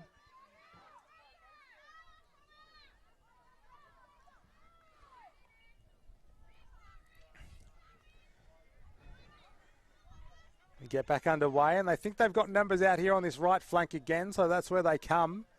Don't get the pass out to the far right-hand side with the try scorer Mosby from earlier. Instead, they lose possession, and Central West come up with it here. Oh, she could go all the way here. Straight running, straight through. Defence not staying connected and just stepped straight, accelerated. Melisi Darcy, the try scorer there for Central West. And they've had a couple of strong individual efforts, have this Central West outfit, including that one just there. Good kick. That's going to make a difference. With that conversion, we've got a 3-point ball game. First half, 2 tries, plays 1 try converted, so it's 10-7 in favour of USyd Red. University of Sydney Red team. Nice kick off. Finds the grass and out. Well, that's a. It's got to go 5, girls. That line out to come.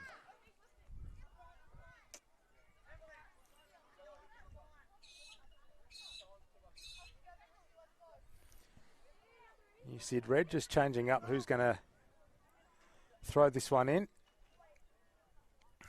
Asking if she can throw it like a normal pass. And that's how we get back underway. Oh, on the ball. Wrestling for the ball. She's on the ground now. That's a release.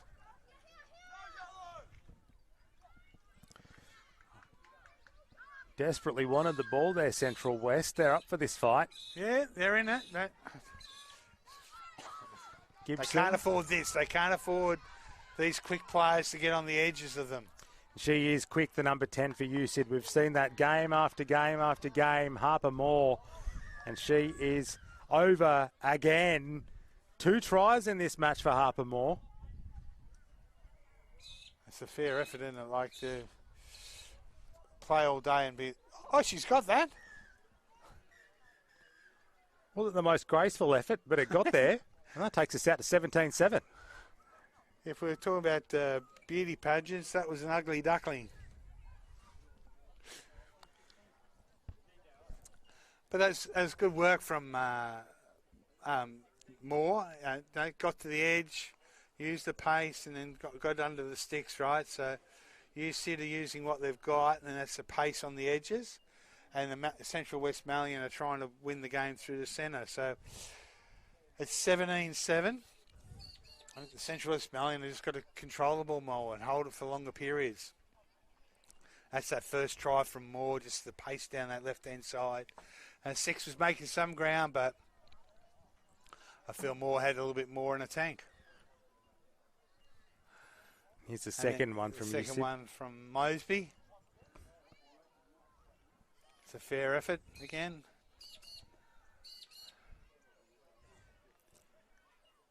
Just going straight up the centre. Just staying a little bit disconnected in the centre of the field. The Reds in defence. But when they got the ball in hand, they pass well and they back up well, and they get it their speedsters. It'll be Moore and Mosby. I think they're just going to have a little bit too much gas for Central West Malian. But to Kira Dargan and the girls from Central West, you guys have done great. So keep doing what you do well. Keep the ball tight. Try and pass to each other at the centre of the field. And 2 quick tries, and we've seen what Minda River did in the boys. And they can get this back to within within a very short turnaround. They get the ball from kick-off here. Just get the ball, support each other, and away we go. This is the Under-17s Girls Cup Final. University of Sydney in the Support red. each other, girls. Get to her. Get to her. And Central West in the black and gold. Some strong stuff at the breakdown there from Central West. But UCID come away with it. She's got support on her left as well. Does she back herself? No. Does she have the pace? She doesn't think she does. But between the two of them, they come up with a try. University of Sydney, Indiana Burton. You thought one of them had to score. Well, finally one of them did.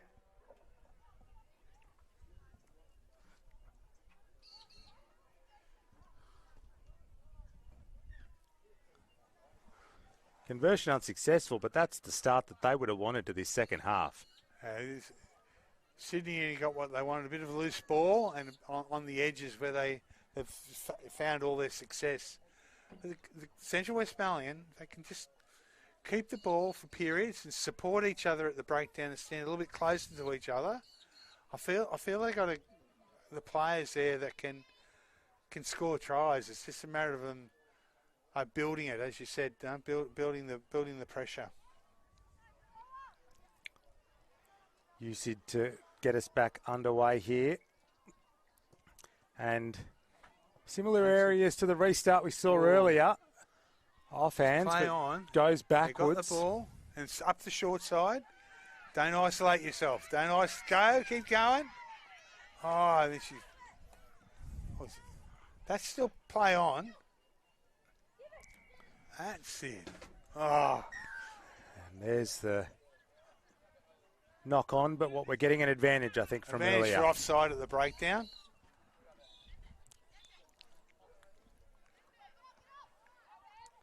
Central Westphalian. They could do with some points here. That's a knock on. Yeah. It's what I thought they should be doing, but the execution's just wasn't there. Like they needed support each other through the centre. I think they'll get some joy out of it, but they just might be just tiredness from the long day, right? A long day, and now the field here bathed in sunshine as well, just to ratchet up the exertion. That's gone straight through. I'll play that one again.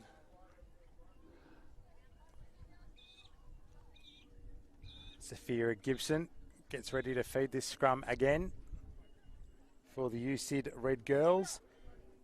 Up 22 points to 7 in this cup final. And that scrum a success. Back on good the little wrap. Oh, that's a nice set play from the UCID girls. Oh, lost at the breakdown. Loses it down this commentary side. Does Taylor Orchard. I thought the girls met that well. The Central Westphalian girls defended that well. That's good. That's the drive that I thought they should do. That's it. Short passes. Don't think to throw it long. Thompson drifts a fair way across field. Edges up towards halfway. Isolated, but if she's got the pace, she might be able to do it herself here, but that's the question. Does she have the pace? Yes, she does. Malia Carr has the speed. Can she put it down? Yes, she can. Good chase there from UCID, but finally scores the try under the uprights. Hands it off to a teammate for the conversion attempt. Central Westphalian score in the second half. That's good. As I said, I thought they've been working hard. Bit unlucky in a couple of things. And gets that. Conversion successful. I'll go to the sideline eye. Dan, what's the score now, mate? 22-14, the way of University of Sydney. All right, there's 2 scores here for Central Westphalian. They've got to get to win. Time, I think, is the killer here for them. That may be the difference here for Central Nice West. kick-off, good deep kick-off. Collected well, though. Yeah, nice defender. Good tackle. Oh, good shot. That was all right. That's legal. Wrong with that. A straight run. It's on the edge.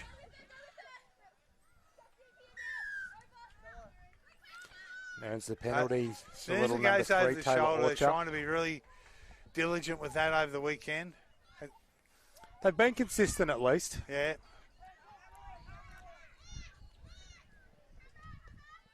Oh, kick over the top. Chasing it through here for you, Sid. Oh, can't get the second kick on it. Shower. Aaliyah Shower. The right idea. Popped out.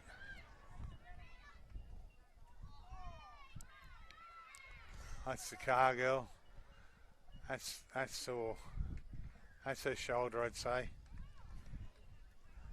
A try for you, Sid, but concerns for the Central West player in back play. You think it's the shoulder? She came down heavy on the point of it, so yeah, she's up now. That's tough. The grounds haven't had a lot of water up here, Dan, over the last few weeks. They're pretty firm underfoot. They might say it's a fast track.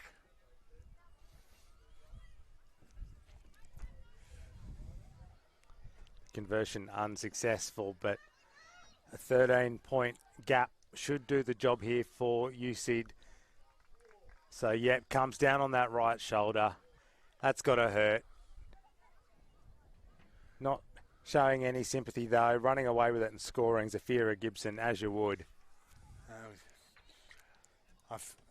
Our ball boys and girls have, I think their fufu valves just about busted, and they're getting a bit tired from today. They've packed it in for the day. Yep. Not 10. There you go. Nice little show and go. Good pop back in. Short ball through the centre. That's a good run. That's good work, Central West Malyon. Need someone to get there to the breakdown. They do get some numbers there. Knock on. Just that skill level, and that was it, Dan. University of Sydney Red Girls. They are Cup champions, getting the win over Central West Malyon. They were the better side out there, you said. Quality outfit. Just a cut above for that clash. Got to give it to Central West Malyon. They bring a side together from that Central West Dubbo area to come down here. Kira Dargan does a good job trying to identify. I know a few of the girls are in the Tasha Gale Cup system out there that she wanted to play this weekend but weren't available, and you're still able to get other girls to come and play. And to Kira and your girls, like, hold your heads high. You guys played awesome and just showed a little, I think the long day and a bit tired at the end, and that just takes account on all of us. And I can only imagine what it's like out there for the girls at the end of a long campaign.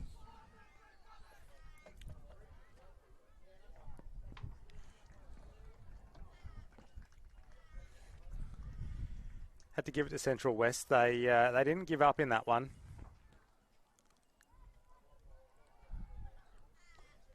But this player here, one of the stars for UCID. Just a classy operator out on the field.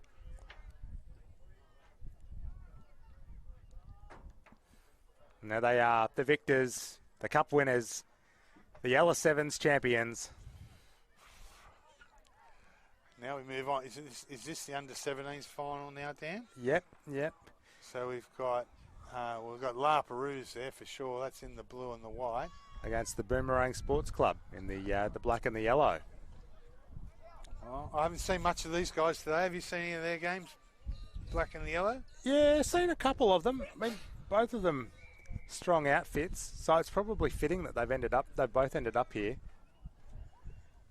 I mean, they're both again, it's those communities and teams that turn up year after year that you see at this end of the tournament. Yeah. Which comes as no surprise. No,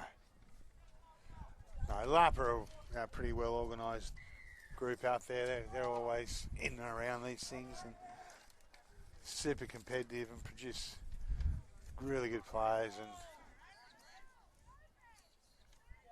And a nice ball. But this is good from the Boomerangs early. Number 3, good tackle. Great cover defence there. That could be a penalty there. No, he's let that go. I would have said that. And the 3 again, down the short side. He's going to come up with the points here. He didn't get it a play ago, but gets it now. Oral Monaghan in the number 3 for the Boomerangs. Well, I thought they deserved the penalty. They didn't need it, mate. They recycled the ball well and then went back to where they had success down the short side. And number 3, what's the boy's name?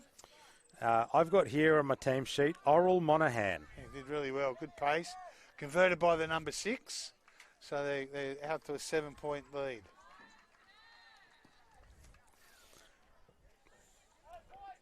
That Lapa player coming across well to prevent the try earlier. You thought he might have been pinged though. Here we go. Nice deep kick, centre field, taken by Lapa. Little step, show and go, pace. Oh, ankle tap. That was a vital ankle tap. He must have made contact by the end of his fingernail. So I didn't think he was going to get him there. Lardner. Oh. He finishes off what the other fella started.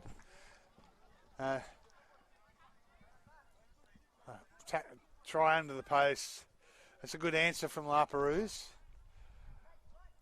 I feel like they've both got the ability, these sides, shown from what's happened just there. It's going to come down to defence. Who can stop more tries than the opposition scores? The way we've had it so far, it's been like a basketball game, going from one end to the other, scoring and scoring. The conversion's there, so it's 7-all. Great ankle tap. Just like... It's a recovery, though, coming back, getting the ball, and then being able to recycle it and finding the pace in Lardner, who just carves right through the centre on the angle and picks out a couple of slow-moving defenders. Oh, that's he's played at that. But no, he's going to penalty. Back up, boys. Come on, Lapa, get back on side. Oh. Couple of the Lapa players still needing to get back on side. Boomerangs looking to take full advantage. And these fellas got the speed. As soon as he got it, their fans went up. Talon McLennan. They knew he had the pace to go all the way. Well, their edges are strong, aren't they? The 3 on this side and that young lad over there. Like they've definitely got the pace to match Lapa's pace. So, and I think he squeezed that to the right of the upright. So, unsuccessful. 12-7. And it's been a bit of the story of the stars for both of these teams in the matches that have led up here, with Lardner scoring for La Perouse and McLennan scoring there for Boomerangs. Both of them have been standouts thus far. Lardner's got this now. Back himself. Oh, no. The intercept here. Wow. Just as we were giving him a big rap, he hands a try there to Noel Saunders for the Boomerangs. Like he's picked out the biggest bloke on the field to try and flow a loop ball over. And it was looked like Shaq O'Neal out there compared to the other players. And he picked it out of the air and had the pace to scoot away with it. So 2 quick tries to the Boomerangs. Unsuccessful. So that's 17-7. Is that right? 17-7. Let's have a look here. I don't think he could believe his luck. You're throwing it to me? Really? Okay. Let's do this. The amount of dummies being thrown all day, I thought there was going to be another dummy thrown there, but no, he just plucked it out of the air and away he went. That's going far enough. That's good. Oh, here we go. Can he make up for it, Lardner? He might just be able to level the ledge up. But it's the two pacemen, the two stars. McLennan falls off him. And we've got a try. Lardner. Wow. He had to do it the hard way. He's been at the centre of everything for the last 60 seconds. Yeah. Well, that's one try back for Lapa. Gee, it's an entertaining game. They've got some quality players, these two sides, right? This is great rugby sevens, the kind of end-to-end entertaining stuff that you love to see. Oh, just off the side of the boot. So people might want to know why they kick from the other side, the dead ball area. It's to try and keep the ball back in play. So that if they kick the other way, you've got to chase all the way to get the ball. We just don't have the volunteers at each end of the field to get the ball and get it back in play. We've got plenty of footies, but you just can't keep kicking them away all day. Good kick off, deep to the number 3. Good footwork. Try scorer, the first try scorer in this clash. Yeah. He's caught here. Good tackle on the ground.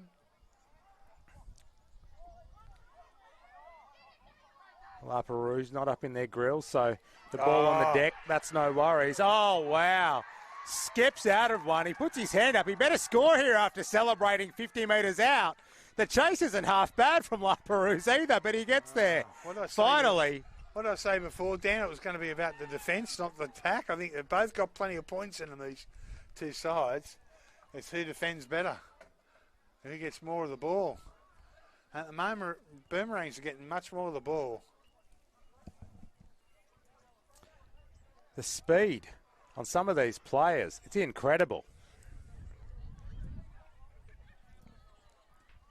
Squeeze that through, nice goal. That's half time. Can I go to the score check? Can you get your abacus out there? Abacus says 24-12 in favour of the Boomerangs. Wow. We know Lapa aren't out of it. They've got the players there to do it. It's just whether they can defend the opposition.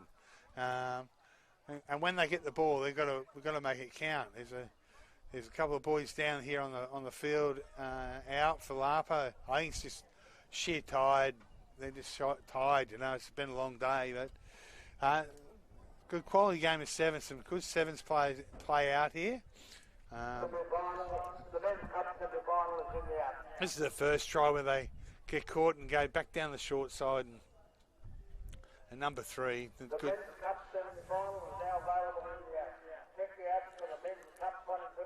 Try number 1 there for Monaghan.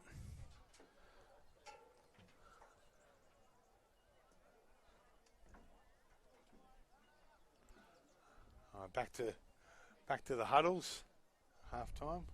Gremlins will do that to you.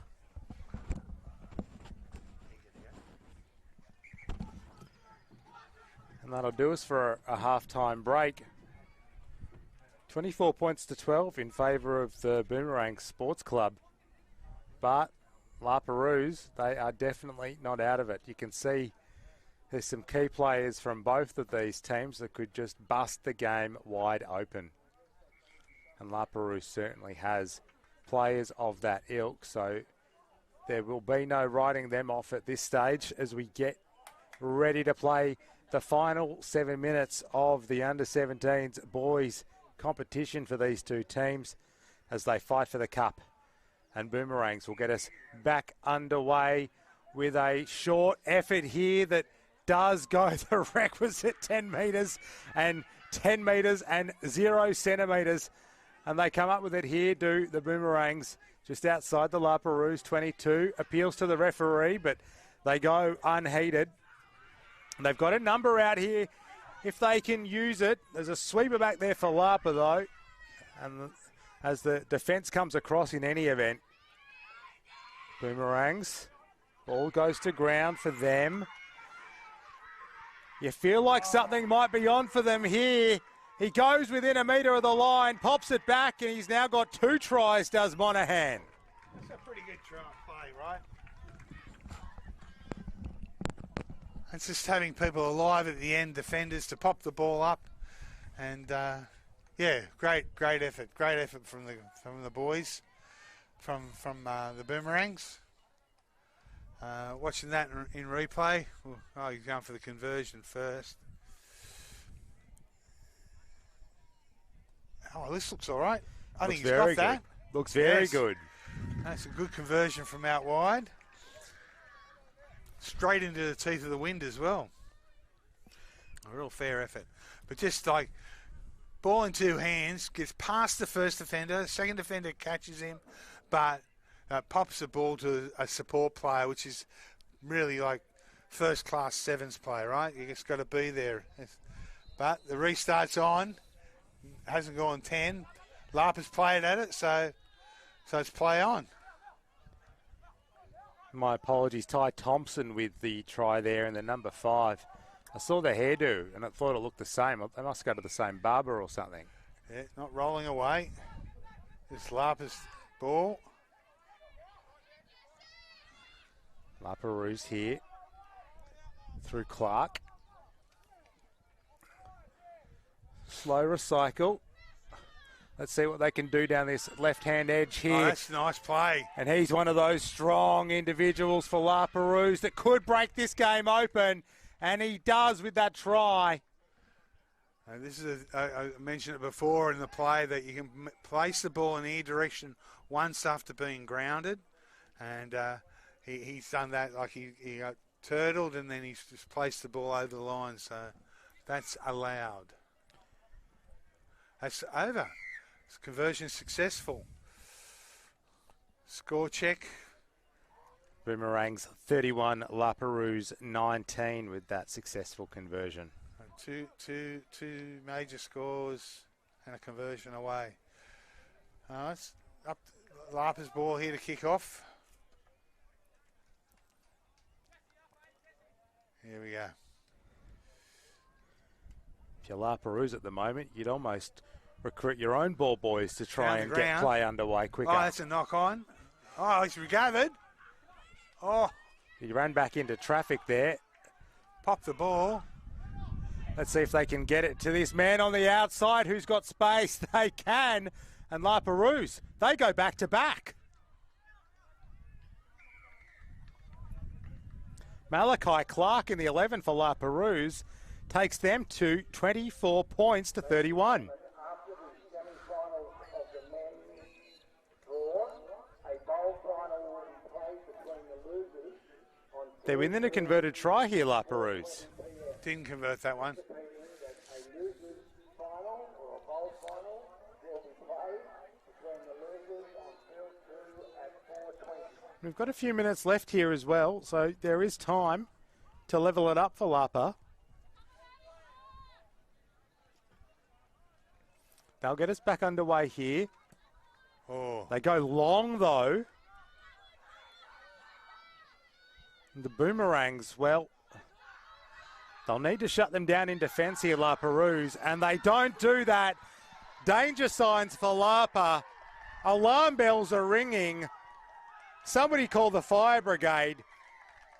They're on fire on the edge, aren't they? The Boomerangs. That's where they've scored all their 90% of their points on the edge. That's a fantastic effort from them guys. What a response. Yeah, it was good. And it's, I mentioned at the start that both sides had points in them. It was who's going to defend well. And a tired day, and it's too strong in the tackle. And no one's shirking anything out there. Everyone's having a crack for sure. Like everyone's, both sides are having a red hot go. It's just Boomerangs just winning at the contest at the moment. Ty Thompson, the try scorer.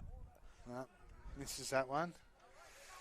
but they hold a 12-point buffer. And, well, I think that should be enough as the clock ticks down. A minute, maybe 2 remaining.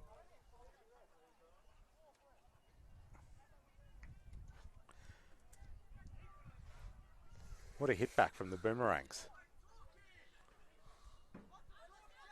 Not getting overwhelmed, not letting the La Perouse momentum there It's for a a lovely moment dropout. get the better of them. Kick restart, sorry. Here we go. Lapa, he's isolated himself. He's saying backwards. He's chip and chase. And the bounce is far too high for the kicker, but another La Perouse player charging onto it. Oh, flings it back. intercepted. Oh, caught by Lapa. They're having a go. That's a penalty. Got to be a penalty.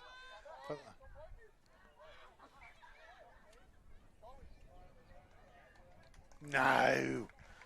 All right.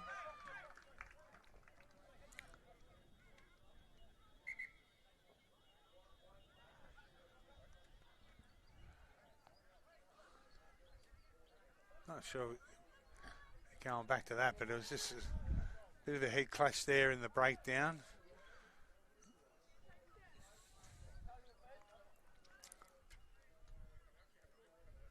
Yeah, just there. This there on his own, like a bit of friendly fire as he's going down, hit his own mate's knee. That's got to hurt. Doesn't matter which knee you hit. Oh, down the short side. McLennan looking for another. He should have the pace. He's one of the speediest players out here, whether you're talking about the juniors or the seniors. And he gets a try for the Boomerangs. 41 points to 24. And the number 10, he goes over again.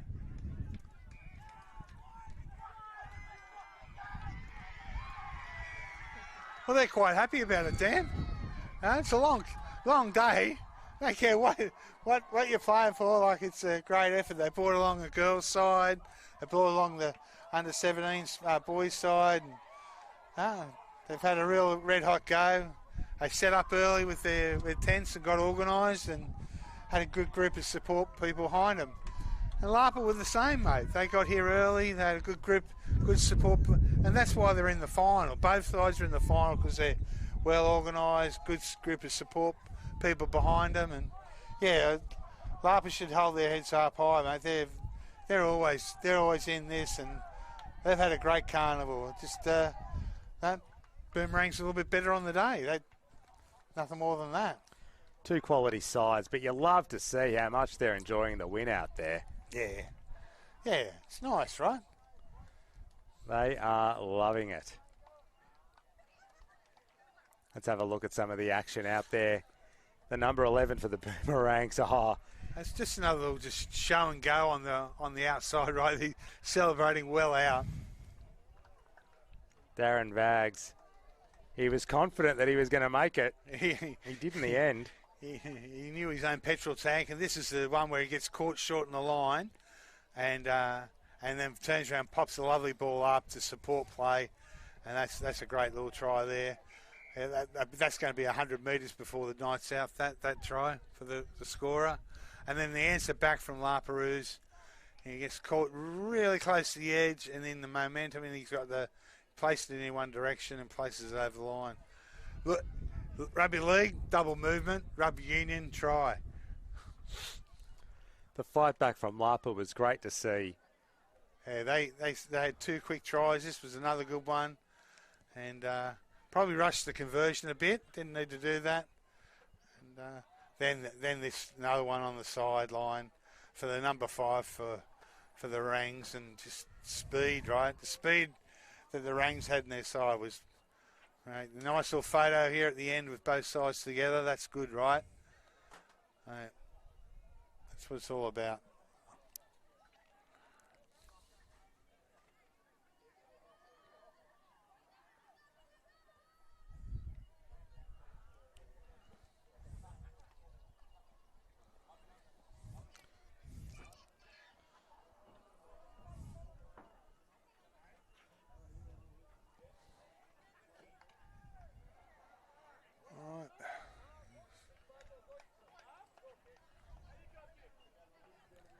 3 o'clock. We've got the men's plate semi-final number 2 coming up between Mother Country and Southern Kings number 2. Oh, right, okay. But first, some more highlights, and there's that man Thompson going over again for the Boomerangs. Here's how they sealed it at the end. McLennan. Just too quick, right? McLennan, just far too quick. You can't coach speed, as you said, and he's got it in spades. You got a few boys. Both sides had plenty of pace, but just.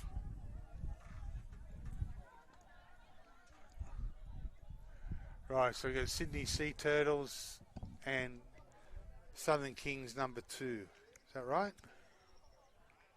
I've got Mother Country versus Mother Southern Country. Kings number 2. Yeah.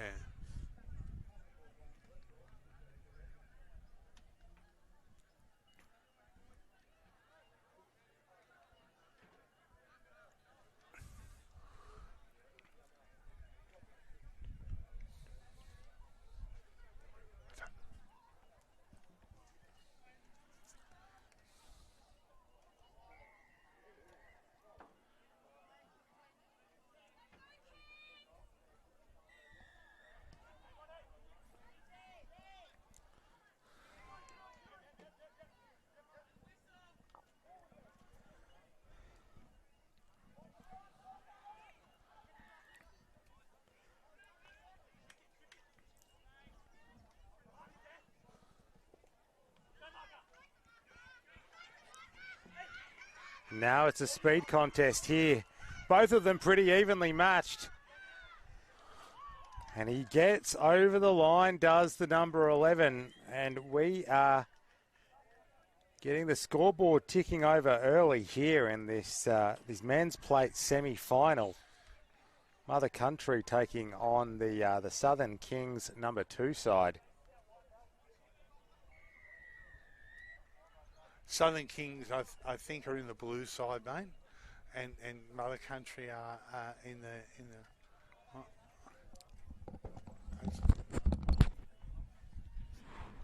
Let's see that one. The pass, the throw, more like it. Not so much a pass, as we see him streaking down the number 11, and thought he might have needed to put on a bit more of a fancy step there, but. No need. He goes over Samaka Isaacs. Yeah. Southern Kings are in the blue and Mother Country in the mostly orange and white there. Or you say ochre and white.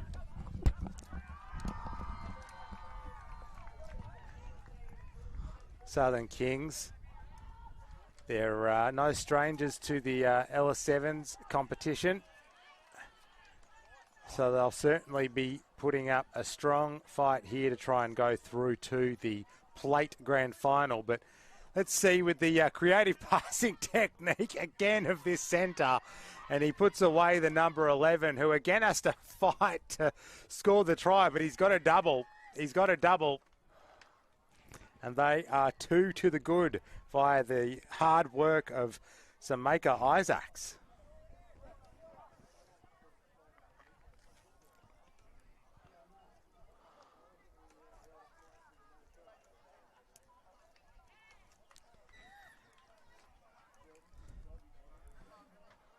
That one converted. That'll take us out to 12 points to 0 in favour of Mother Country early.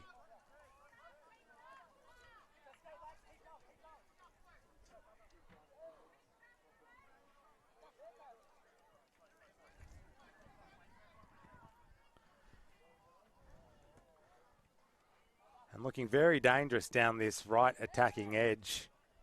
The number 3 for them. He's big and he gets his arm free, and when he does that, that signals danger.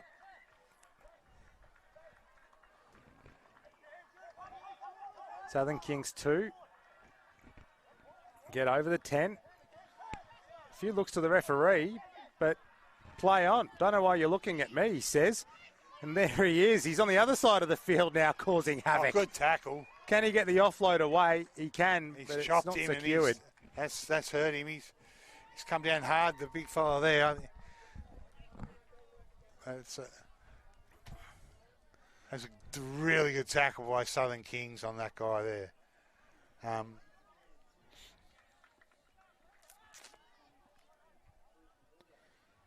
That's how they regained possession via Jordan Great tackle. Adebumowa. And just the ball's just locked loose, and great tackle. He's come down on his knee or something there. As I said before, it's quite a hard ground here at the moment, and he might.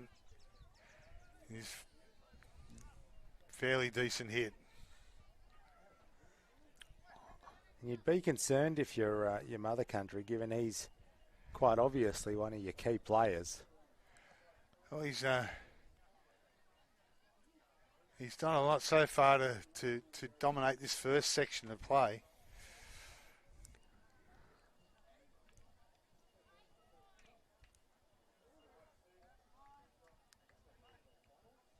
This is probably Southern Kings' really first opportunity with the ball. Yep, the possession tally well in favour of mother country so far. Yeah, they're saying that the scrum turned. Southern Kings keep the ball.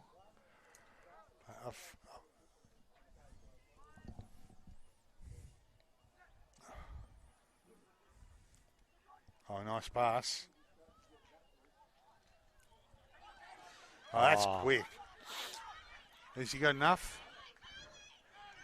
Oh, Hey, it looked like he might. Just a bit of a shimmy when he went to get tackled. That's a lovely try. Number 4 for Southern Kings. Fortunately, we don't have names for the Southern Kings number 2 outfits, so I can't tell you who that player was, but gosh, he did well. Again, a question of whether or not he'd have the pace, but he backed himself and the ankle tap wasn't successful. I think the mother country player just went a bit early. He was about ready to tackle him, and he just shimmied to the other side and he tackled air. You got to time those things to perfection, and if you don't, the consequences can be brutal, like we saw there. Mother country 12 now, with a fight on their hands, with the Southern Kings kick. 7. That's a deep, deep kick.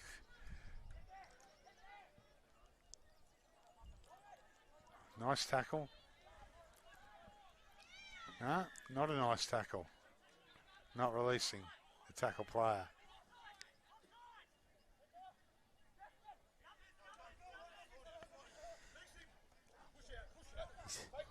Holds his hip, the Good big tackle. fellow who was hurt earlier, but he's still out there, and he gets the offload away to the double try scorer, the number 11. Oh, And they've got the penalty here, do Mother Country. I think that was. Oh, he's kicked it away. It's half time. Half time here. It's a tight one in this men's plate semi-final. Mother Country 12 over Southern Kings 7.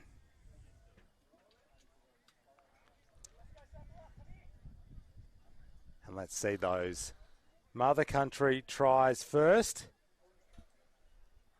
And that man we were just talking about there, their number 11, Samaka Isaacs, bagging a double. Both of their tries so far, reeled that one in well with his left hand, popped it into the right, and again, just had enough pace to get to where he needed. And this is the big hit here on their big man. Yeah. Saw, but back out there.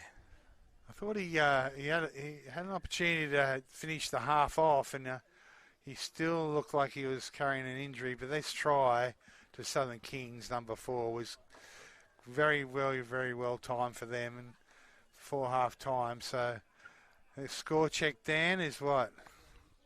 Abacus says 12 points to 7 in favour of Mother Country. Very good. Very good. Make sure you slide those beads in the right direction, mate. It's crucial. Crucial when scorekeeping with an abacus. Crucial. All right. I couldn't even tell you what an abacus is, Tom. I got to be honest. Oh, they're a Chinese counting machine. It looks like you're playing checkers, and they're different coloured beads, and you're counting amounts of 7s or 8s or something. You'll have Can't to remember. bring yours next year. Yeah, we can use it. It's just a bit distracting, the noise up in the commentary. When you're sliding them across, the background noise is not good. They're noisy beads. That's what I'm hearing. Especially if it was that last game between Boomerangs and bloody Perouse. They'd be sliding them all five tries a half for each. We need a full-time abacus operator up here. It would time. Flair getting me to operate up here. Here we are. It's the Southern Kings #2 side in the blue, taking the mother country. He's squeezed away here. Oh, has he got enough pace? I think he does. Oh, I think he does. Hammy.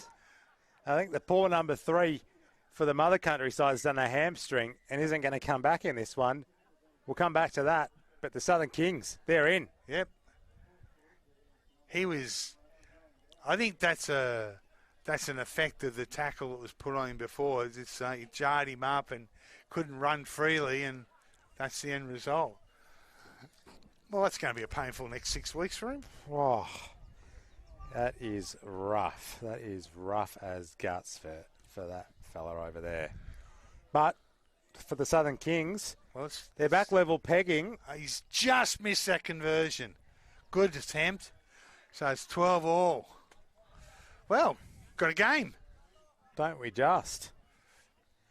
Let's have a look here at how this one unfolded. Just breaks away from the big #3, and he tries to give chase, and there's a Hemi there. Literal hand to the back of the Hemi. And #10 goes over the score. Jaden Brody, the #10 for the Southern Kings #2 side. Nice take. Spins the ball wide. Brings it back. Oh, that was heavy. Heavy contact. Wasn't sure whether it was high, but I think we're back underway very quickly here. And very quickly is exactly how that man operates. He's away, and that's a reply. It's not so where the contact was with the arms and stuff. It was the shoulder, where the shoulder ended up on his jaw. That's the bit that they don't like in the tackle. That'd do it. That'd do it. There you go. There you go. Yeah. So,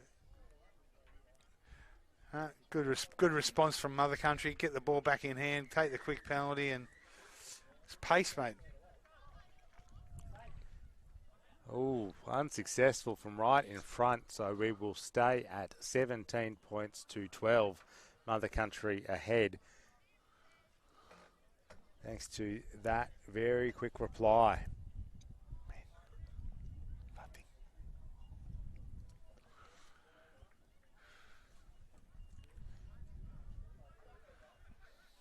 As we just wait for the last of the Mother Country players to get back in the line. Jarrell Baraza. Ball just sits straight up for Mother Country. That's a great return for them. Kick off down the short side. Little grubber for himself. Ooh, that was close. And that almost came off. That almost came off. What's he going to release? Referee doesn't know here. Gone to the linesman. You were closer than me. What was it? They're going to have a conference here. I'm saying knock on against Mother Country. That was my initial impression as well. Blue ball. Oh, it's it. What's he coming back for? Oh, knock on up here, all the way back. Oh, okay. Well, there you go. Sure thing.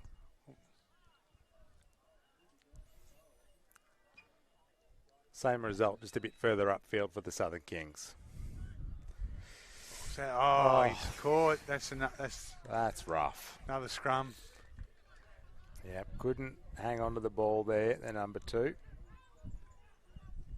So we'll replay that, except we'll have the feed coming in from Team Orange. No, he's giving it back to them. Back to them? I'm not sure why. He might have went straight through.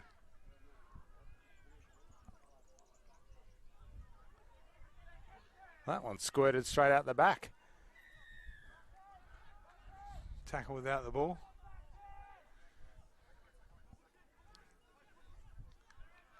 Here we go.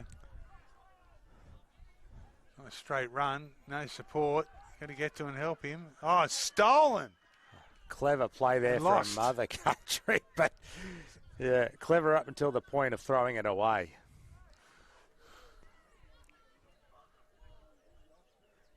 Hold the ball, yells one of the players. Well, that's an idea.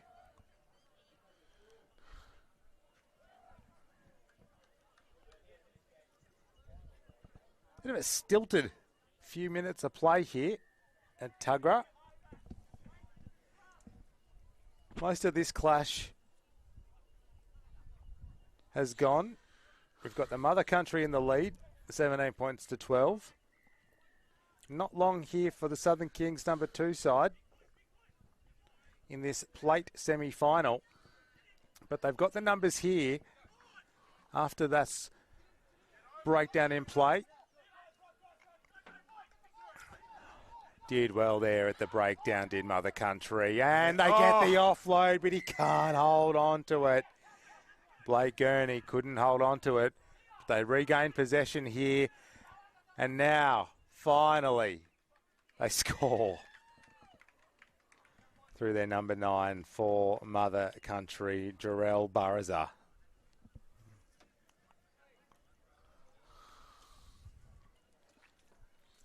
Let's have a look at the build up to that one. They did well there, Mother Country, seeing the opportunity. Went to ground. But they got the penalty. And Baraza going over, but not converting. They'll stay at 22 to 12, but with not very long left, that should do the job.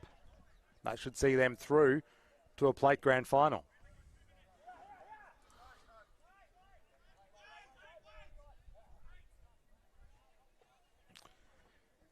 Just needing to pause while one of their players got back onside.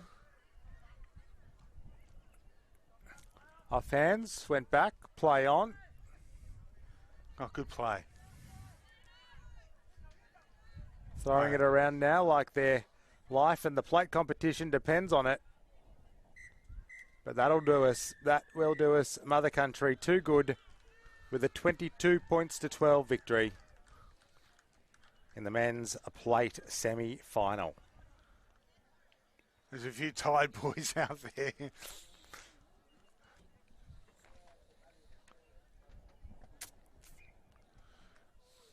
I'll get a brief rest, but you're not done yet for the day. Yeah, they're going to. I think they're GF's at 4:20 on another field, so they've got about an hour's rest between now and their next game.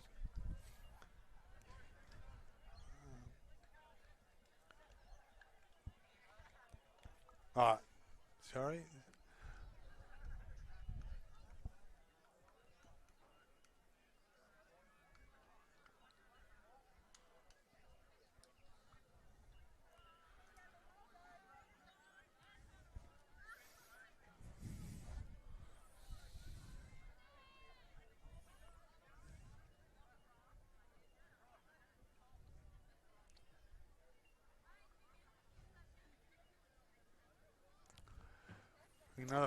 This finals all coming up now, so I think next game's the plate final for the girls, followed by the cup final for the girls. So,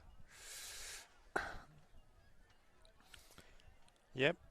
the women's plate final between the Central Coast Black Cockatoos women against the Skin Dogs women. That one coming up next here on the main field at Tuggerah. The Central Coast Regional Sporting Complex, to use its full name. There's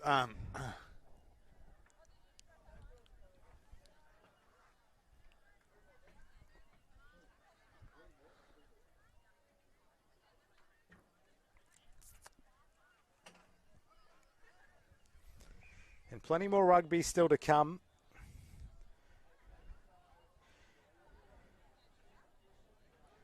Four more matches here on field number 5 on your live stream this afternoon. It is all finals action from here on out.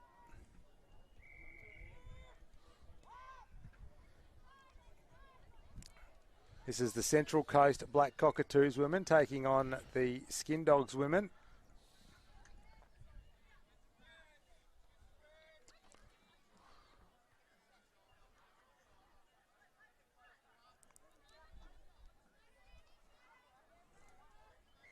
And Tom, correct me if I'm wrong, but I think it's the Black Cockatoos in the black and red, and the Skin Dogs in the purple. That's them, the Skin Dogs in the purple. This is the first time the Skin Dogs have put in a women's side, so this is an expansion of them as a club at the Ella-Sevens. They've been vindicated as well, making it through to a plate final. Yeah. I'm sure they're looking to build on this next year as well. Glad they've added a women's team because they've been strong in the men's competition for some time now. They certainly have, yeah.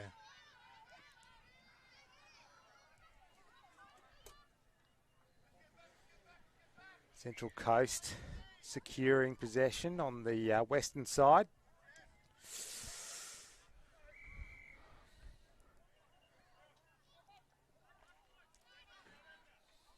Picking up a penalty here.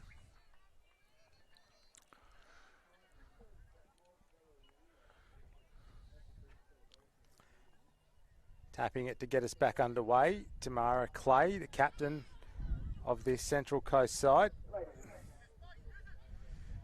Steps off the left, but hands it on a platter to the Skin Dogs, number 10, Sky Gordon-Briggs. Wasn't she in the right spot? She gets it away to Luai. Offload. That's Green. A good step. Oh, she might be in here. Prince, Lane Prince is in for try number 1.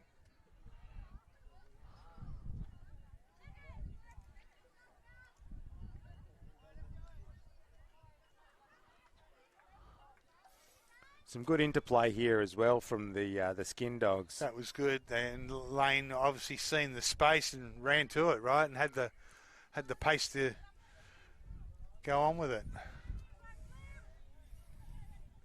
Let's see how this one was constructed. And there's the finishing touch there from Prince. Calling all Sydney University kids that are going on the plane. Chanel Williams gets us back underway. And we will have a line out just inside the 22. Over to see Dylan as quickly as possible. Thank you. And it'll be Central Coast with the line out throw. Should be on top of that.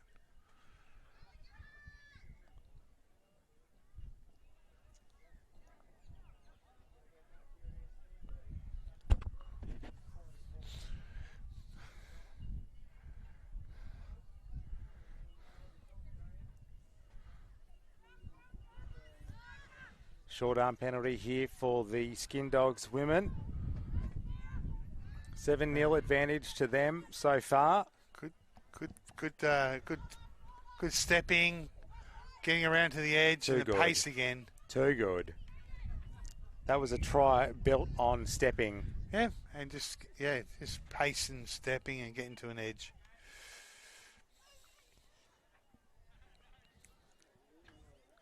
That is try number 2 for the Skin Dogs women. The number 2 scored it. And try number 2 for the number 2, Lane Prince. Lane Prince. Oh, what a good drop, but just missed it. So we will stay at 12 points to 0.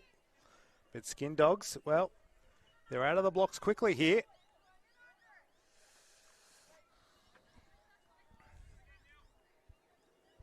Too good. Too clever, too fast. It was all very well executed, all on our own. Nice take. Oh, good tackle.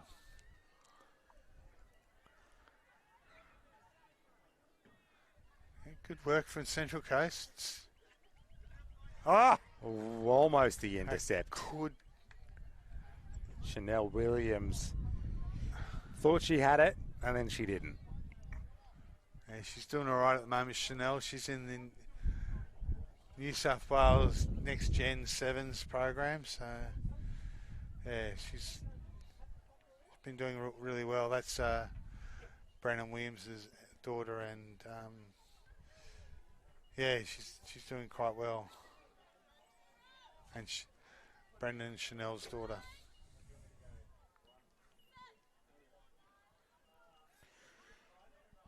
Central Coast, well, what they needed was some possession, but they've got the opposite of that here. Yeah.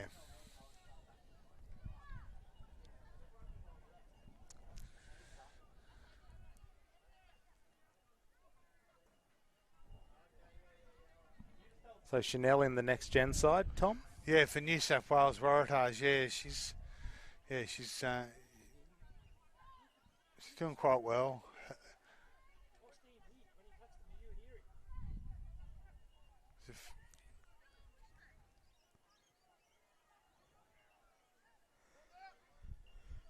Ball's out the call, and let's see what that dangerous number 2 can do. You knew something was brewing.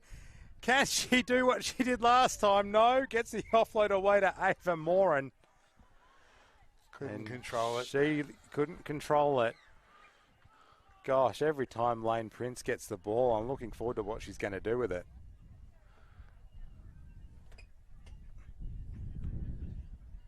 On that occasion, it just went to the deck, but an exciting little set play there. Skin Dog women, they are 12-0 to the good on the scoreboard, and they are clearly in the ascendancy here. Big push in the scrum from them. But Central Coast, for a moment, retained possession. Half-time comes at the right time for Central Coast. That was a difficult pass to catch on the defensive line, backing back while the ball's being thrown over your head. So, yeah. And with the breeze picking up slightly here as well, just to add another challenging factor. But, yep, the stopwatch couldn't turn quick enough there for the Central Coast, as we see the double scored by the number 2, Lane Prince.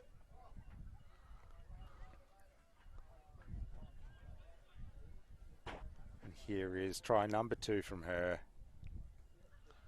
Silky smooth. Yeah. It's getting it done very, very cleanly.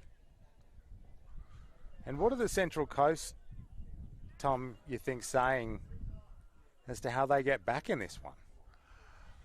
It's holding the ball, and I think their ability to just try and play a more direct route. I think the guys from Skin Dogs are probably a little bit quicker, but I think they're bigger bodies. There's a couple of strong girls in this Central Coast side. If they just play a little bit more direct, I think they can get back into it. But they've got to play closer, and they've got to play with a little bit more support.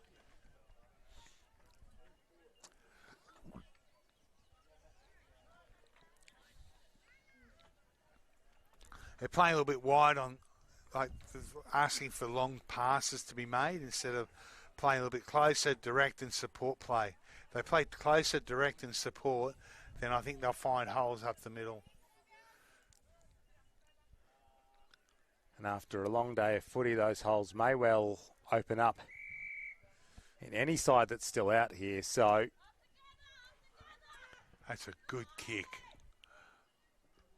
Very well executed. Yep. And a great chase as well, just to back it up. That's a good clean out. That's all good. That's it. That's what they're going to go. Go straight. Yep, the play from Skin Dogs coming out of the line. Central Coast realising that they had half an overlap out on the left. Getting the ball out there to their number 3, Deadman. Dummies, and then a short pass for Naikoko.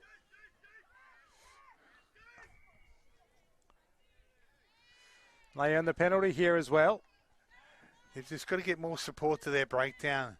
I feel like it's go straight, more direct, and then look for support. That's the one. And go direct again. Hangs on to it.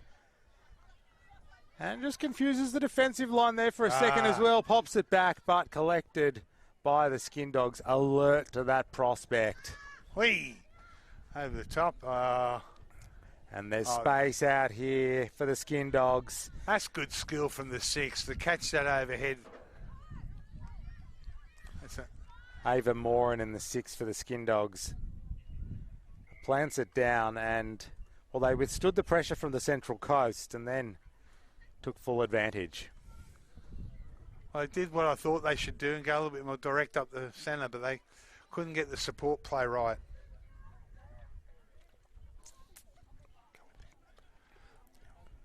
Getting the ball out of the 6, pulled it in well.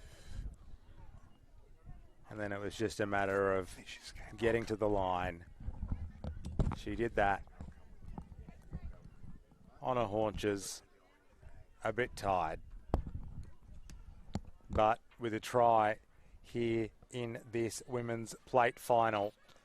Central Coast Black Cockatoos with everything to do here. They're down 17 points to 0 against the Skin Dogs women, who might leave their first LS7s with a piece of silverware.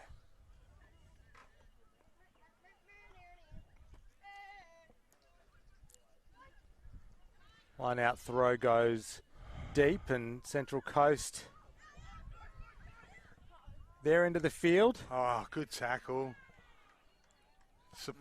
Got to get people to support her. They need... Ooh. Bit of a call. head clash there. A head on ground there. Call for the she's medico moving. there. Yeah. Moving, but that's not good to see, right? Yeah, immediate call from the referee to get somebody out to look at her.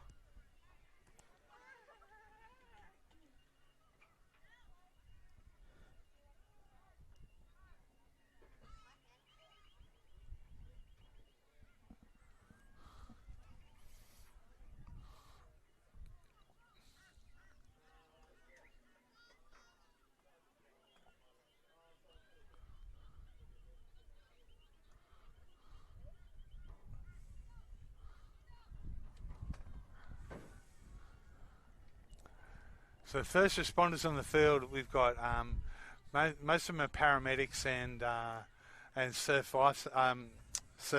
lifeguards. So they're the people we get on the first responders. That's the guy in the white, and then we've got a doctor here, Kush, and we've got physios over there as well. So.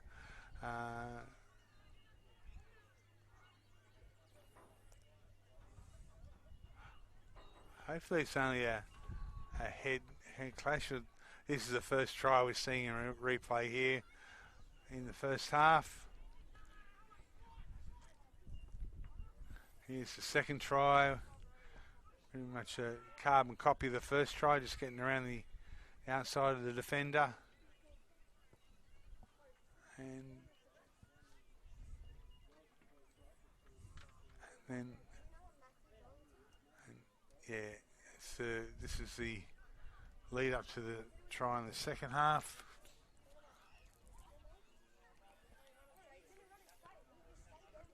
That one coming after they withstood a bit of pressure there from Central Coast for a Yeah. while. Now,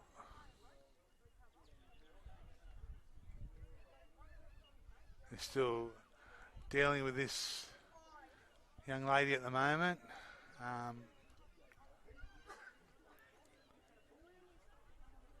Going through some protocols here, making sure everything's all right.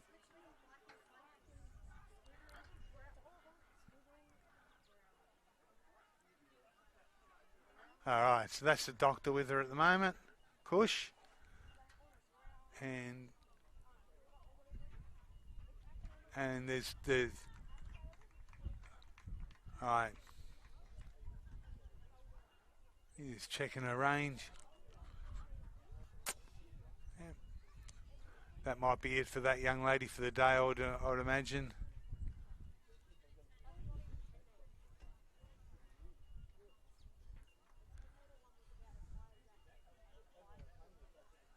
Nice. No stretcher required. That's always a good sign, isn't it? When they can walk off. Tia Duncan, the woman who was injured there. All right, and that's going to be the game. It's just taking up too much time, and that's a shame, but Skin Dogs were well ahead, and yeah. Oh, it's good. Referee's coming over to see how she is, and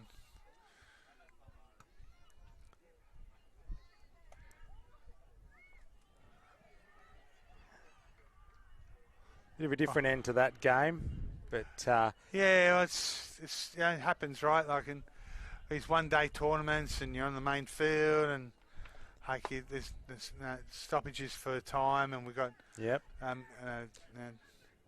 TV commitments. Just the games just keep on rolling here on the main field. yeah. All right, mate. Well done today. I'm going to leave you to the finals. Thanks very much. We've got a few more jobs to do over here before the day's out. So thanks a lot for everything you've done. And just shout out one more time to all our sponsors, Kari Foundation, Quitline, Buy Group and University of Sydney, who do a fantastic job. Thank you, Andrew Raw, and all the production team for helping us out. To the referees, the doctors, the physios, and all our volunteers and ball boys. They do an amazing job for us on the day. And to you, Dan, you've been up here all day. And we had a team of three, and Talisha Harden caught in the Cyclones up there, and others who, we've just weren't able to get here on the day. But we appreciate your commitment and helping us out. So thank you very much. All good, Uncle. Get over there before they run amok too much more without you. I'll see you over there a bit later on. Fantastic.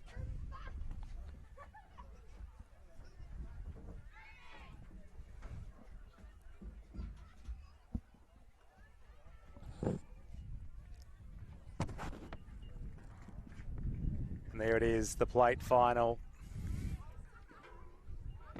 Awarded to the Skin Dogs women. Congratulations to them for picking that up in their first foray here at the Ella Sevens. And as they raise the trophy, the fight will soon begin for another one. The Cup Grand Final in the women's competition. Titters United taking on the Sydney Dreaming women.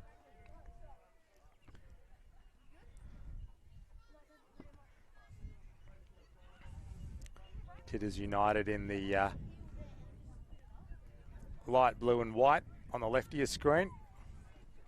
Sydney Dreaming women in the black on black on black on the right of your screen. In just a moment after we see these celebrations unfold for the plate victors.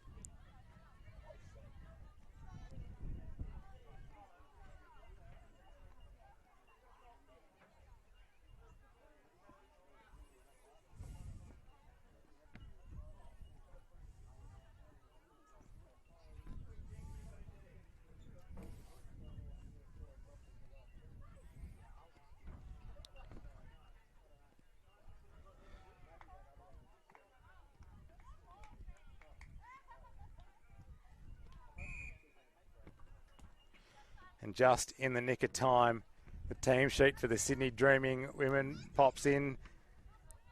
And we are underway for the Cup Grand Final. And Sydney Dreaming women taking it up here through their dangerous number 12, who gets an offload away, and they'll make it almost towards the Titters United 10-metre mark.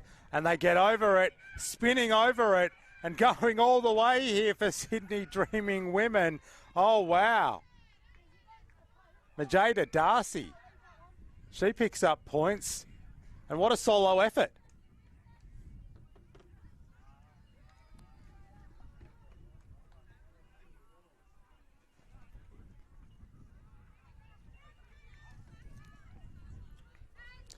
And the conversion attempt successful, so they march out to a 7-0 lead here in the women's grand final, the Cup final. The pinnacle of the women's competition here at the Ella Sevens.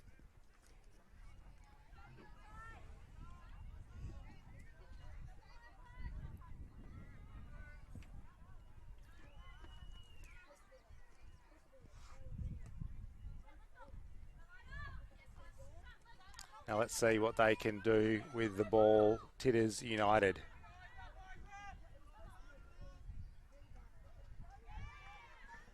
Ball goes to ground, but backwards, play on. Alana Ryan, the 7 for Titters United. Decent recycle. Back here to Conroy. Conroy gets the ball away. Linking up, but not going anywhere fast, the Titters United outfit. But reckon they can see an overlap out here on the right-hand side, so they take a circuitous route and, well, the tackle is affected on the 22, but possession quickly changes hands because they didn't have any numbers at the breakdown. And a penalty here as well for the Sydney Dreaming women. And they go close with that phase of the play. And we'll have a penalty going the way of Sydney Dreaming women.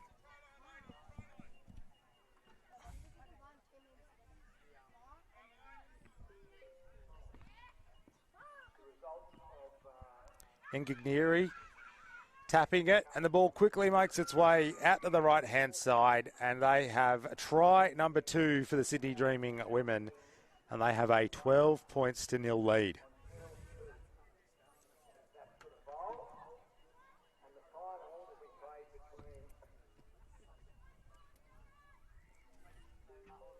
Conversion attempt. Gettable, but not simple. That's the challenge. And didn't look likely off the boot, so we will stay at 12 points to zip. And through hands it went. Out there to the right-hand side, and Darcy, number 7, getting the try for Sydney Dreaming women.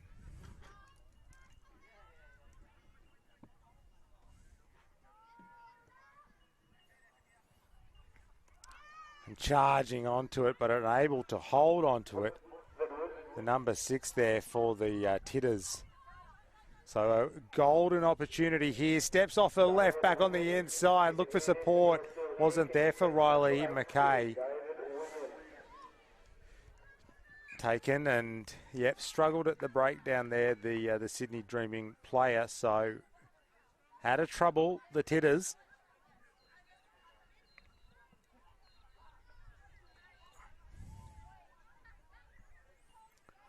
$12-0 in the early stages of this Women's Cup final.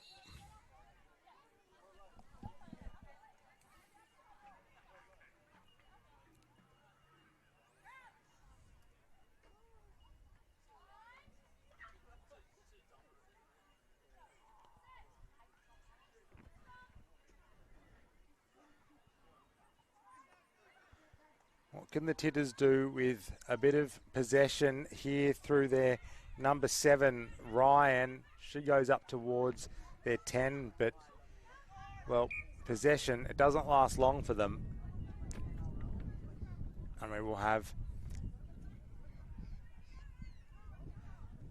Another scrum, will we? Packing down just inside the Titters 10.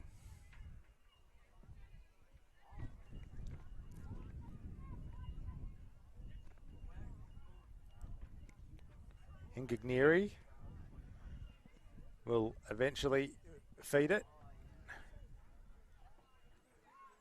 They look dangerous, they look slick, they look well drilled, do the Sydney Dreaming women.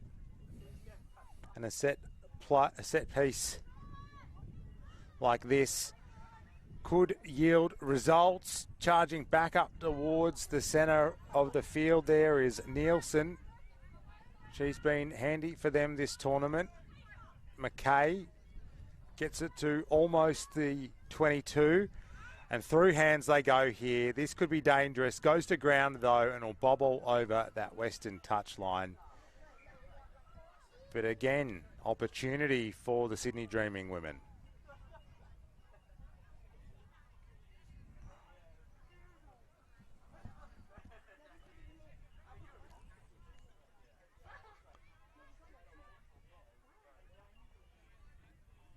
Have the line out. Almost right on the 22. They get it back here, do the Titters. And a wonky old kick upfield finds touch just shy of halfway.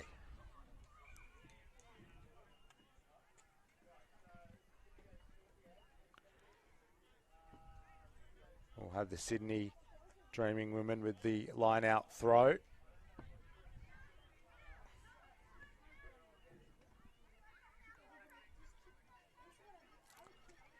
Just two players for each side in the line out. And the Titters win it against the throw.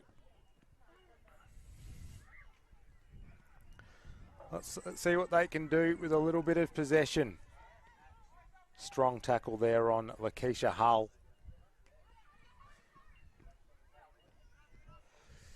Gets the offload, but that ball goes to ground. They lose metres. Back towards the 22 they go. Jessica Gentle looking for an option. Well, she finds a pretty good one, which has plenty of room in the backfield. And they are over the line for their first points in this clash.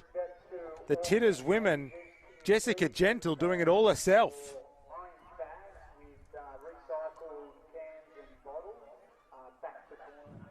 There weren't a lot of options there, but she found a pretty great one, and she converts her own try. And at half-time, we are 12 points to 7. Sydney Dreaming women, the stronger team in that first half, but on the scoreboard, they're only 5 points ahead, thanks to that brilliant effort there, solo from Jessica Gentle.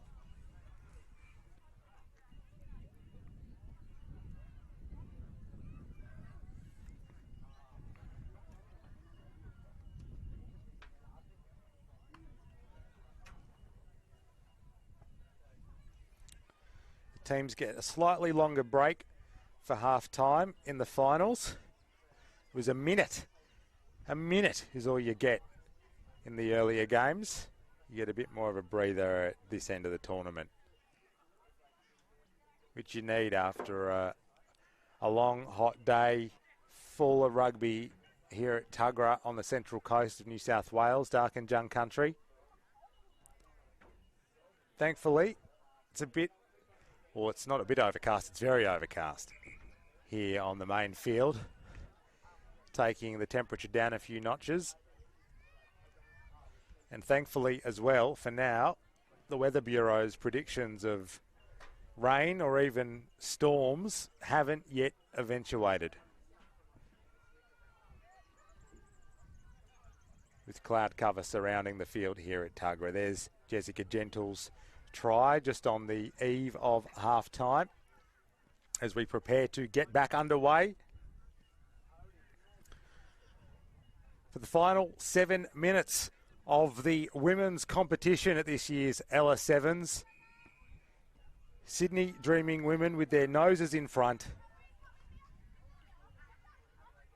Let's see if they can retain the ascendancy or if that Jessica Gentle try ignite something in Titters United. It's Titters United running from right to left in this second half, and with first use of the football and getting around her opposite number on the far side and getting out of another tackle too.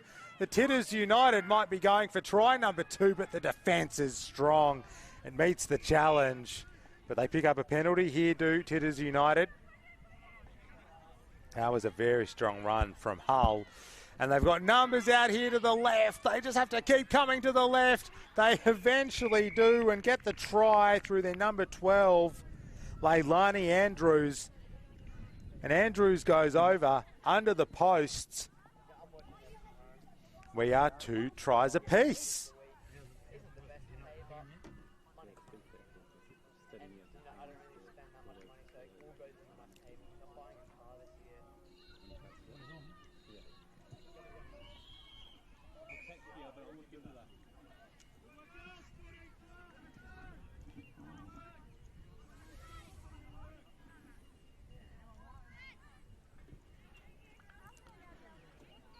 What a comeback from Titters United.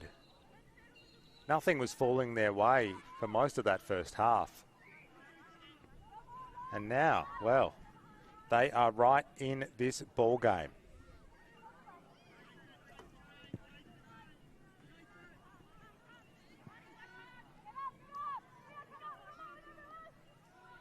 Sydney Dreaming, well, right down in the southwestern corner of the field here at Tuggerah.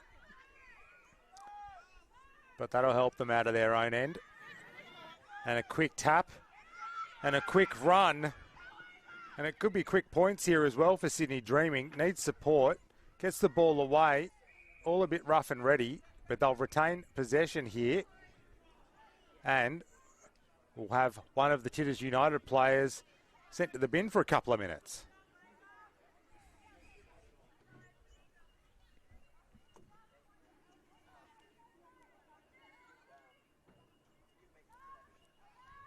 An opportunity here while they're 7-on-6 for the Sydney Dreaming women, and well, they mightn't need long to take full advantage. She's got support as well on the outside, and she finds it. She finds her number 12, Paris Ingigneri,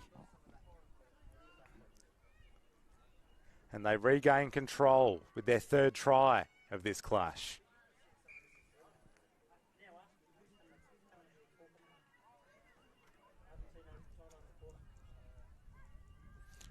Been a workhorse for them this tournament, Paris Ingigneri. And good to see her rewarded with a try here in this cup final.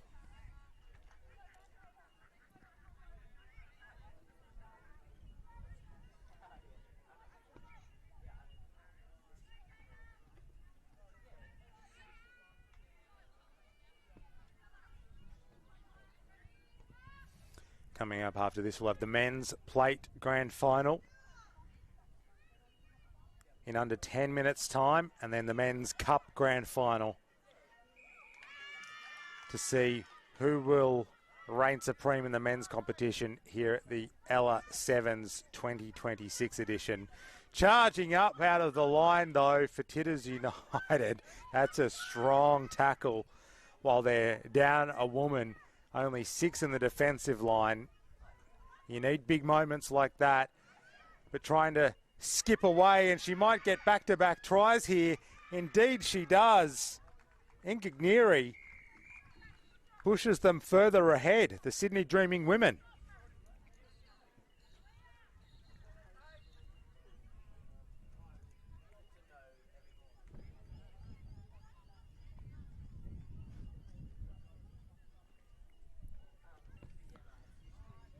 And with a successful conversion, that takes them out to 26 points to 14.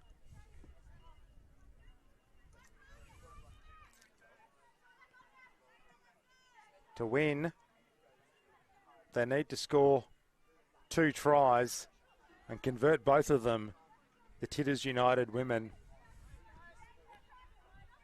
That'll be a challenge.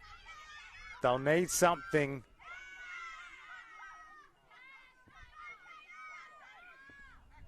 And they've retained possession, albeit in a far from convincing fashion, inside their own 40.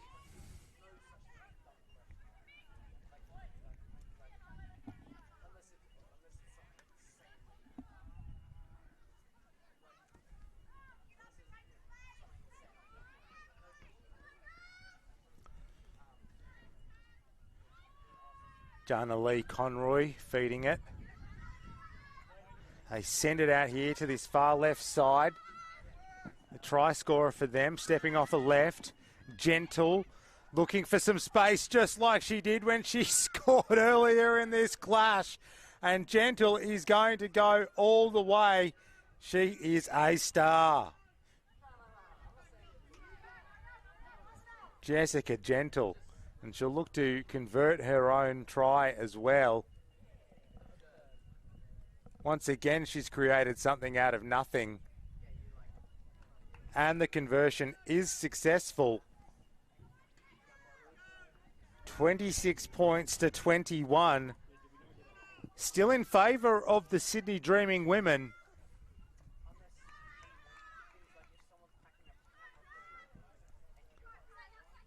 But this is a contest. Although busting through there with nobody in the backfield and nobody chasing gives Sydney Dreaming that buffer once again. Again, one of their players who's had a great tournament, Claudia Nielsen, getting the try there. As soon as she broke into the backfield, the Titters players, they knew they had nothing to give.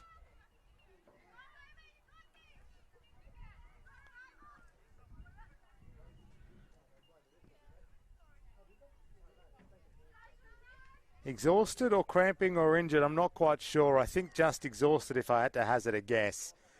But she sends it off to a trusty teammate, Incagneri, who almost takes the match official's head off with that attempted conversion that was a little bit too low for liking. But Sydney Dreaming women, they come away with the Cup final win here at the Ella Sevens 2026 edition.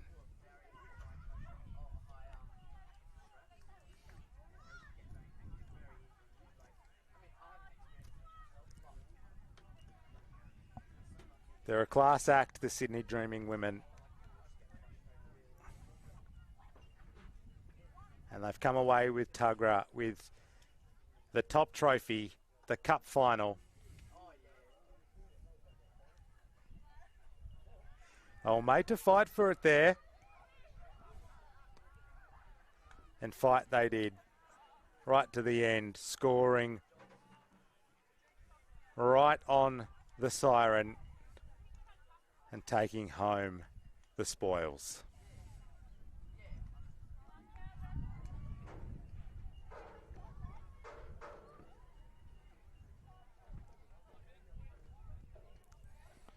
Sharing the tries around as well, the Sydney Dreaming women. Incagneri grabbing a couple, Nielsen as well, Darcy.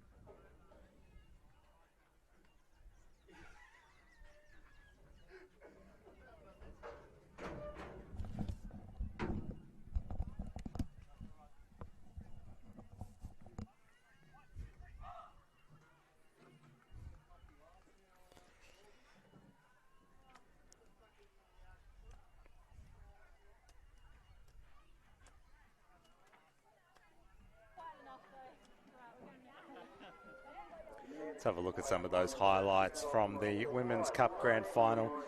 Incredible stuff here from Jessica Gentle on a couple of occasions. She, you can tell that she's a class player.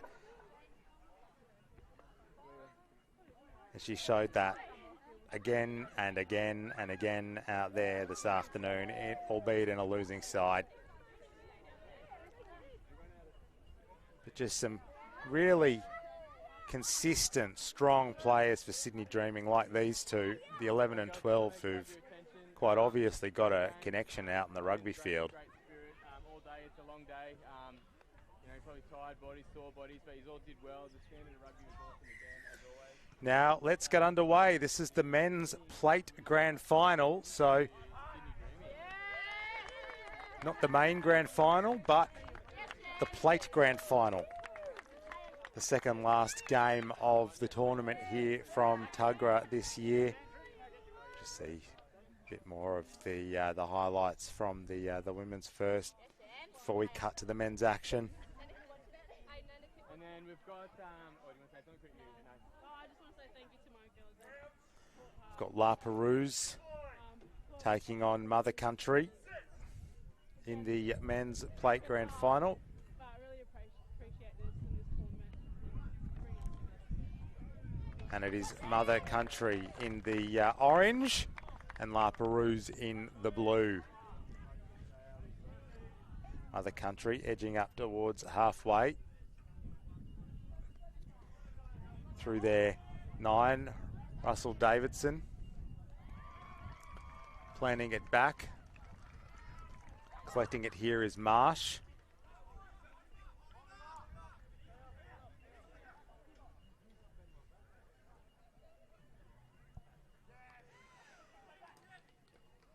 Ball bounces its way back finally to the number 1. And a penalty here for Mother Country.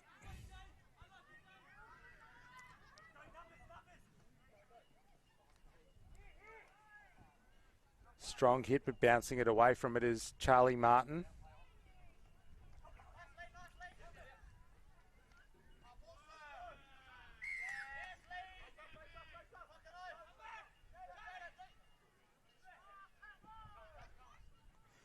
And La Perouse will come away with it here. A cutout ball to the far western side of the ground and finding a bit of a space, creating half a gap. Oh, strong follow-up stuff there. And we will see the first try of this one going to the number 7, Jaden Rook.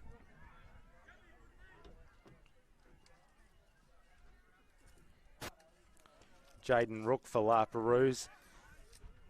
Content with a little bit of a break before attempting the conversion here.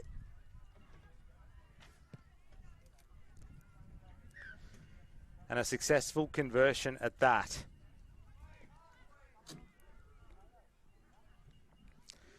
And La Perouse take the advantage in this men's plate grand final. Great support play there. Running onto it at pace. Didn't give Mother Country a shot.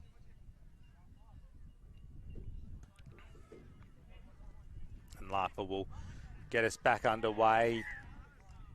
And with a bit of a breeze picking up here at Tuggerah, that challenge was too great for the Mother Country player.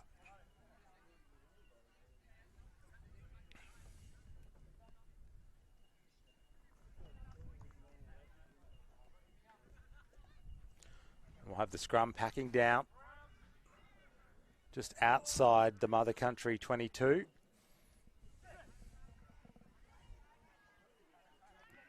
Let's see what La Perouse can do through their try scorer, the number 7, Rook.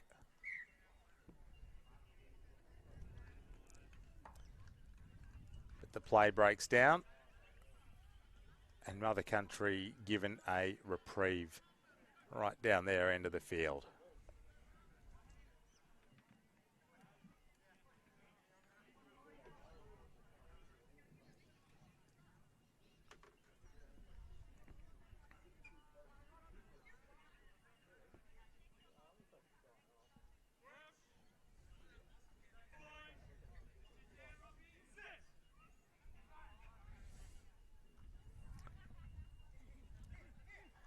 Mother Country sniffed out a chance there, but the half hole he was about to poke through was just that little bit slender.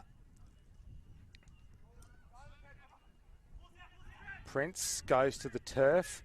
Wrapping around here is Taff. Stepping off his right-hand side, the try scorer again involved in everything, Rook. This time it's the try assister because they go over in that far western side. La Perouse, 2 tries to the good.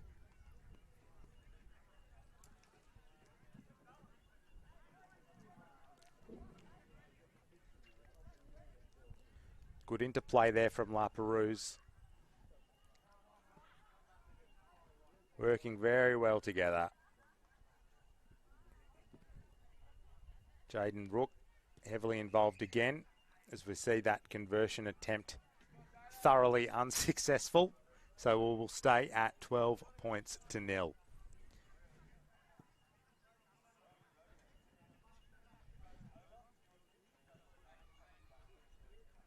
Too much pace and too much space there for Robert Sims.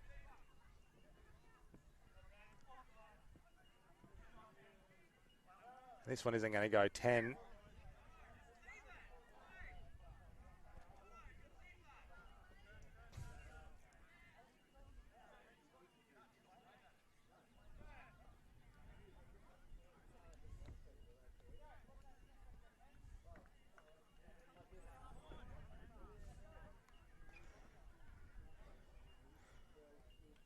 Not clear why Mother Country didn't just leave that. Instead, we'll have Keanu Prince feeding it into the scrum. And a 2-on-2 opportunity out here with their danger man, Rook with the ball. Quick recycle. Let's see what he can do down this left-hand side. He goes in touch, but again, dangerous there. Mason Bunton trying to thread the needle down the short side here on this eastern touchline.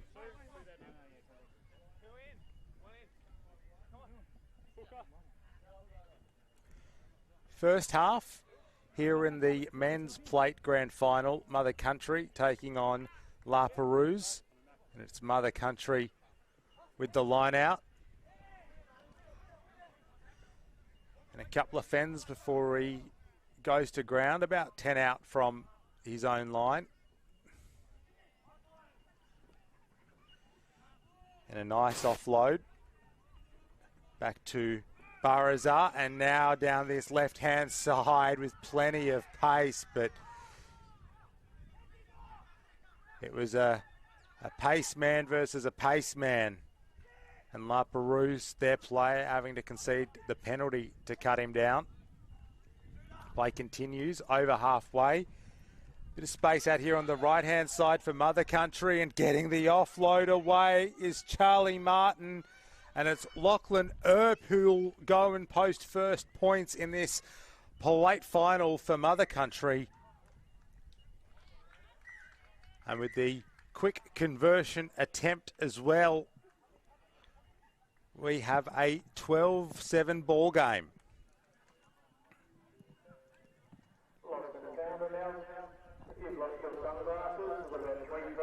As we break for half-time here at Tuggerah on Dark and Junk Country.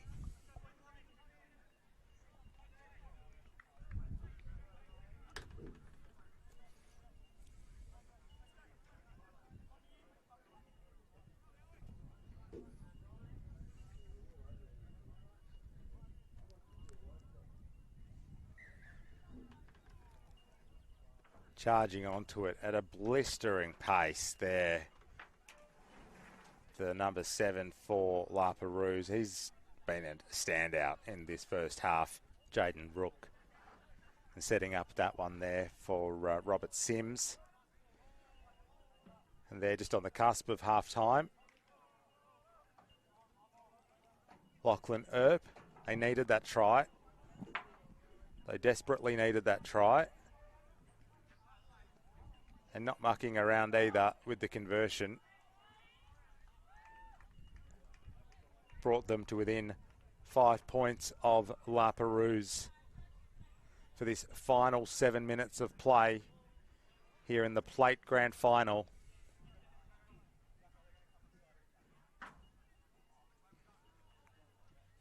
After 7 hours of rugby here at Tuggerah, a final 7 minutes of play to decide who of these two teams goes home with a piece of silverware. And just a reminder, in 10 minutes' time, we'll have the Cup Grand Final to decide who is the overall winner of the men's competition here at the Ella Sevens 2026.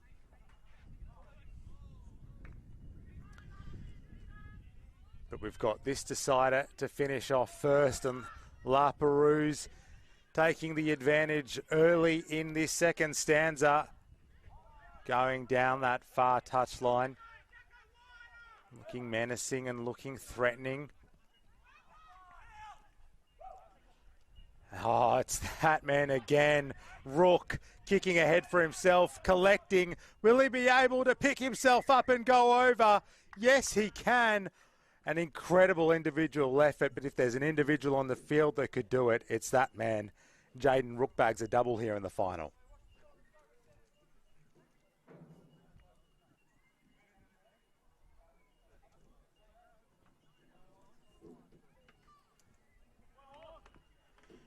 Did well to recover. None of that was simple, especially after he went to ground and converts it as well to push us out to a 12-point advantage. Toes it ahead. Almost pulled down. Defence chasing through. But too strong, too good, too skillful.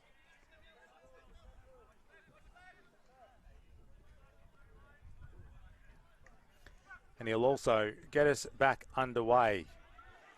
Although this does not look like it is going to go the required 10 metres. And it does not. We'll have Mother Country given an opportunity from halfway.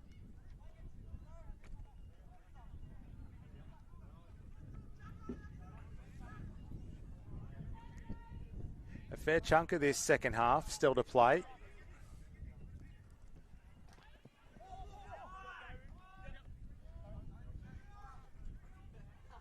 Cyprian flicks it back, taking it to ground. Baraza.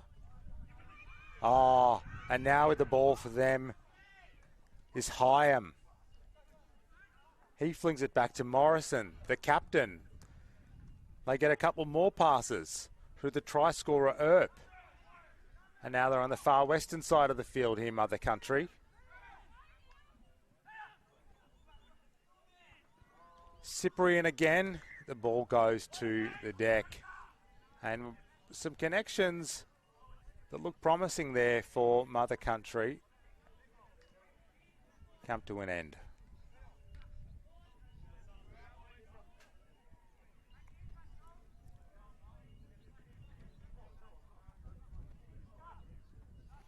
Blake Gurney, the number 2 for Mother Country.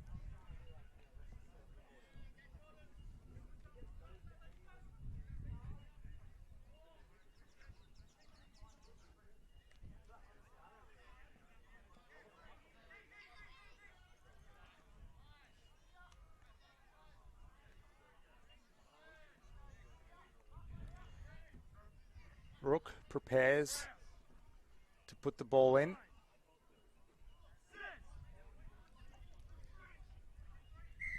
Big push there from Mother Country. They earn the penalty. In strong position. Still to the referee for more than that. But play on. Earp, the try scorer, goes within 5. They bring it out here. He'll need to do a lot of work to get over the stripe, and he does exactly that. Blake Gurney, the try scorer for Mother Country. 19-12, kick to come.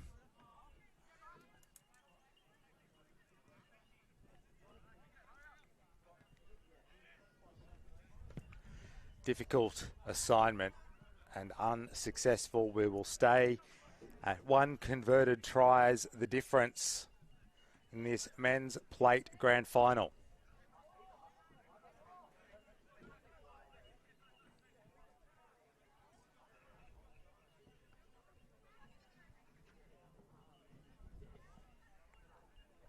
Mother Country having to chase down their ball. Time's not on their side here. So having to do the hard yards just to get back underway and give La Perouse possession again. This one's dicey whether it goes the 10 or not. And that does not happen.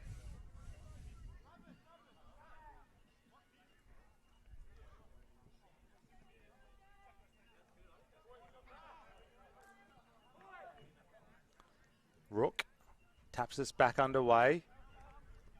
Ball out in front.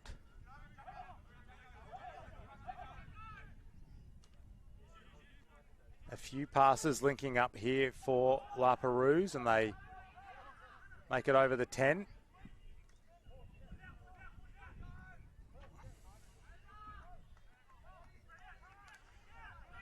Marsh releases, and trying to go up the middle again is Rook.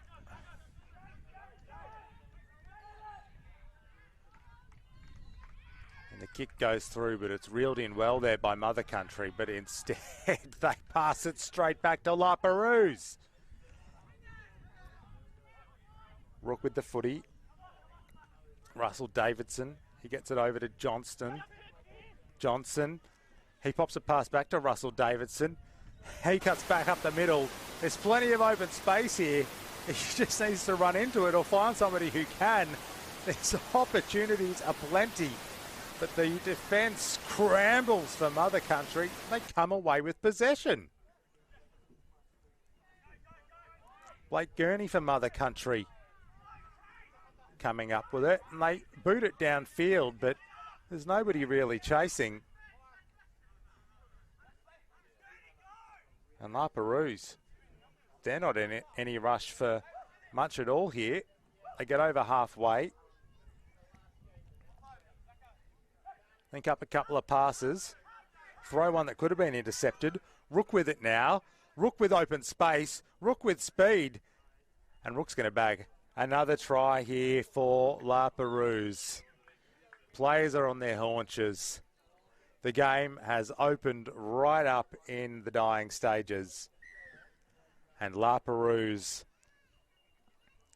take it out to 24 points to 12. And you would think seal a victory here in the men's plate grand final.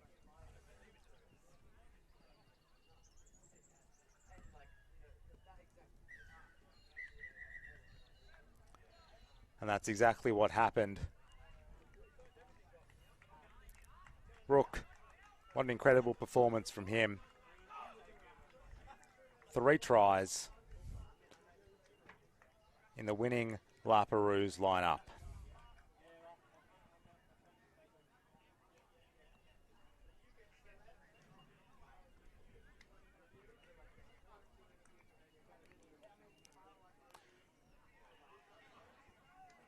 The Country, they gave them some small frights there at some key moments. But not enough, and La Perouse deserving victors, winners in the men's plate final here at the Ella Sevens 2026.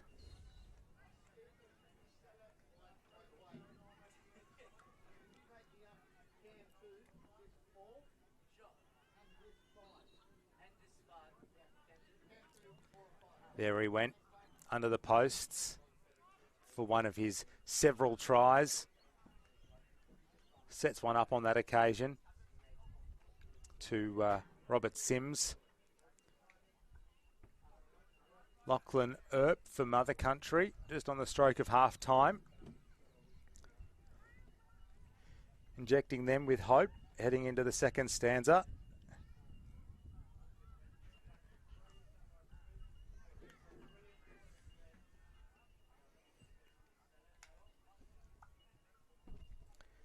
There he goes, towing it ahead, grabbing it, And still going, Jaden Rook.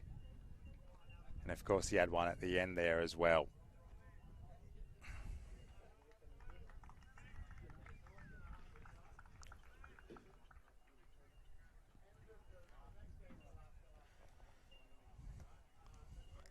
And as we say, congratulations to La Perouse on their victory in the Plate Grand Final. We turn our attention to the Cup Grand Final. The Skin Dog men taking on Hulk United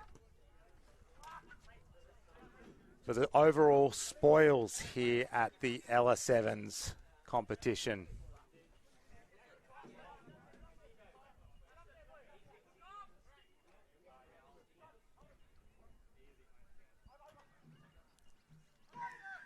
And it is the Skin Dogs team running from left to right, and Hulk United and the Hulk-like green with possession on the right of your screen.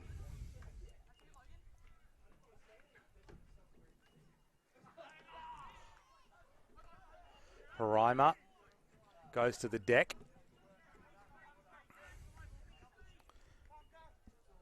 They come out here to the left-hand side, cut out pass to Hislop, and Hislop's going to charge in for the first try in this Cup Grand Final. Shea Hislop, a very strong outfit, Hulk United, taking on a perennially strong team in the Skin Dogs men.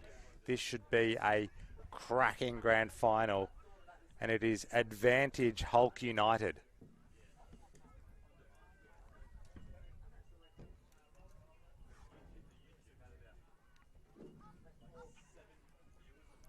Seeing the opportunity out on the left-hand side.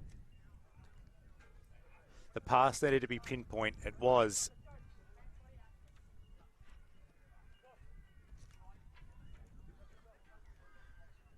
And Hislop with the try.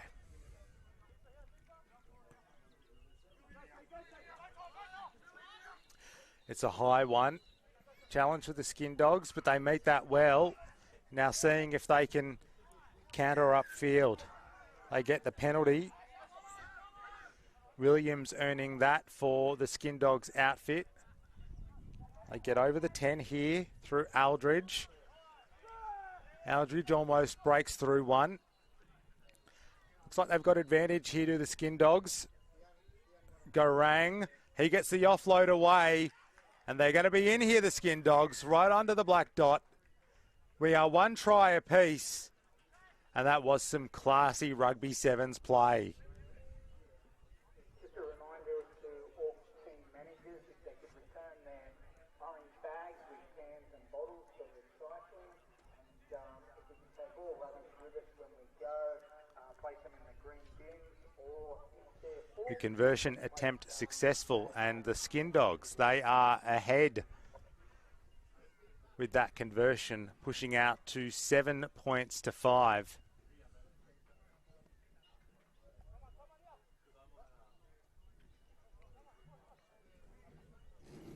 And they will get us back underway, but here's how that one unfolded. Good offload there from Garang.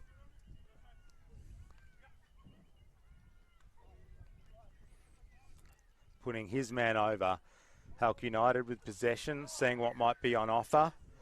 Not a lot, but they earn a penalty there. Taking it as a quick tap. Their number 5, whose name I don't have on the mostly completed team sheet I've got for this cup final, and flings it into the defensive line for Skin Dogs. That was not the plan. Now advantage the call, and it will be Skin Dogs' ball.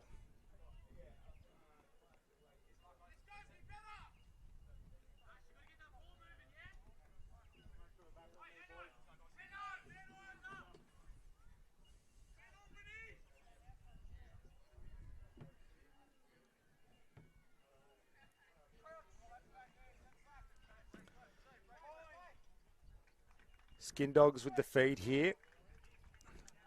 on the Hulk United 10. Strong scrum from Hulk United. Finds itself with their number 5. Flinging it across field. Somebody else whose name I don't have on the team sheet in front of me, unfortunately. And that play will turn into a new phase on the far western side. You can't pass it that far, so you'll kick it instead. But the Skin Dogs nearly come up with it.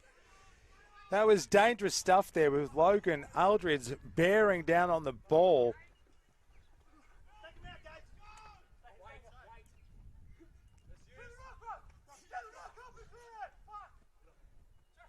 And now Hulk United still with possession. Through Hislop, through Porimer. Finds its way out to that far western flank. They've got a sweeper back here in Garang, do the Skin Dogs, and now it's a foot race for the football. The 2 number 2s chasing it, and the Skin Dogs ground it in their own end goal.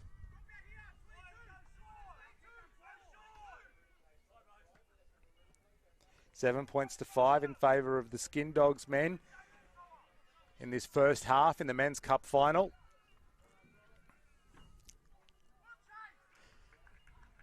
Getting us back underway with the shortest of restarts. And they do what needed to be done here, Hulk United, to regain possession.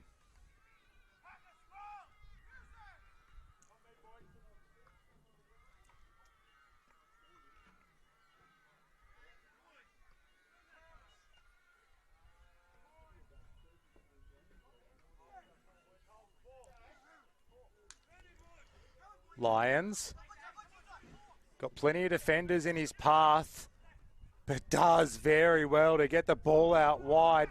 Shot looks high, advantage being played here for Hulk United, and the penalty will be called.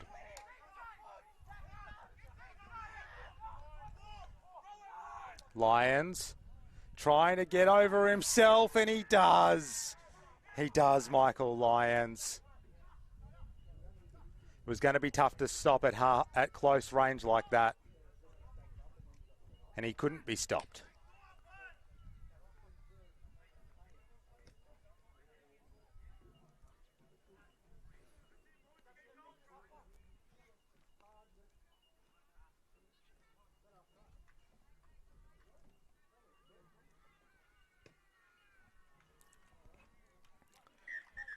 And that conversion attempt is successful.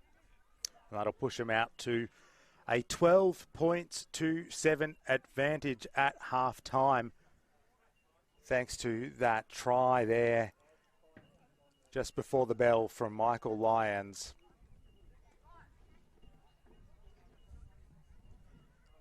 And the two teams go into their huddles.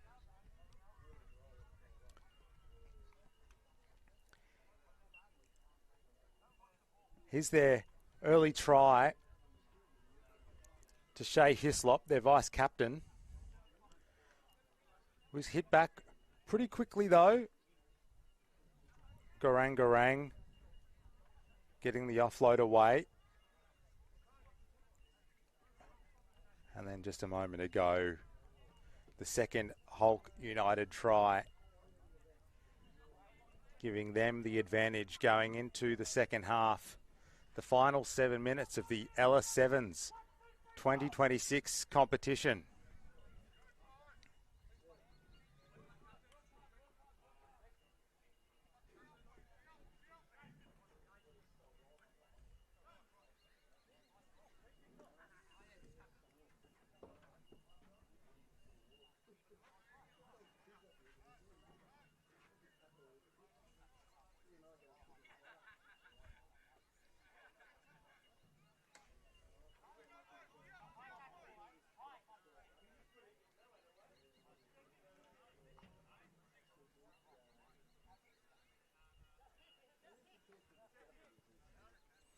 Bit of a discussion out there. I think it might have been about whose go it was to get us back underway, potentially. It's an awful lot of chatter before getting the second half back underway, but now we finally have, and it's a high ball that goes out on the full on the far side.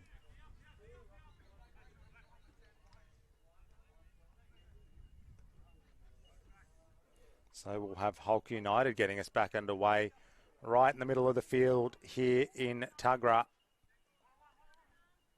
And that's Lions, one of their try scorers. Number 10, seeing what's in the offing. Not a great deal unless they can create something here out of not much at all. And they might just do that with some strong fence there from Tyson Fuller. Fuller's going to go all the way. Fuller's over in the final. What an incredible try there from Hulk United. Tyson Fuller had a heck of a lot to do. And he did it, and he did it, and he did it some more.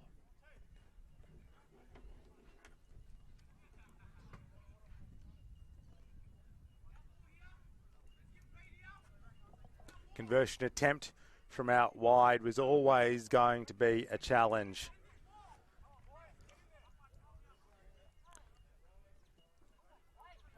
So that's where we will stay for now, a 10-point advantage to Hulk United.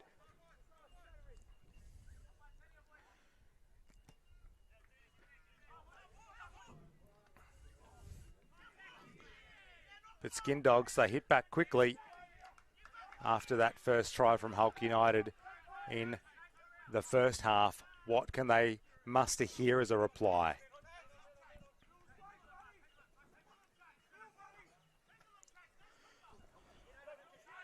Popping it back from Aldridge, and Aldridge there plays distributor from the base of the ruck. Ball out in front and dummying is the 8 for Skin Dogs. They're over halfway. Back here through their number 1, who looks outside, then looks inside, and then loses the pill. And Hulk United in no great hurry to truck it upfield. Content to wait until a few more of their teammates get back in the attacking line. With it here there, number 10. He pops it inside. Hislop gets the offload away. And now it's back with the number 10, who puts a grubber and kick through for their man, who is unchecked out here on this commentary side. Tries to do a bit of weaving and dancing, but that only gets him so far. It gets him to the 10. He pops it back. And now we're going all the way to the far west, the western side of the ground here at Tuggerah. Porrimer, not held, goes again. And lays it back. Just seeing what's on offer here. And the best option is to go himself. Fuller, once again. Can he go all the way? He can. And he can go back to back.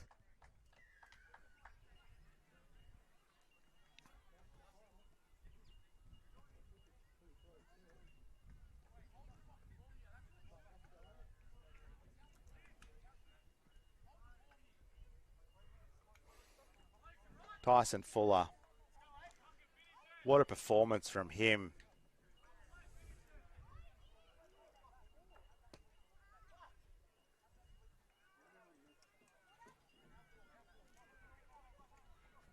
Stood up his man.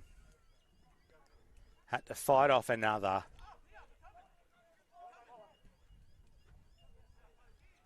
Too classy. A cut above.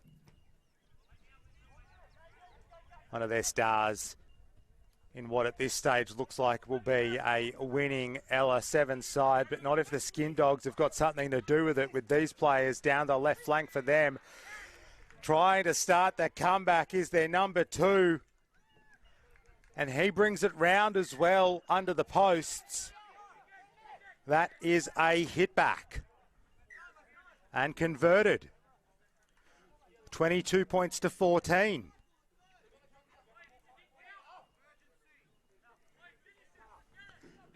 An 8-point gap. An 8-point gap. That is more than one converted try. That could be a crucial advantage. But Skin Dogs, they're not giving up. In fact, trying a little bit too hard there.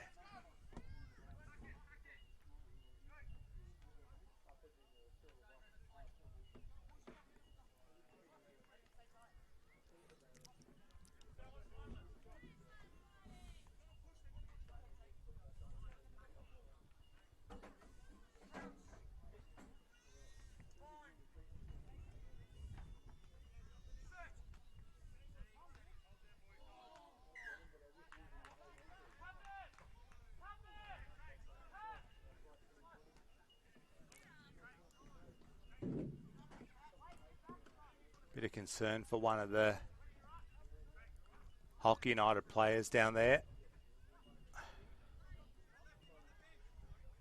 The number 12 for them, Cody King Pittman, down with the trainer.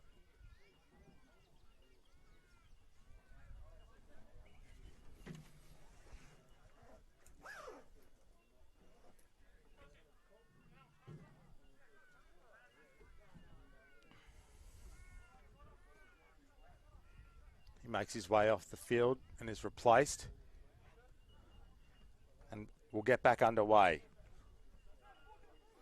Hulk United, 22-14 ahead. With more than a converted tries lead, but not wanting to stop there. They're having too much fun at this year's Ella Sevens tournament, but the Skin Dogs almost come away with a try, but some desperate defence there at the back stops them. They've got the penalty though.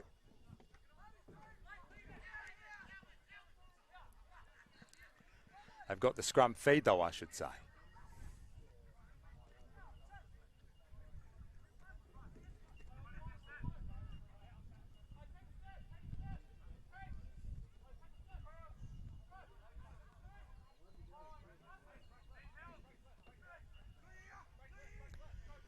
Final moments of this clash. Skin Dogs need to score immediately.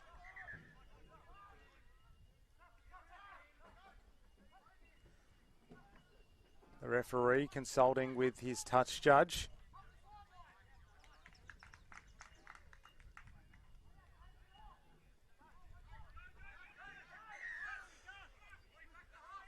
And awarding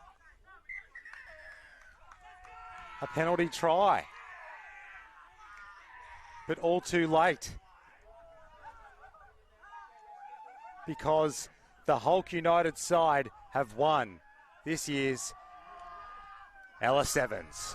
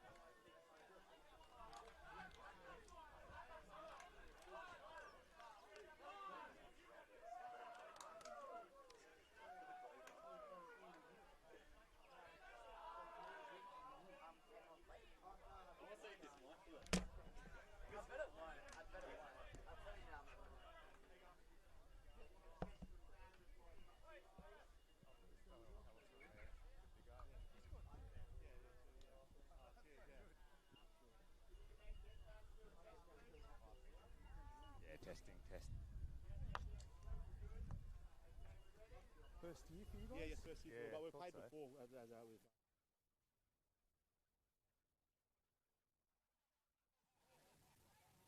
Down here with Tyson Fuller from the victorious Hulk United side. Brother, 2 tries in a final. That's not bad. Yeah, no, it was unreal. It was good to see get the win with the boys. So, yeah, our first year together. But yeah, it was awesome, mate. How was that final out there?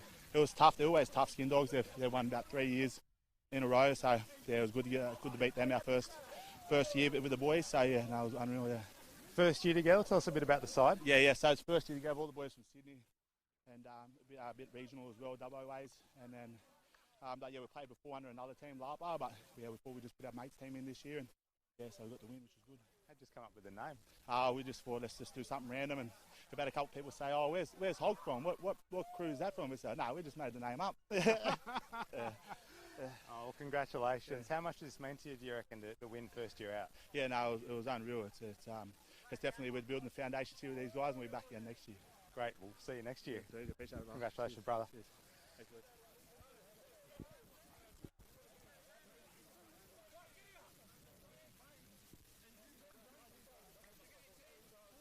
Anybody else? Nah, I think that'll do it.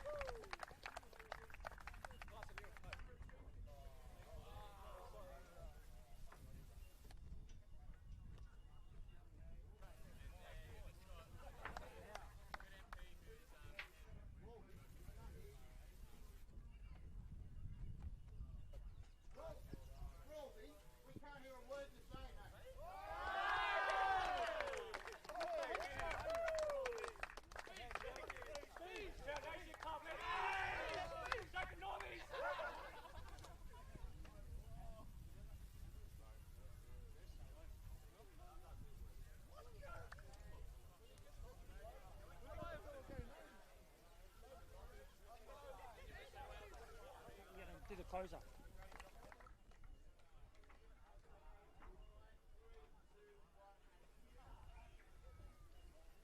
Well, how about that for a result for the Men's Cup Grand Final? Hulk United with a Hulk smash, winning that one over, well, a team that's all too familiar here at the Ella Sevens, the Skin Dogs. They'll be back next year, no doubt about that. Thank you for your company for a great day of Rugby Sevens action here from Tuggerah on Darkinjung Country on the Central Coast. Hope you've enjoyed it. If you didn't catch all the games, you can go back and watch those. But if you've been with us all day, thanks for joining us on the live stream. We'll see you from the Ella Sevens 2027.